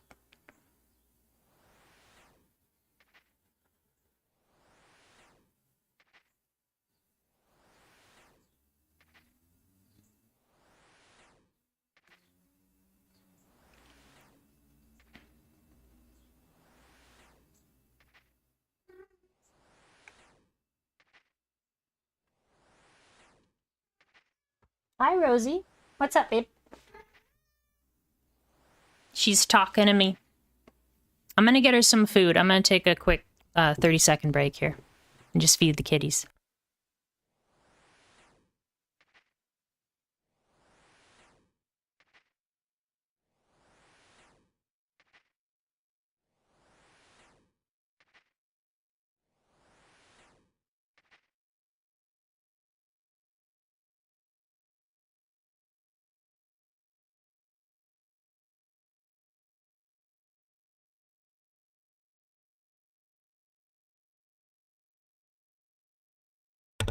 Okay, we're back.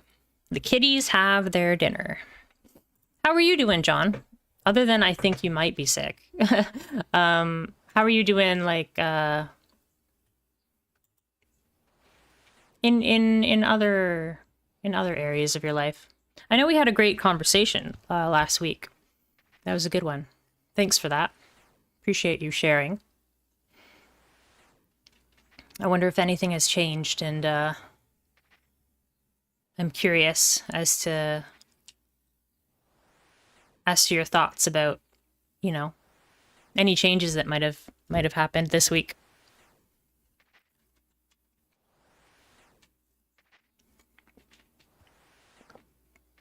Yes. Yeah, you told me about the sleep thing. I'm really sorry about that. Sometimes it's it could be any number of things, right? It could be your brain keeping you awake. It could be what you ate, what you drank.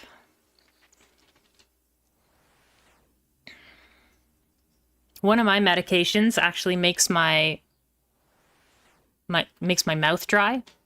So I drink more water. And if I drink more water, then I wake up in the middle of the night. So, like, a side effect of a dry mouth actually makes me get less sleep. It's very interesting how those dominoes all fall. So I've lowered that dosage, that particular medicine, a little bit.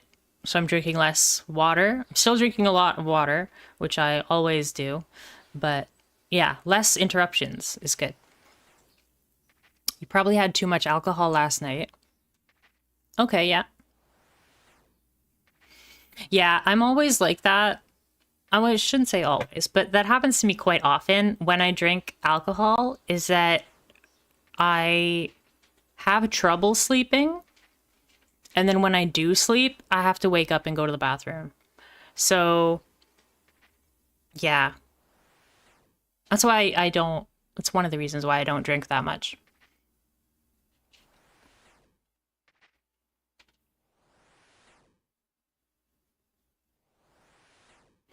How was the diver? I haven't been there in forever. I used to love that place. I used to be like one of 3 people that went there. And now it's like really, really busy, which is great. I'm doing well overall though. Haven't yet called any of those resources you shared. We'll probably do it when I'm less sleep deprived. A little worried about having early starts this week. Okay, yeah. That makes sense. You did ask your work for a medical accommodation. That's amazing. Good for you, John. I'm really proud of you. They're probably going to ask you for some paperwork. But yeah. I'm really glad you did that. You gotta stand up for yourself. And I know that's really difficult to do, but I don't think you'll like what HR said about the accommodation. I probably won't. HR and I, you know, HR doesn't seem very human. In my lifetime, I have not noticed that about them. But I've decided not to argue where my arguments are being unheard.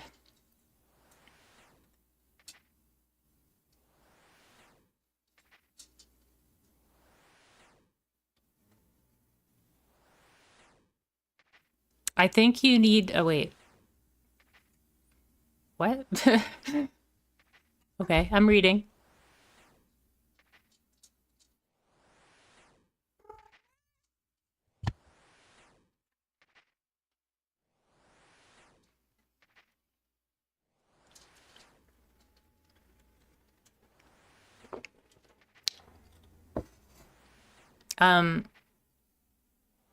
So the very first sentence there, your meds aren't making you miss a lot of work. Only a tiny bit of work. How do they know that? How do they know the effects your meds have on you?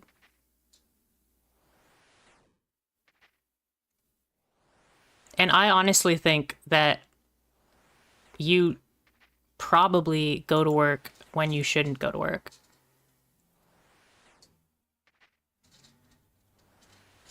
Because you have that, like I do, you have that guilt, right? That guilt of, oh, I have to go to work. It's my responsibility. I have to be there. I'm a bad person if I don't go to work. And I struggle a lot with that voice. But it comes down to my health is more important.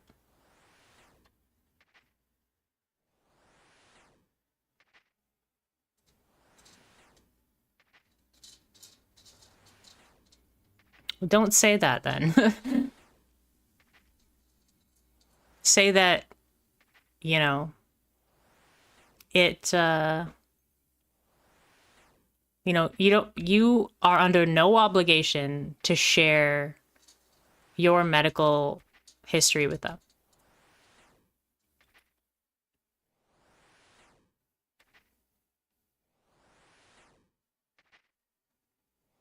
Yeah, the fact that they are Well, I don't know if they're punishing you. It sounds like, what are they punishing you with?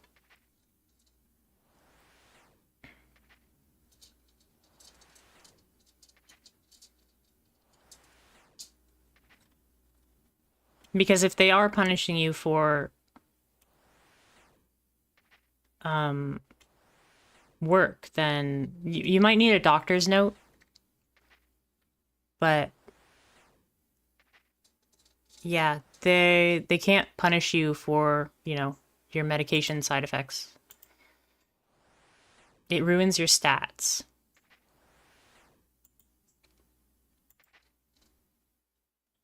Schedule adherence and attendance scores. Yeah, but like humans are, you're not in a video game, so you know, you can't score a human. So I wouldn't really worry about that.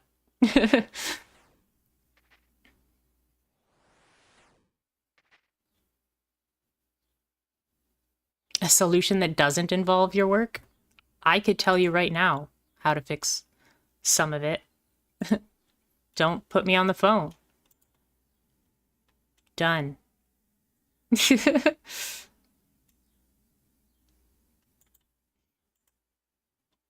you want me to spend less time on the phone, don't put me on a phone. Sometimes companies are like really, they're really sticky on some things. And yeah, like I've gotten in trouble for saying one wrong word. And they could change that one word. Like they could refile it, but they don't. So I get in trouble. It's like, wait, you could fix this in 5 minutes, but you're not going to because I didn't know the right word to say. Like, come on. Seriously?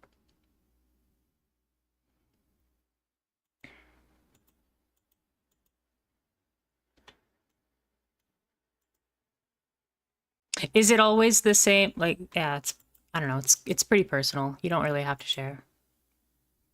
I was just gonna say, is it always at the same time every day? What if you just got um like one big lunch break instead of like two breaks? Yeah. If you could determine like what time of day it's happening at, which I know is like totally unreasonable to do, you could just do like how they do it in Europe, where they just take an hour-long lunch break and then they come back to work. You only get two breaks in a day?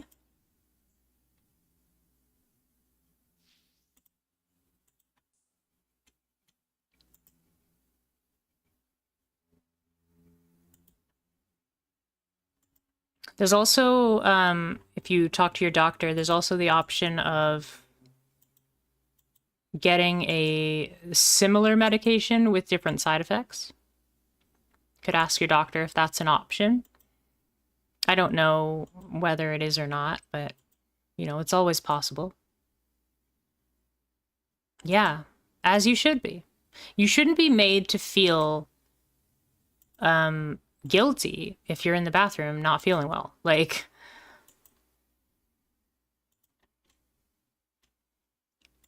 for a little bit, like at my work, they were like, people are taking too long of breaks. And nobody talked to me about it, but I was like, if they say anything to me, I'm just going to say medical. It's a private medical thing.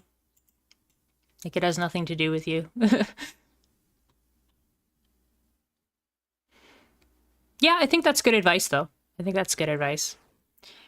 If your medication, you know, is substitutable with a different one with different side effects. Now, that being said, you might need accommodation to give you time for the new medication to work. Because some medications take, 2 to 4 weeks to actually start working, or even longer. Do you have an appointment with your doctor?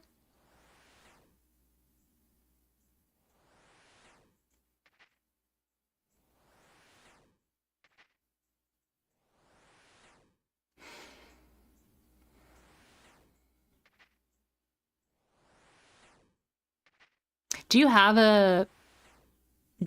a department at your job for like, short-term disability? Maybe you could talk to them. Like, what do I need here on my end from a doctor? Sometimes they're looking for specific things in the doctor's note,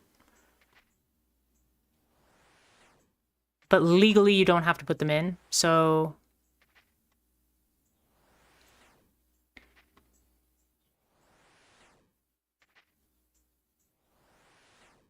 for example, like at my job, I had to talk to one of the doctors on staff, which is an independent medical evaluation, an IME, and that is not legal. But I didn't know that at the time. It is not legal to require an independent medical evaluation.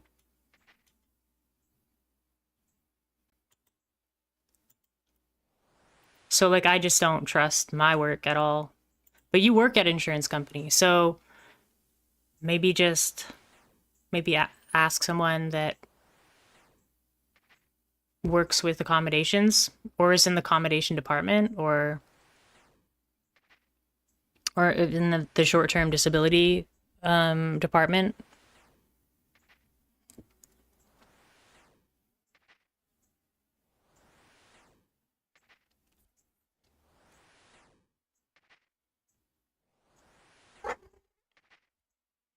Because there is a duty to accommodate unless there's unreasonable cost or time involved.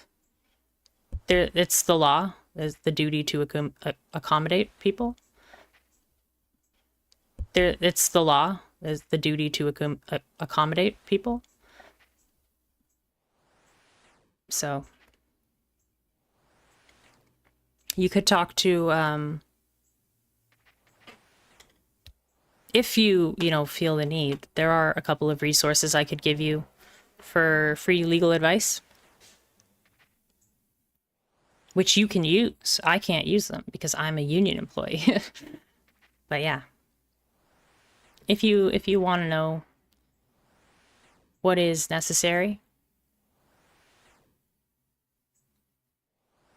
and what they are taking advantage of you on,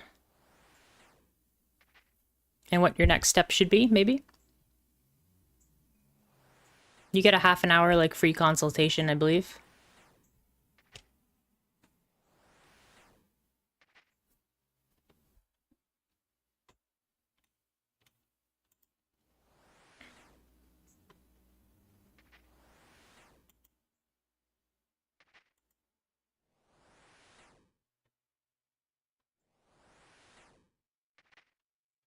Stream cut out to an ad. I missed the last few messages. But yeah, I'll look into what other routes I have through my work.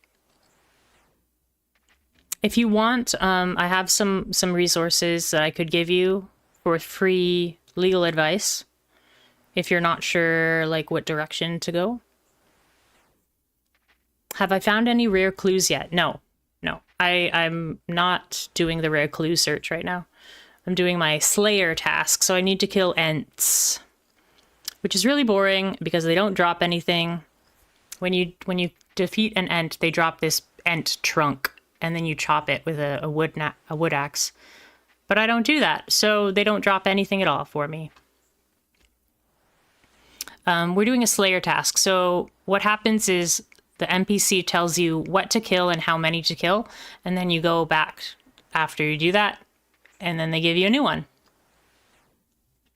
So I didn't find any rare clues or the hard clues, but I did get some items that gave me some money. So I've been using that money to buy runes, and runes are used to cast magic spells. So that gives me, it's pretty much ammunition, so that I can finish my tasks.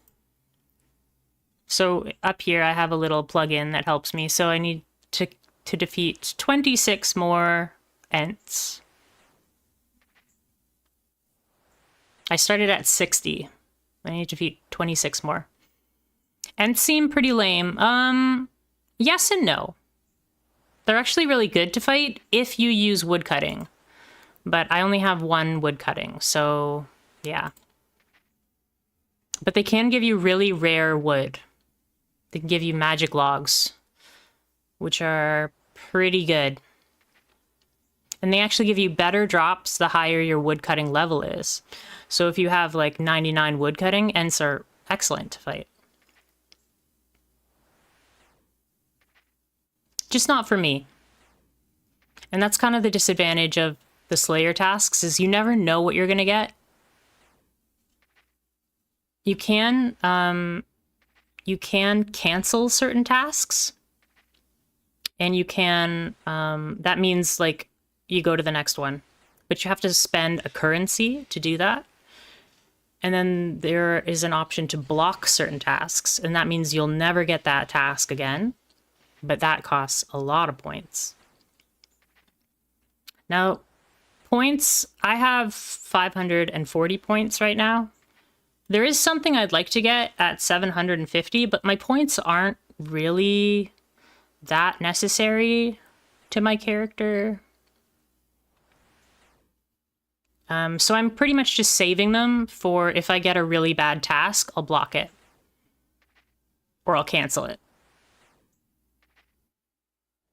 I really only do that if I'm like, the cost of the runes plus the time is not worth it. But yeah, the equivalent in points is like 4 tasks of points. Like, I get 25 points for every task. I finish. And to cancel a task is 30 points. And to block a task forever is 100 points. So I try to just take whatever task I get. But some of them are really, really not fun. But I'm still getting magic experience, so like it's not a complete waste. And the higher my magic experience, the higher my magic level, the more magic defense I have. So then PKers will have a harder time catching up to me, killing me. It's just like slow going, but it's a great time to like chat, watch movies and stuff. I recently started the second season of Windbreaker. That's an anime. And it is incredible. The second season is, wow.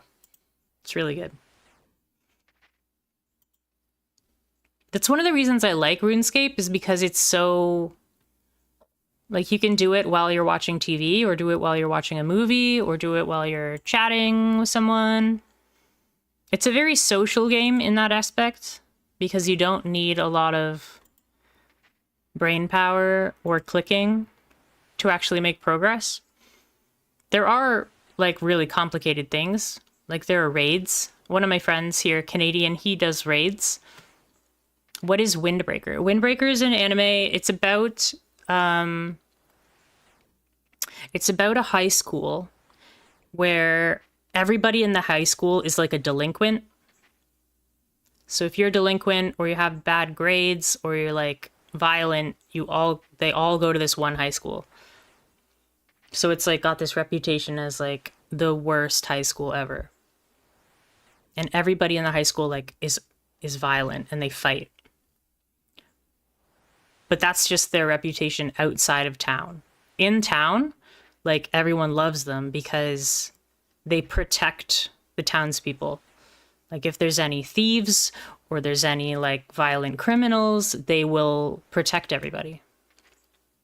They have like a motto, like, anybody that comes into this town with like malice in their heart and causes violence or pain, like, we will beat them up with no mercy, you know, that kind of thing. Like, so they're the good guys, which is like totally a spin around from what you thought. But yeah, it's pretty much like high school kids like fighting each other. It's not gratuitous violence, like they have like good reasons to fight. But some of them fight for fun, right? It's actually a really funny show. Think of it as kind of like Dragon Ball Z in a way, defending Earth from, you know, outside threats. But they don't have like energy powers or anything.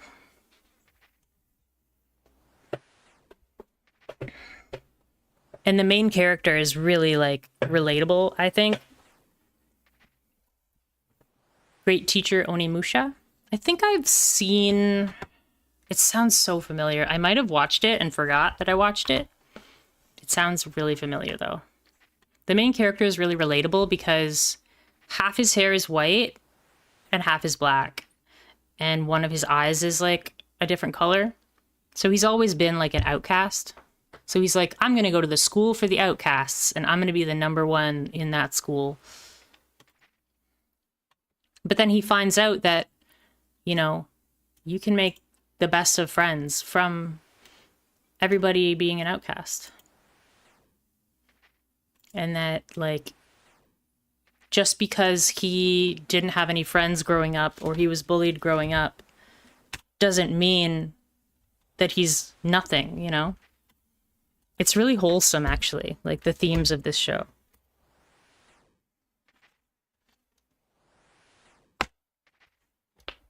Oh my goodness. My mouse pad made like a black mark on my desk. I don't know how that happened. It'll come off though. No big deal. A former biker who becomes a teacher. That sounds awesome. Yeah, it's really cool when you meet like the top, like the king of the school. He's not actually a king, but when you meet like the toughest guy in the entire school, he's actually like the nicest guy ever. It's really cool. And like I think it's got really good morals. It's really silly and tongue-in-cheek, but it also ends up having good lessons and such. Nice. Yeah, that sounds similar then.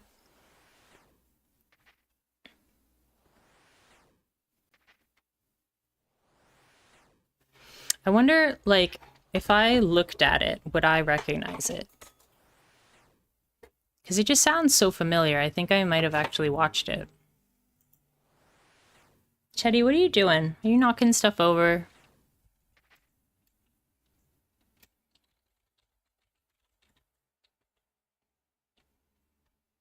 Onizuka. Onimusha is a Capcom video game. But yeah, I found it. Onizuka.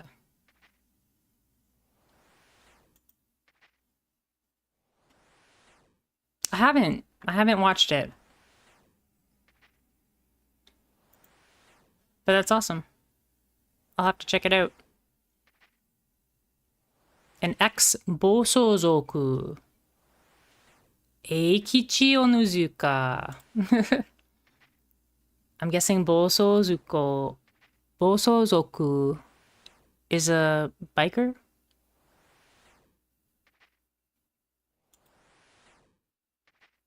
A reckless driving group. A reckless driving group. That's what Bosozoku. Literally reckless driving group.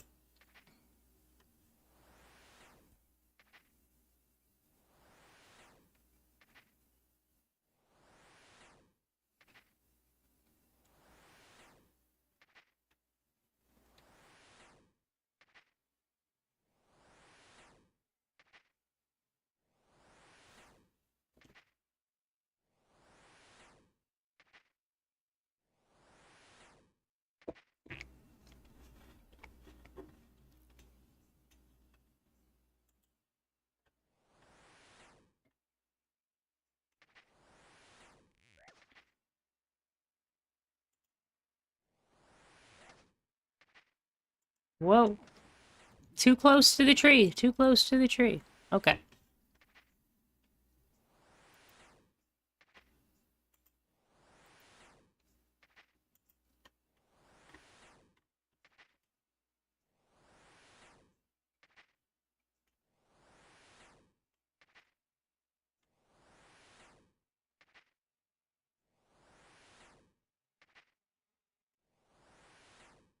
I really like the look of my other character. It's the same like hair and mustache, but they have blue hair and blue mustache. I might change this character to blue hair and blue mustache.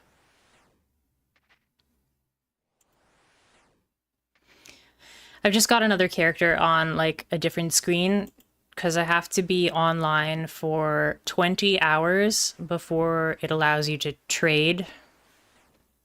I kind of look like Mario. A little bit, yeah. Well, I've got the red gear on. If I take off the red gear, then I look more like, I don't know, a cleric. Oh yeah, I'm joining a, the cape looks like overalls. A little bit, yeah.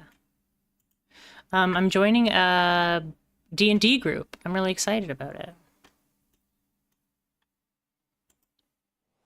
I have my character. I haven't written a backstory, but I have my character all figured out. I put it into the PDF today and sent it into the Discord. So, yeah, I'm pretty excited. I'm making a gnome ranger. We're doing the Candlekeep Mysteries. If you know what that is. I don't really know what that is, but I like mysteries, so I'm into it. My idea is to be a swarm keeper, and I'm gonna attack with bees.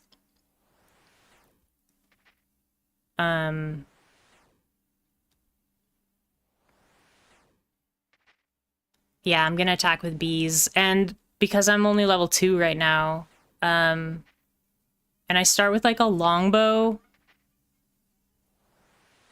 I was just gonna send me something. Yeah, that's my goal, is to attack with bees. And you start with a longbow, and gnomes have disadvantage with longbows. And I don't really feel like using a bow, so I'm gonna use magic stone as my attack. That's my idea. Because it's a bonus action to cast magic stone, and then you can throw stones at people. Oh man.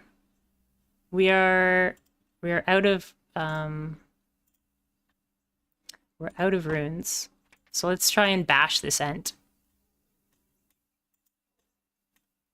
We have to finish it off with good old bashing. I could probably just bash it and not care about getting hit.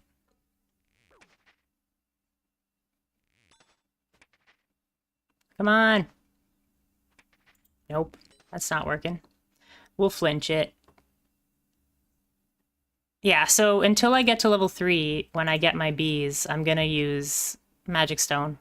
That's my idea.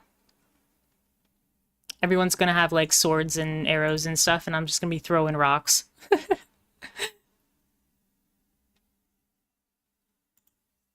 I think it's fitting. I think it's fitting. Because I'm a gnome, like I'm small.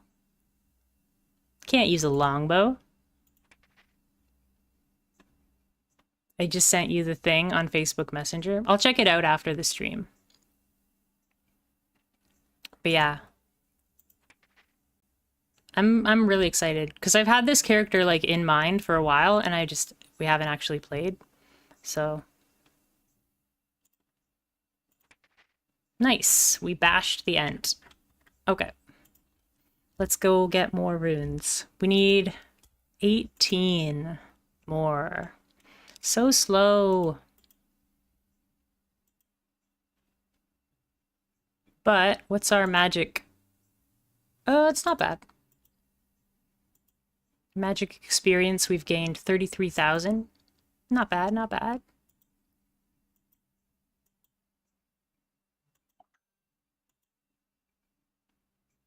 It's bee themed. Nice. In Runescape, there's a beekeeper's outfit.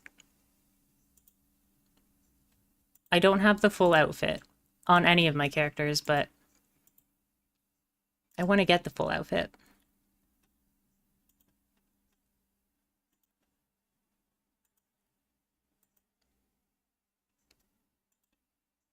It's inspired by like Shino from Naruto, if you ever watched Naruto. The IRL medieval beekeeper outfit. No. It had a mask made of wicker. Interesting. I wonder if you could... Sounds like it'd be hard to see.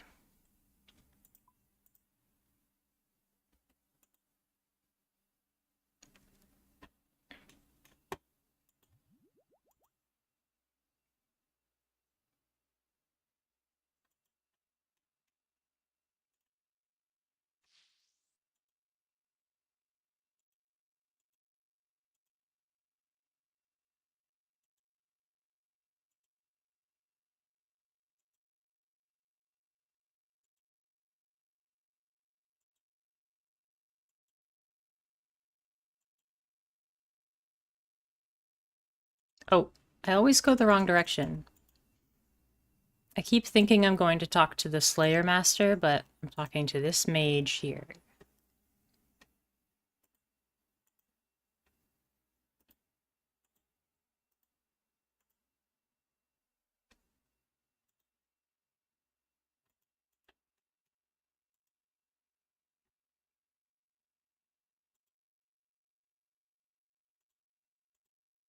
I really want to get to Slayer 82, I think it is. No, not 82, 52. Because I think at Slayer 52, monsters. Can I fight jellies? Yeah, I can fight jellies. And bloodvelds. I want to fight the jellies. Oh, I can't even fight bloodvelds right now. Good to know. Good to know. Lesser Naguya. Okay.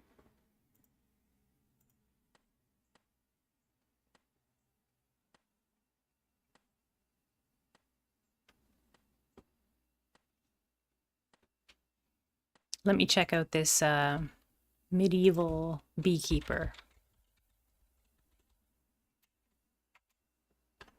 Oh, that is cool looking. It actually looks a lot like, I think there's a character in Castle Crashers that looks like the beekeeper. Castle Crashers? Yeah, there is a beekeeper in Castle Crashers. His mask isn't the same, but...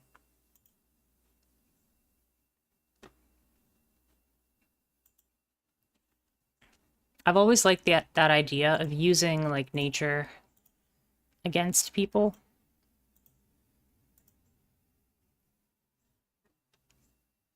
Because people are always destroying nature. So nature is starting to fight back.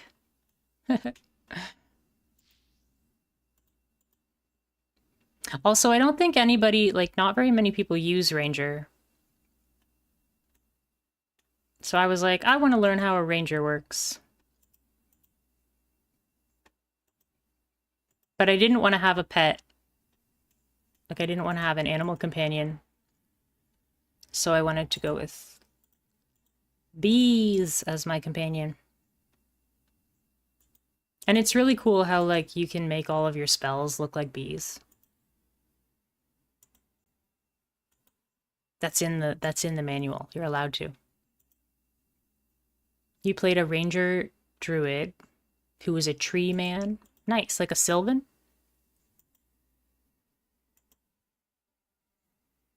He used to be a human? Cool. Isn't that like a real disease? Where people grow like almost bark on their skin? Volodnoi? Obscure race. Yeah. It sounds like...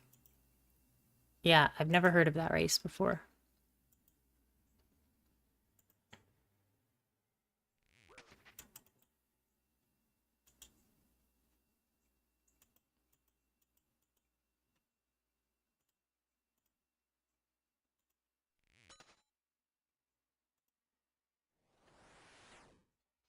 Are you doing your 3D modeling right now, John?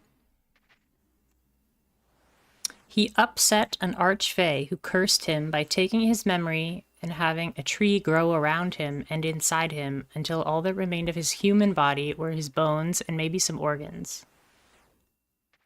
I think Volodnai still need to breathe. Gotcha. Nice.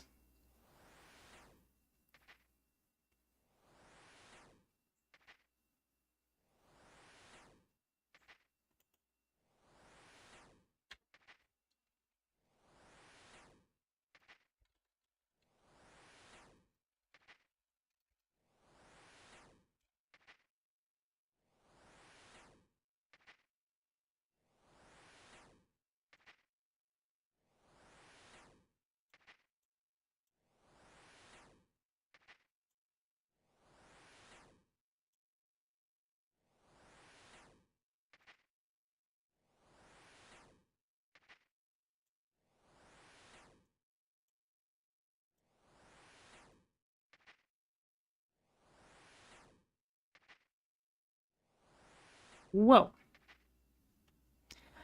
As far as my character was concerned, he didn't remember his human life. He just thought he sprouted in the Fey forest like any other tree. Gotcha.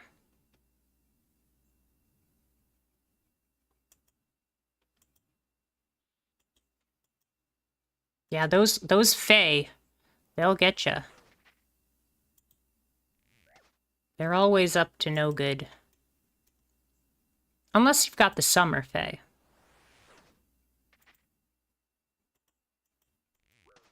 What do they call them?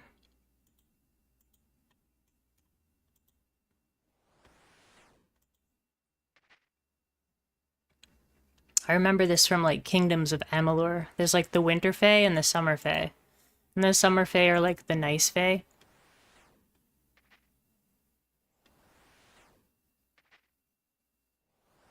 Yep, the Vanir. Yep.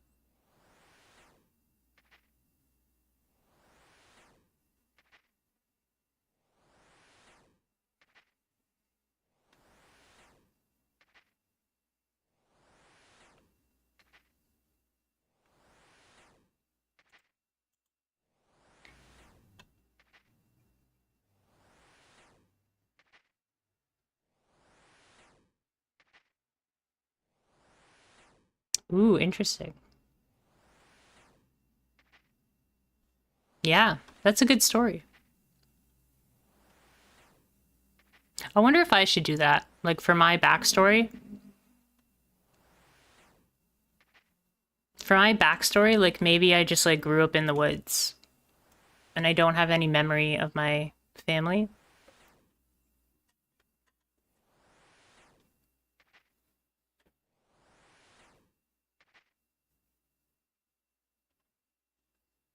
Oh, you have a baby pine cone?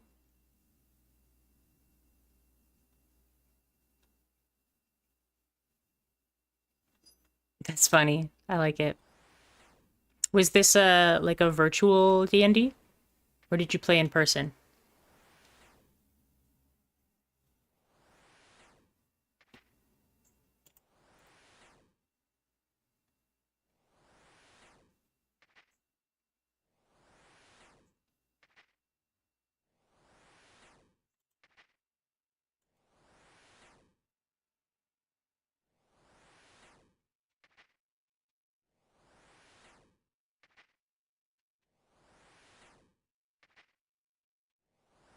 There were some fallings outs. Yeah, I know what that's like. I'm sorry.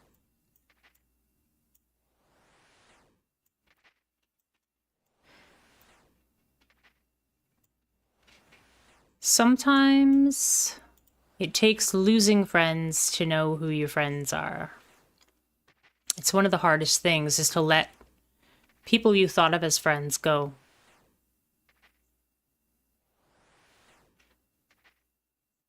Because maybe they didn't think of you the same way.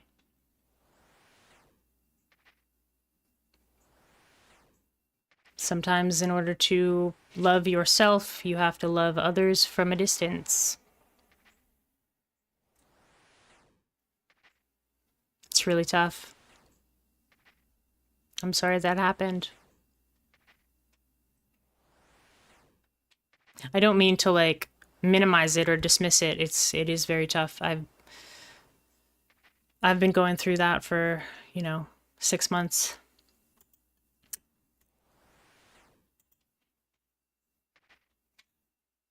And it takes a long time to accept that, I am now better off than I was before because of the difficult decisions I had to make. It's one of those things where, like, it's like a heartbreak. Like, your very first heartbreak is supposed to last, like, 3 months. And that's with, like, no contact.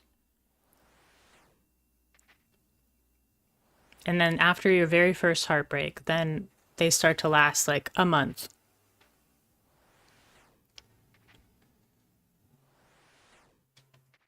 But I think with friends, it's like the first time every time,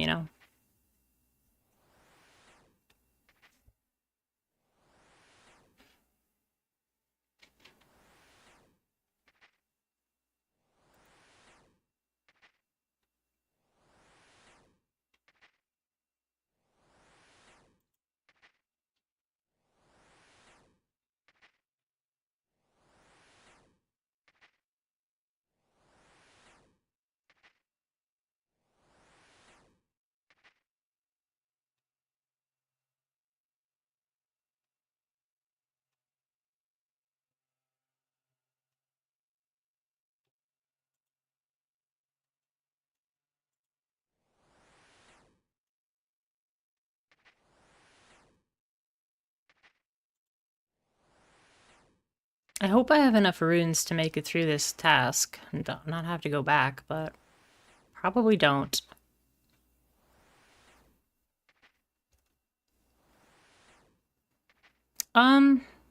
Thanks, John. But, like, I don't think that's something you should hope for, I think you should live your life according to your values. And, other people will be damned, The right people will find you, and the right people will stick around.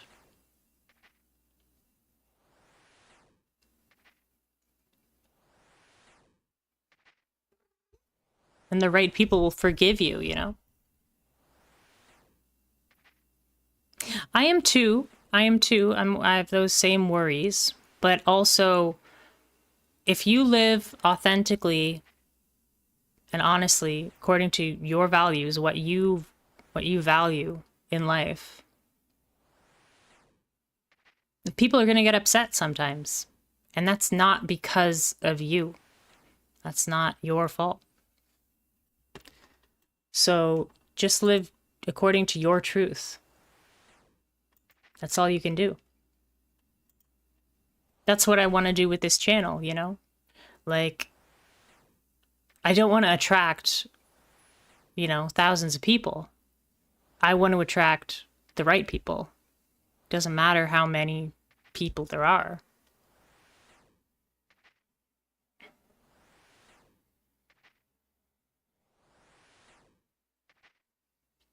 To be honest, with a lot of my friends, not necessarily through fault of their own, when I hang out with them. Yeah. It's difficult when... See, I think that is an observation you've made. Because if you feel you cannot express your beliefs because of fear of their reaction, that is not a safe place.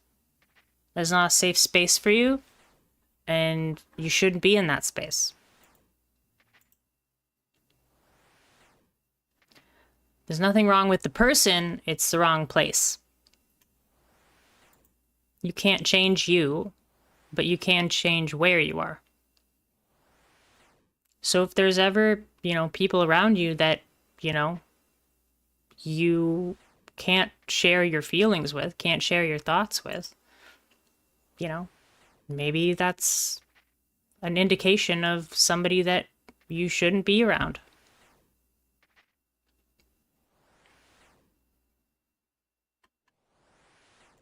That's how I am with a lot of people, to be honest. I find it extremely difficult to find a safe place, a safe space, share my feelings without judgment.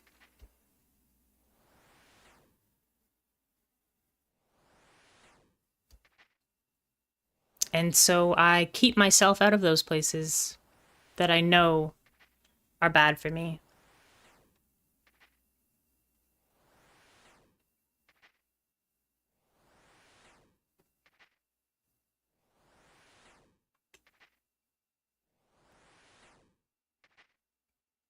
It is, yeah.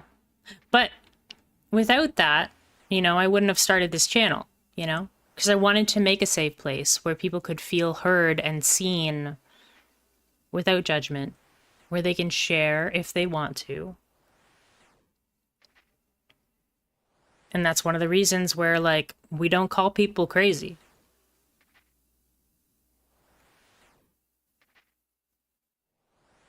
That might sound harsh, but we don't do that.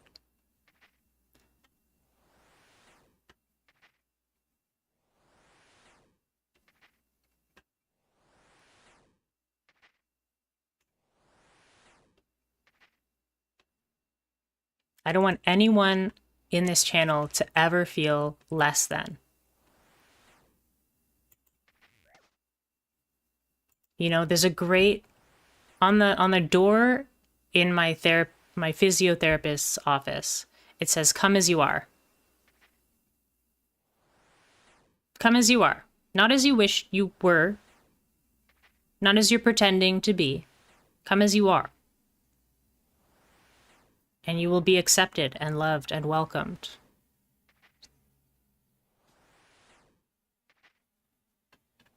It's not about needing to be perfect to be loved. Everyone deserves love.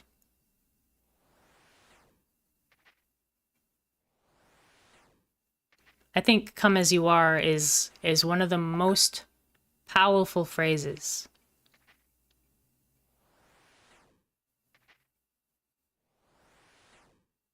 People maybe often overlook it.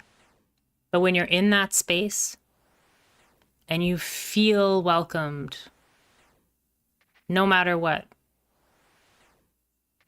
that's what I want to emulate here.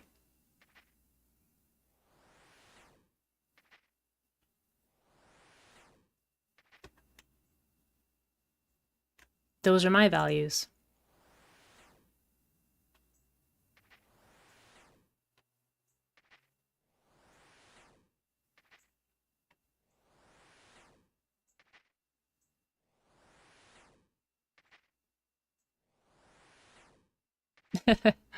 Thanks, but, doesn't matter what your opinion of my values are.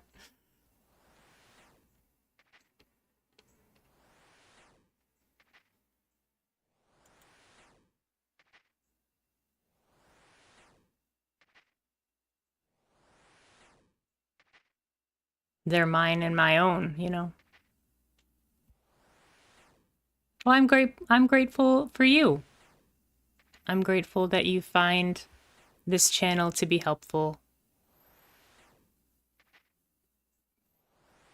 I'm grateful for this channel too because it's helped bring me out of my shell. It's helped me find a space that I can be helpful to people.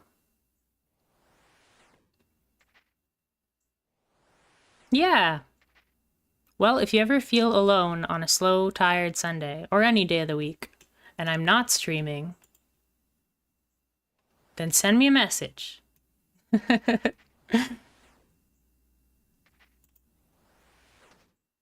Maybe I'll stream just for you, John.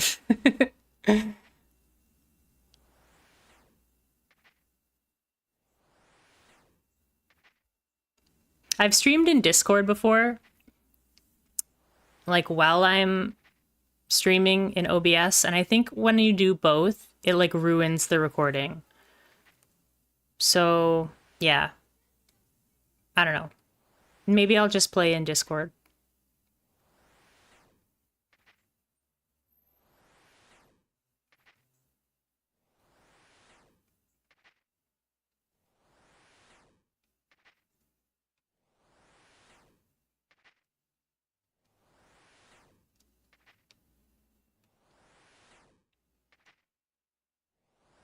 Or if there's a game that we can play together, maybe we can do that.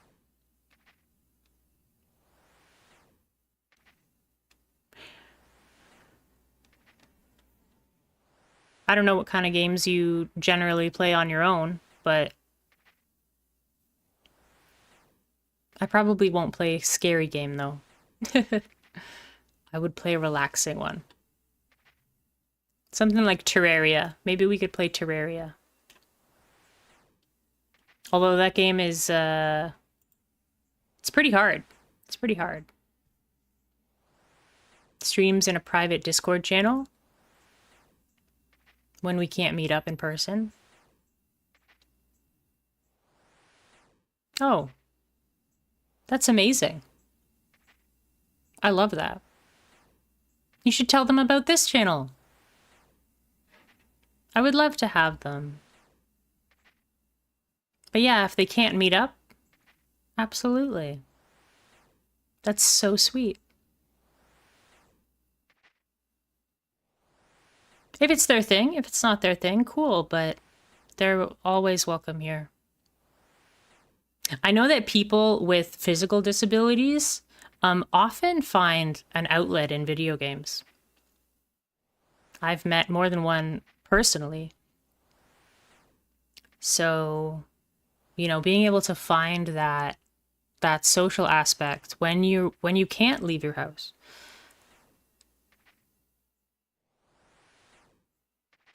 I need to play more video games. Not many people say that, John. But I feel the same way, yes. I love it. I love it. I still gotta finish Pillars, Elden Ring, being so focused on Warhammer. Yeah, I think you have enough things going on that makes total sense. It's been really difficult for you. And it makes sense that you are exhausted.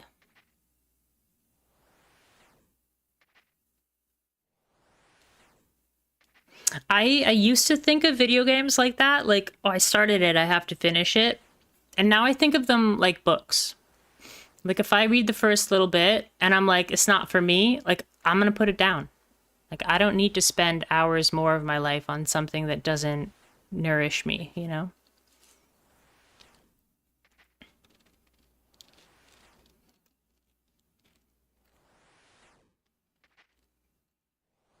You don't think you'll sell it? I don't know this friend, but I could have told you that you would say I'm not selling it. First of all, like, I don't know who's gonna buy it. Because you bought it under false pretenses, so I think you should definitely talk to legal advice, but that's up to you, John. I think the contract should be void because you bought it under false pretenses.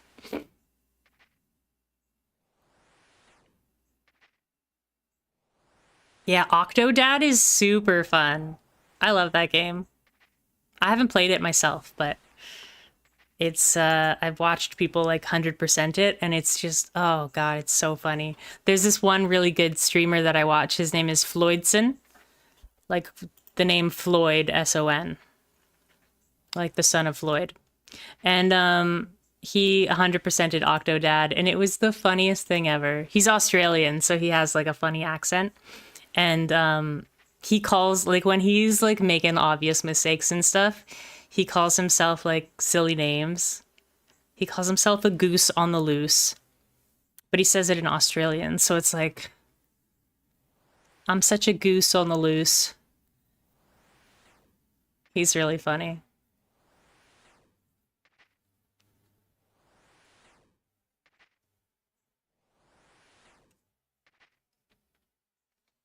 Yeah, it's not about being perfect.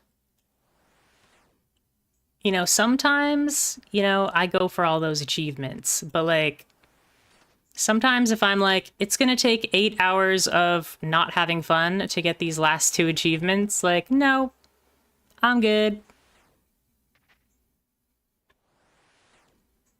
I played the Hogwarts game, Hogwarts Legacy, and I have every achievement except two of them. And those last two achievements are to join the houses. Like, I think I have to join Ravenclaw and join Slytherin. But, like, it's like 4 hours of cutscenes. So I'm like, nope, I'm not going to do those. I did it once. I did it once for, like, Gryffindor, I think. Or maybe I have to do Gryffindor and Slytherin. But I did two of them. And I was like, nope, I'm not doing two more. That was a good game. I don't support J.K. Rowling, but that was a good game. It was very controversial at the time, but I felt that I was supporting the people that made the game, and that's okay.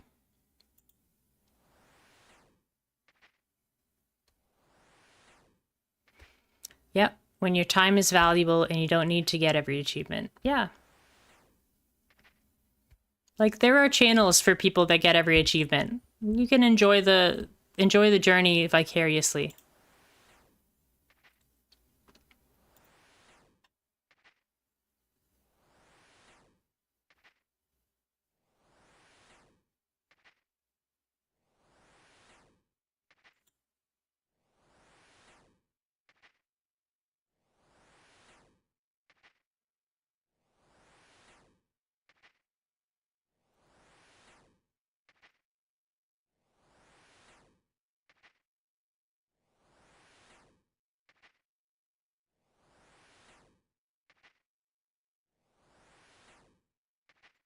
What a fun game RuneScape is. Not particularly right now, but RuneScape's really good for like getting that dopamine fix because like there's so many achievements. Like all of these things you could call achievements. There's 1579 and then there's 610 combat achievements. Then there's 500 other achievements. Like there's so many achievements in RuneScape. Yeah, I love watching other people do ridiculous things in games. Yeah, Kenshi is a good game for doing ridiculous stuff. Like starting as a torso. That's such a crazy like game concept. Like, hey, instead of making a character, let's just a torso. And you can buy limbs. Eventually, like you buy limbs, but first you have to like steal limbs.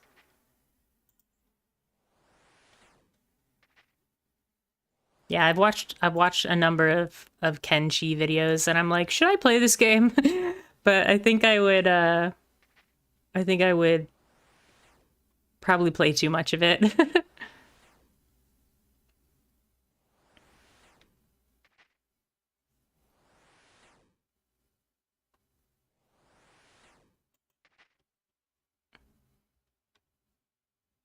Some of the achievements, like if you open up the window, it stops you from attacking. So I'm like, I want to look at this, but that's okay.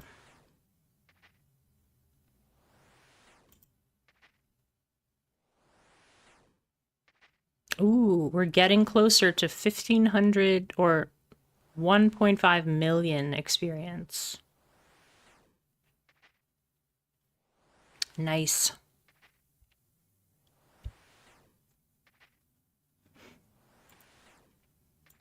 I wonder if I can I ranged against these guys? I technically can. I can use ranged against Ents. So if I run out of runes, maybe we'll finish off the last Ent with arrows. I only need 2 more Ents and then we're done.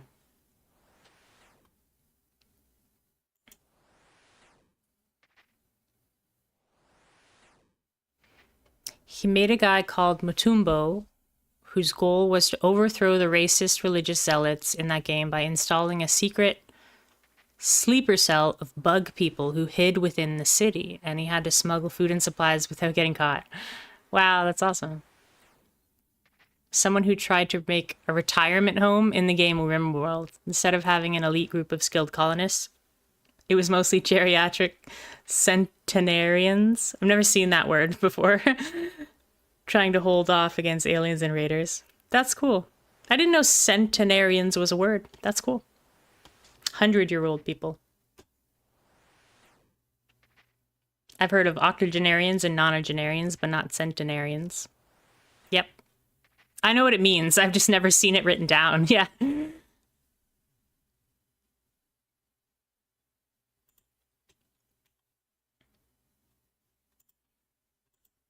Okay, it looks like we have 1 Ent left. And we're not gonna have enough runes to finish it off. So I'll go get my crossbow. And then we'll come back.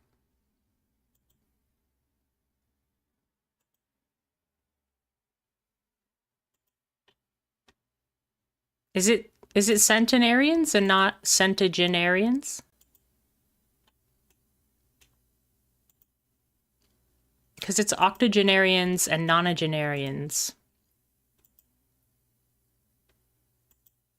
Not 100% sure.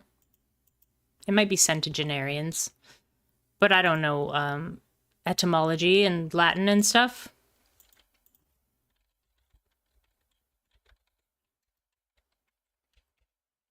Nope, you're right. Centenarians. Yep.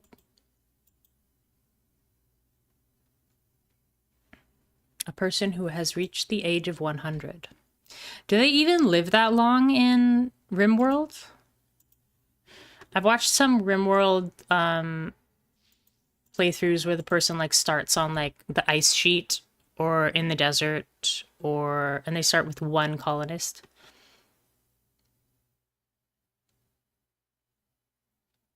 It's a pretty tough game. I also think I might play... Now, the game kind of stresses me out, so I might not play it. But, what's it called? Oxygen Not Included. I think Oxygen Not Included is a really fun game. But, it gets so complicated that, you just don't know how to prioritize your time. Everything's going wrong. People are running out of drinking water. People can't breathe. People can't get food. And I'm just like, what do I fix first? It's all terrible. I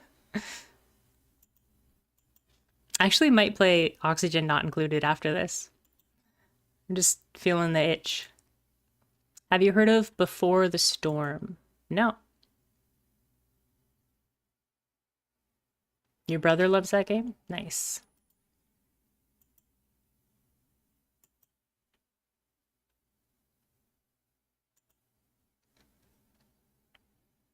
I definitely should have filled up my run energy, but I forgot.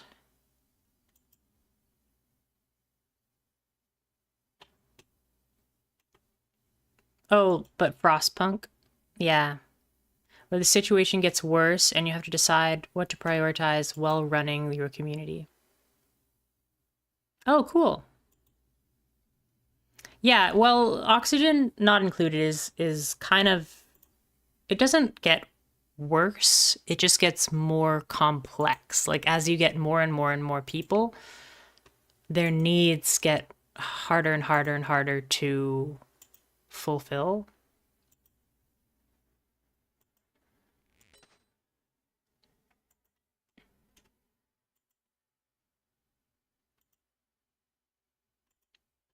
Okay, so we'll try to kill this last Ent with all the runes we have, and we'll finish him off with crossbow. This is the worst crossbow in the entire game, and it's the worst ammo in the entire game. But it's all I have access to at the moment. I've been leveling all the way to level 40 ranged with the worst things ever.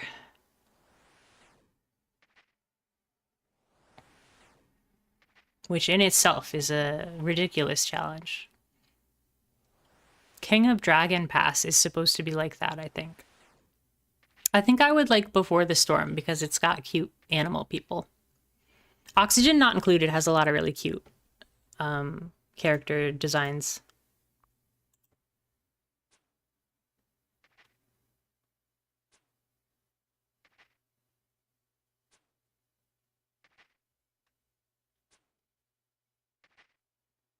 Come on, you can do 41 damage.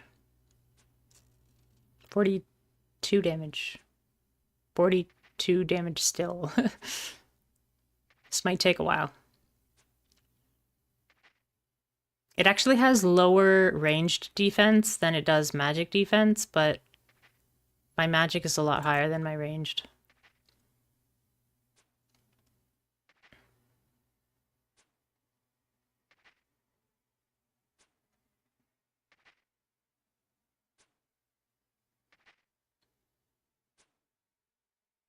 It might heal too fast. I don't know.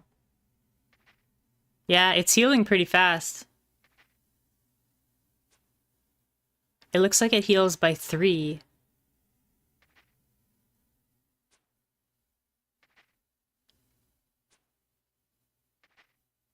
I don't know.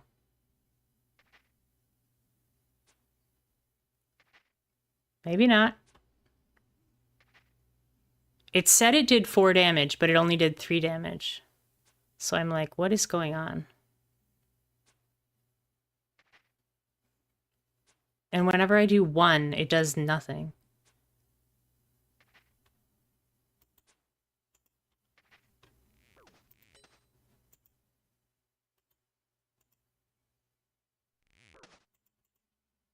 Okay, okay, okay. Don't kick me.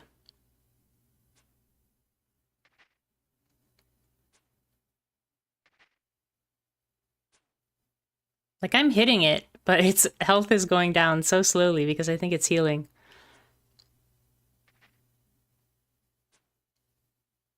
Speaking of silly, cute games and storms, have you ever heard of the Yogg? Or ever played the Yogg? No, I have not. I played that game enough that it's hard to enjoy. But now the content seems repetitive. Oh, nice. But the first few were great. Are they making a new one? A new version? The developers? There's a game that's being worked on. Like, I've been wanting to play it for over a year, but it's not out yet. And I don't have any idea when it's coming out. It's called what's it called? Bloody Hell Hotel. And I really want to play it. Where you take care of a hotel. It's like a hotel management simulator, but you are a vampire. So sometimes you gotta like eat the guests and stuff.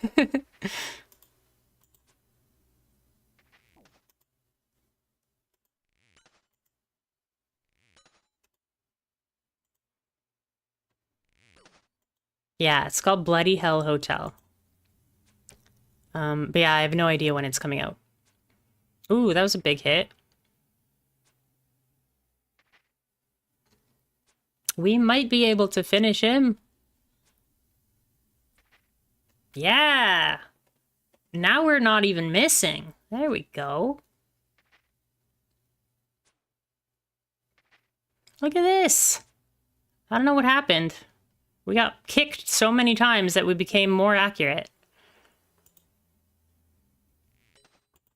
Weird.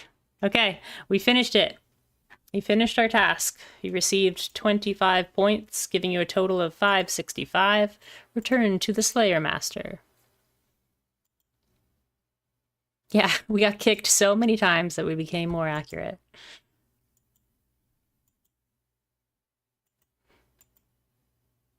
It reminds me of one of the characters in Windbreaker. He's like this silly guy that's a really big fan of Mexican wrestling, like the luchadors and stuff.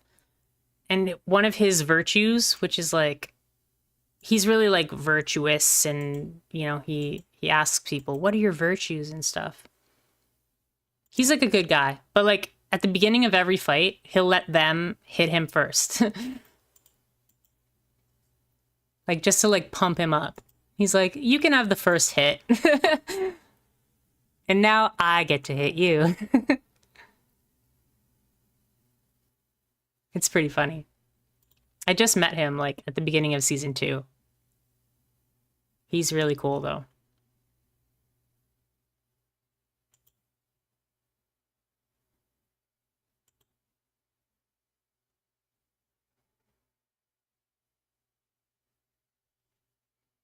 Your new task is to kill 86 Black Knights.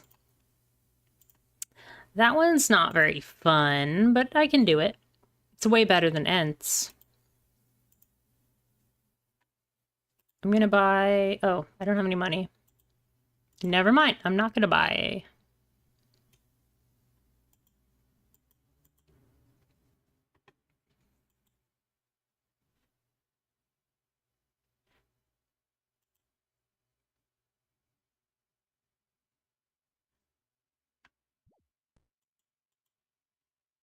I think we can...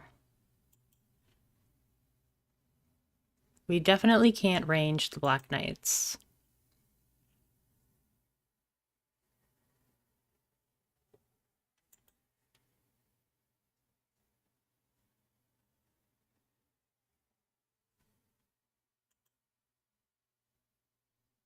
As much as it like pains me to say it, I think we just have to level up our ranged.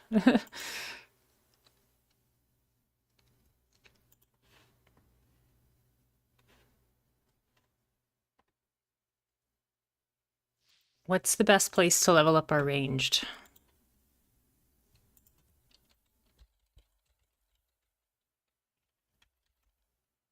Without the dwarven cannon.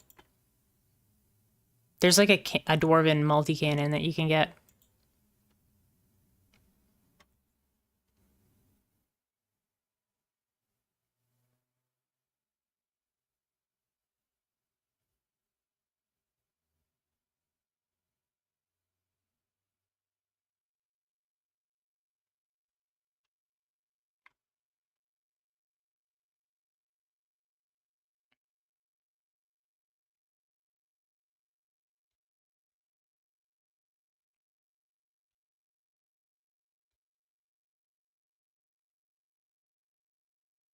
Craps.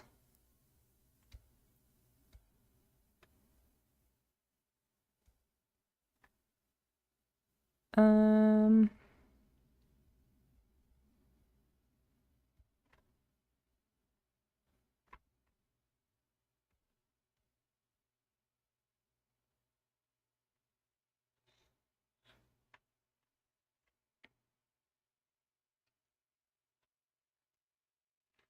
Interesting. Okay.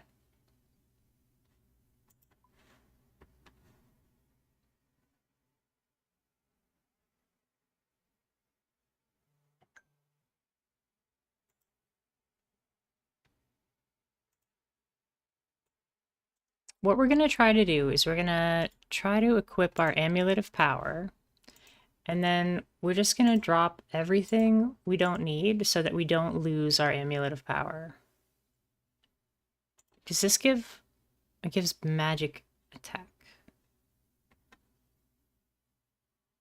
I just really don't want to lose my Amulet of Power.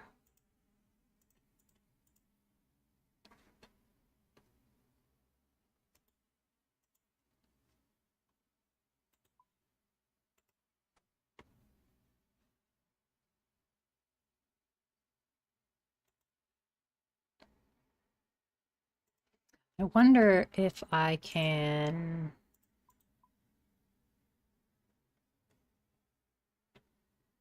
What's a good... enemy to use ranged on? It might be imps. Imps might be our best bet. Revenant imps.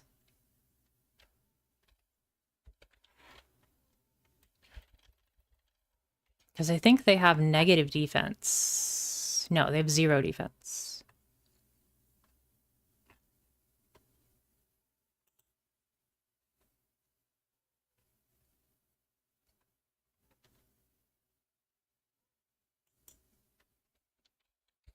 OSRS, lowest ranged defense.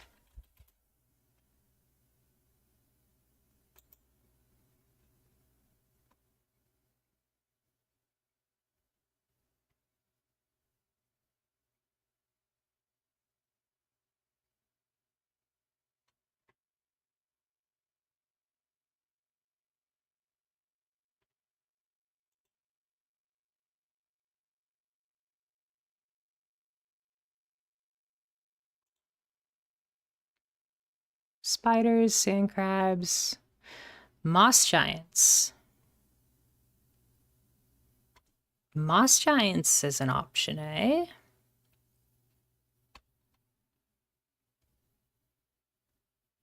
I don't know. Let's go to hill giants. I don't know about moss giants. Let's go to hill giants.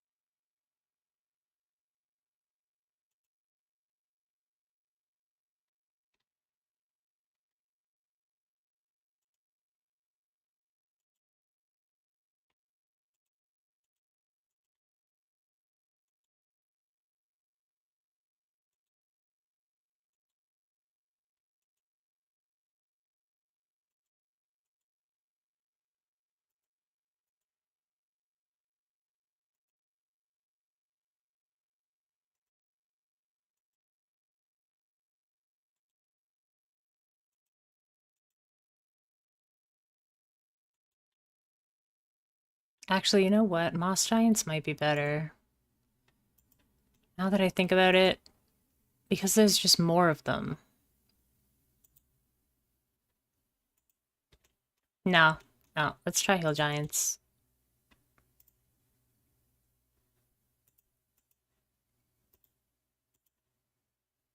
Do do do do do.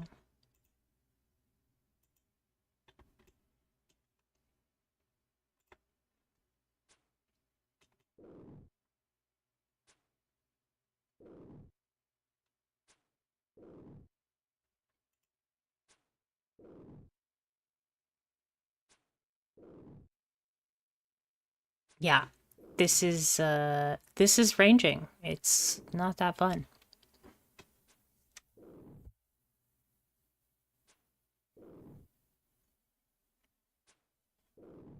Now that I think about it, though, what's a chaos druids? Maybe we can do chaos druids.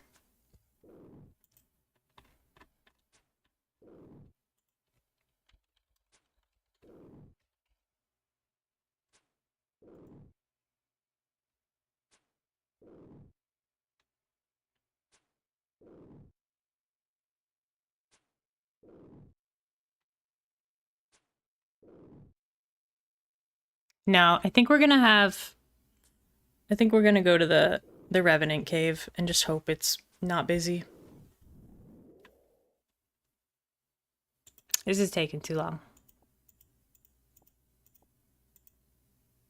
The Revenant Cave will be more dangerous, but higher upside.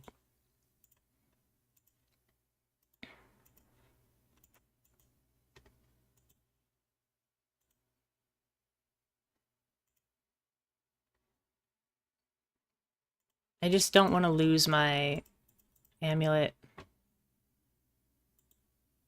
Right now, it's the most expensive thing that I have, and you keep the 3 most expensive things that you have. So if I can get like just super cheap gear that none of it costs more than the amulet, that is what I will wear.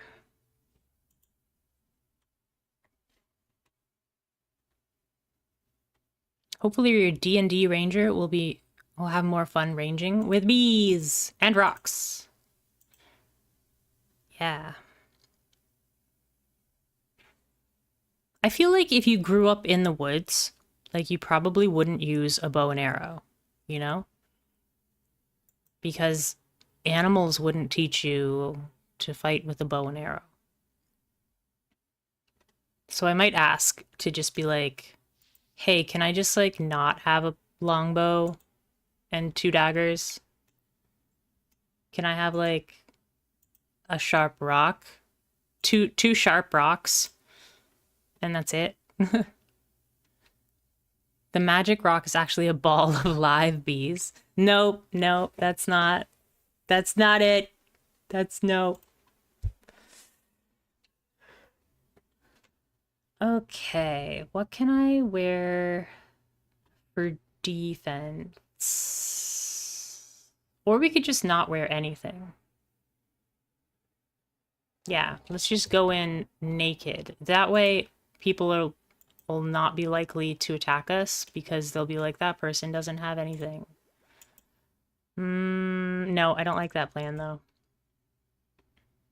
They're still going to attack us because they can get 100,000 gold just by killing us. So we should wear something.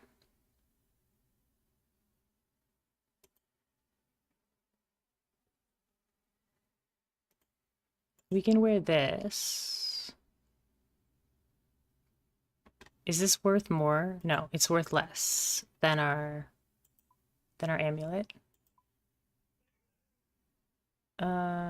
Everything we wear has to be worth less than our amulet.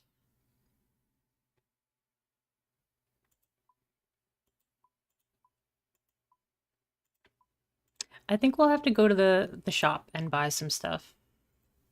Let's just go buy some stuff. To give us like very cheap ammo or very cheap armor.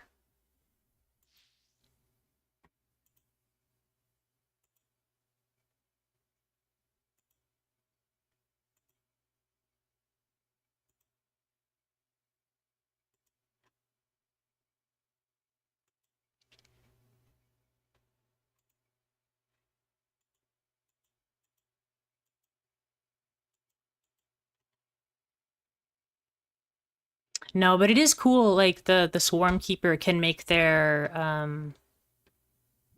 what's it called? Their magic hand. Oops, I don't know what I just attacked. That was an accident. I'm sorry. Can we just be friends? Okay, good. Sorry I shot a bolt through your head. Can we be friends now?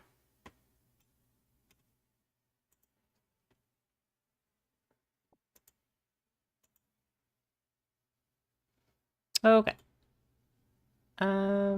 Slayer gloves. Insulated boots. Boots of stone. Buy the spiny helmet. No, don't have enough to buy the spiny helmet.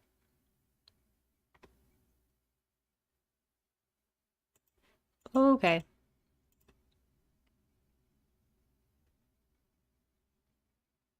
We'll wear that and that. That's about the cheapest armor that we can wear. Yeah, it is a fascinating story. The forest.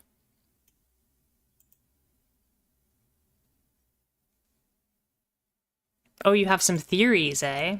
Okay. Well, you should... I don't know. You should watch The Sons of the Forest, then. Because it does have a sequel.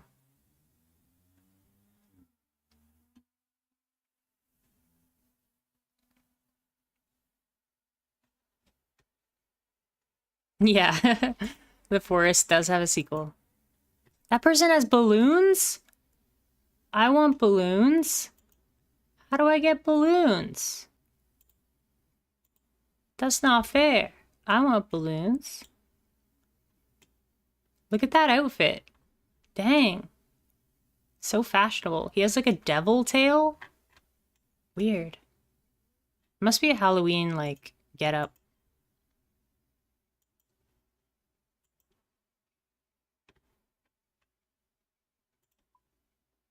I'm gonna bring manta rays. Maybe he went to the Devil's Carnival. It reminds me of an anime called Doro He Doro, where there are devils and you make deals with devils and they give you powers.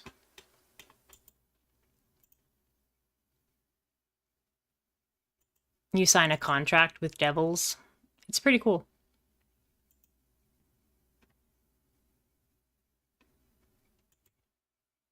Okay, now we pray we don't die. But even if we do, not the end of the world.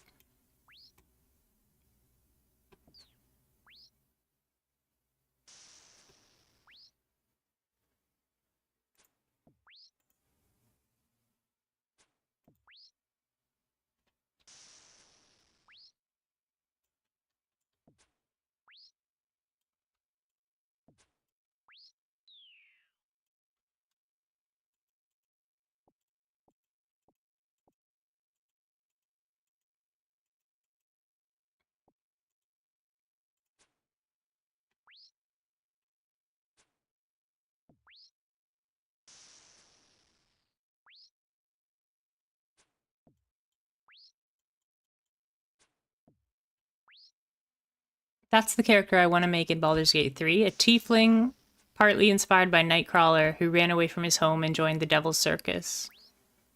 College of Swords. Cool.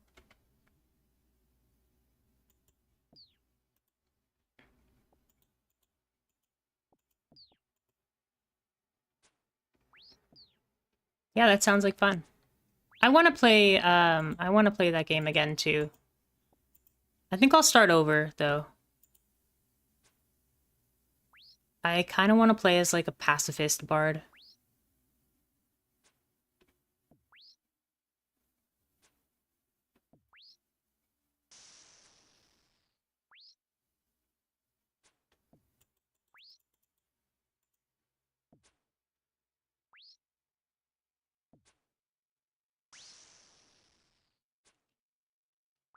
Use charisma and dex as the main stats in combat rather than strength or whatever. Yeah. That's what I do on my my current Baldur's Gate playthrough. I'm a melee wizard, which I probably told you about.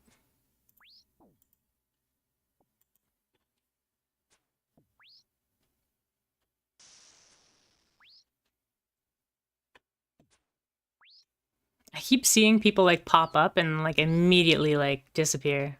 Like they're jumping worlds. This is a dangerous place to be. Yeah, Shillelagh Wizard, yep. Yeah, so at the beginning of most fights, I'll cast Shillelagh in haste. And then my concentration is like really high. But sometimes it's better to not cast haste, and sometimes I just cast darkness. And I just like run in there. Darkness is pretty broken in that game.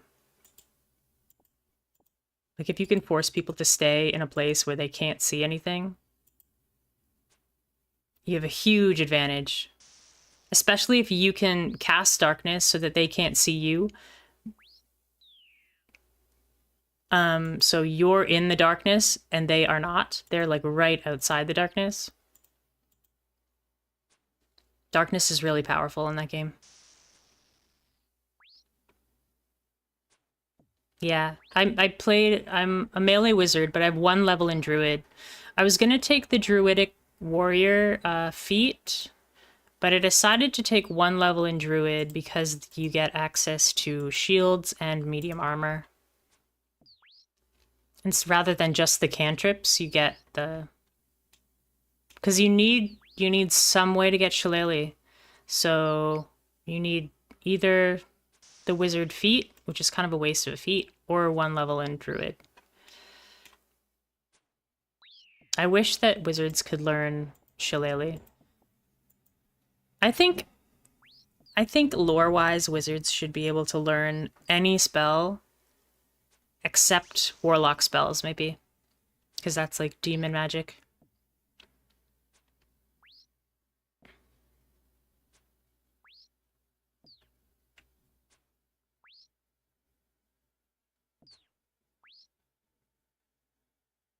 Getting flashbacks of one in-person D&D campaign where we were changeling warlock assassins. You could see through darkness and with Devil's Sight. Yeah. There's a really cool monk build that I was like looking into where you take a couple levels of warlock and then you would cast darkness on your like clothing. So the darkness is always around you. But because you are a warlock, you have magical true sight. So nothing can hit you and you can hit them. Yeah. So it's a monk that is like just a cloud of darkness.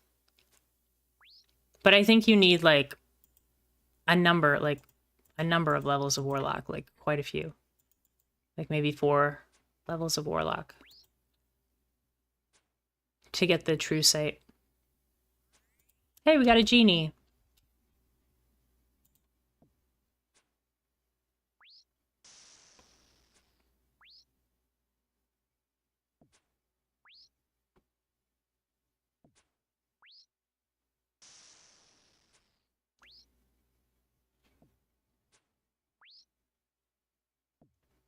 Shadow monk, always in darkness.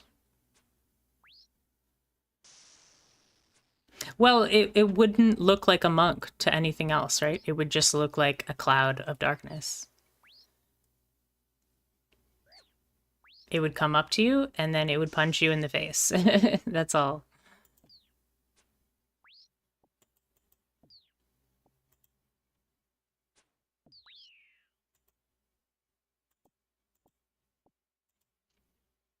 It's a lot of really cool things you can do with magical true sight.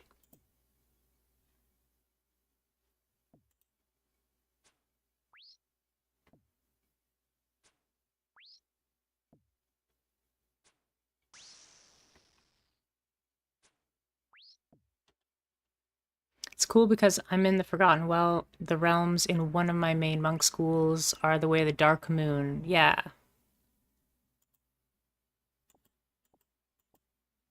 Yeah, is that similar? Is that in the books? The Way of the Dark Moon? Reminds me of the Way of the Long Death.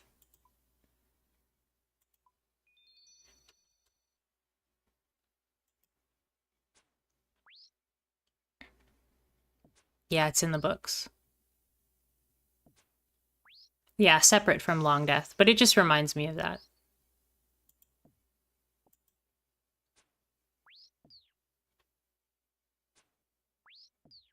Yep. I was the Way of Mercy for my monk. I liked the idea of punching someone in the face to heal them. I thought that was funny. Like, get better! Like, just punch him in the face. Whoa! That's a lot of text.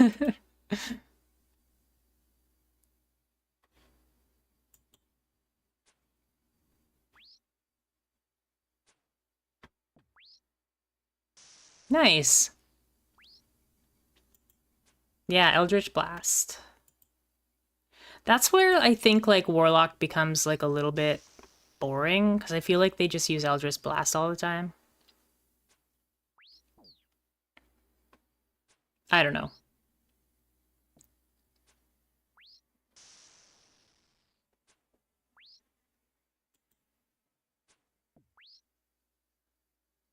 I like the wizard a lot because you have spells for like any situation. It's kind of like Batman. You're a magic Batman. Like, as long as you're prepared, you can win anything. That's how I like to think of wizards. A magical Batman.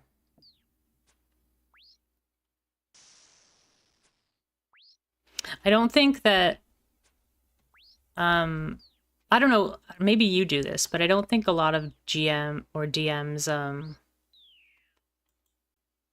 allow wizards to like learn really cool spells. Like, because they can learn anything, right? If they get a scroll. I think it'd be super cool if you just like found like crazy forbidden magic scrolls and then instead of learning the regular wizard spells, you're like, I like this stuff better.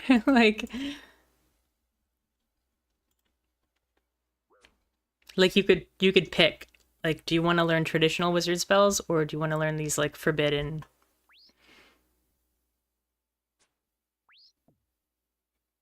Yeah, you can learn any spell in theory, but you know, DMs never give you that. They never give you scrolls. I think it'd be too strong.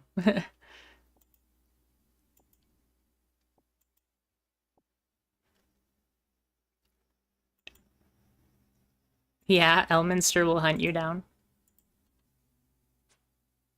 I thought it was cool when you meet Elminster, like in Baldur's Gate 3. I was like, oh, I've heard of you before. Like, I don't know anything about D&D, but like, I've heard of you.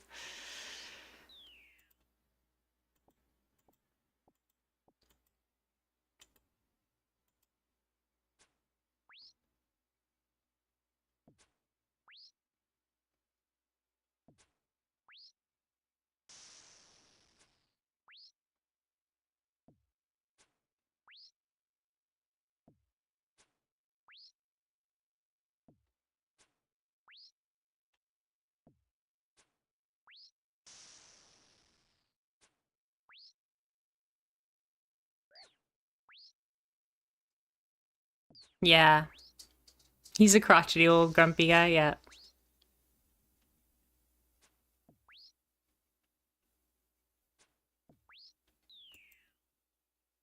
Oh, please don't. Good. What are you doing? Stop it. I don't like what you're up to. Stop it. Okay. There's a dude casting a spell, but we're okay. He was teleporting.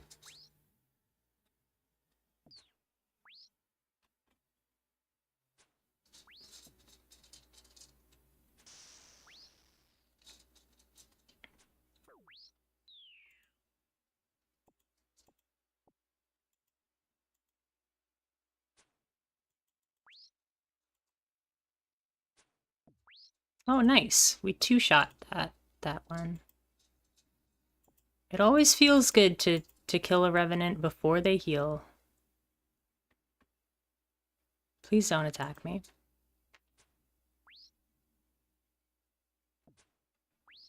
Please don't attack me. I'm the only provider for my mother and sister. Without me, they'll starve.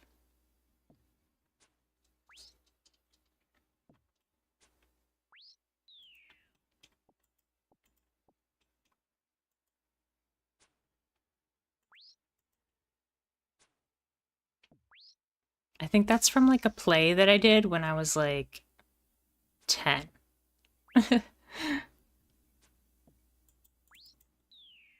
And I still remember that.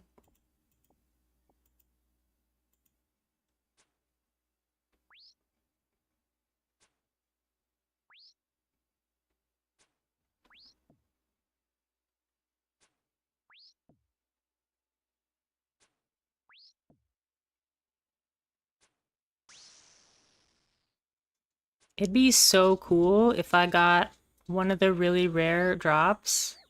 Jagex, can you please just give me something awesome? No. Oh well. How about this one, Jagex? Something really awesome? Uh, You just keep asking Jagex. He was in Baldur's Gate 1 and 2 as well. Nice. Why can't he die? Is he like a god or something? Or is he like Gandalf, where he's like sort of an angel?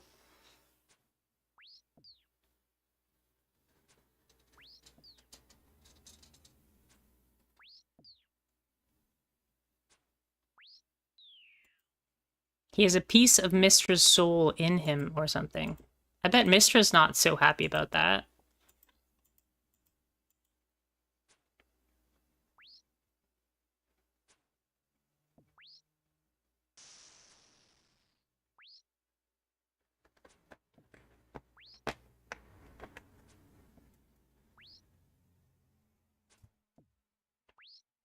There are like 10 different chosen of Mistra. He's the most chosen.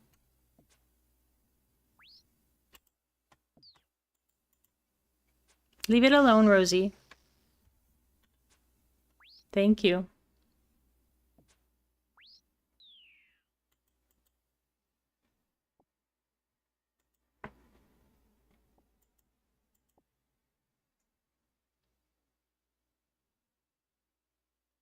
Oh, wow. Keeps his ashes alive? That is pretty silly.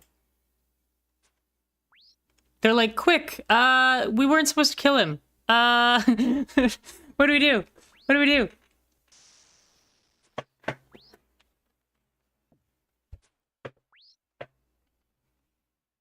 Like the Ghost Rider was like, wait, what? I wasn't allowed to kill him? But that ruins the whole book if he doesn't die.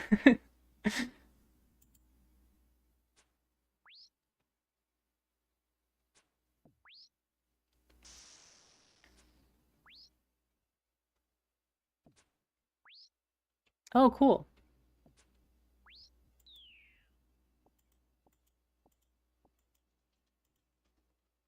You would think that Mr. would be like, yeah, like I don't choose you anymore. Like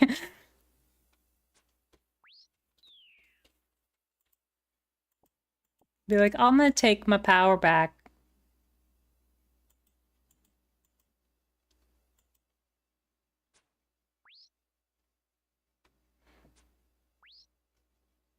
It's like that meme that's like, it's Pikachu! Clefairy! No!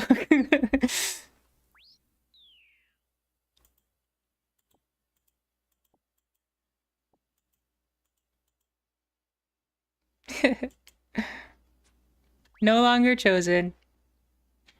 She was like, yeah, I was drunk. Didn't mean to choose you.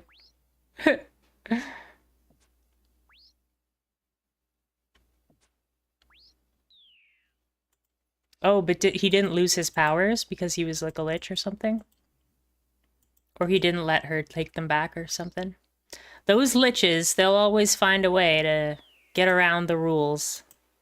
They're like, haha, you can't kill me. You don't know where my phylactery is. Yeah.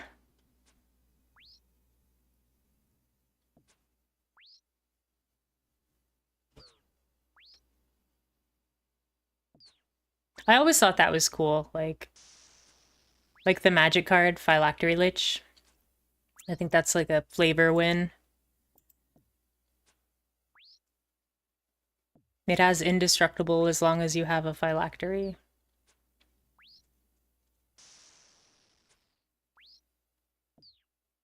Oh wow, that's pretty nuts.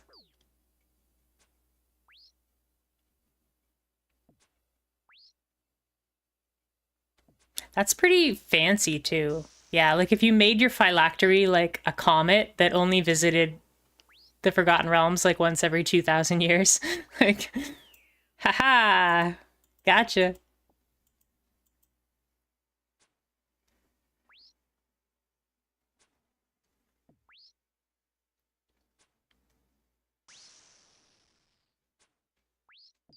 Yeah, like I said, those liches, they'll always find a way around the rules.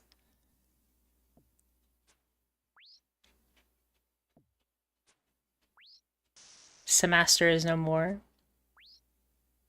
Until they find his god ashes or some such.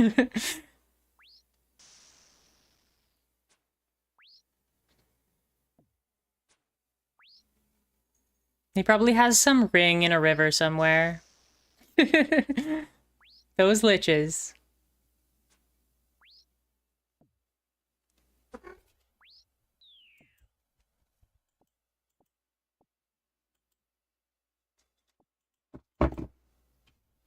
Hey, leave it alone, Rosie, please.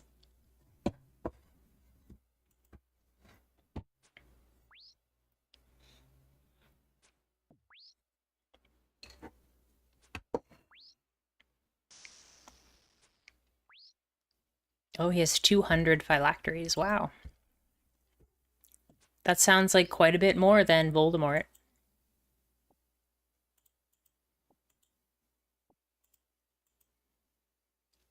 Are all of them, like, hidden in some dark cave, surrounded by dark water, filled with dark creatures?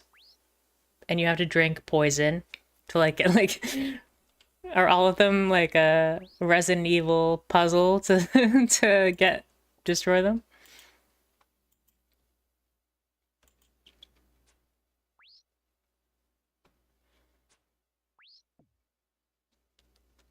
Are each one of the bones of his arch nemesis.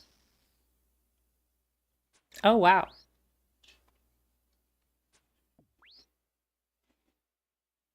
That sounds like crazy.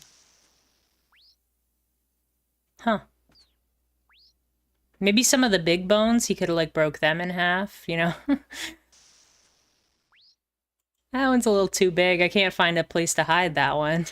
Just, you know, break it in two.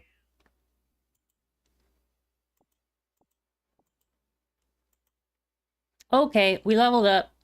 We got to 41 ranging. I didn't get anything good, but it is the imps, so there's a very, very low chance to get anything good. I think I'm gonna call it for the stream. I'm getting hungry, and I think I'm gonna go make some food. But thanks for hanging out with me, John. I appreciate you, and I hope you get some sleep tonight. And yeah, bit of an impromptu Sunday stream. Don't normally stream on Sundays, but yeah. I managed to make it through the afternoon nap stretch. So, yeah. Oh, what is this? It's not canon, but my personal head canon, the phylactery of the Lich King Larlock. AKA good guy because he's evil, but doesn't want the world to end because he lives there, so sometimes does good stuff to protect the world. Yeah, he's like, what is it, lawful evil?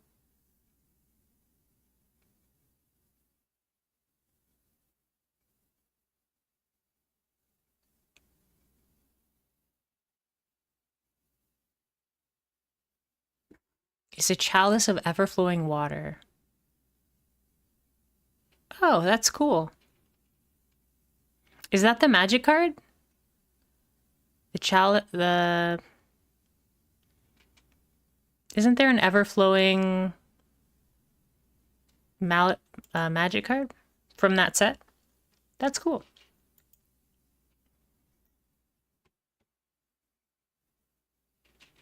Oh, that's... Okay, yeah. That's pretty manipulative. I like it. I like it.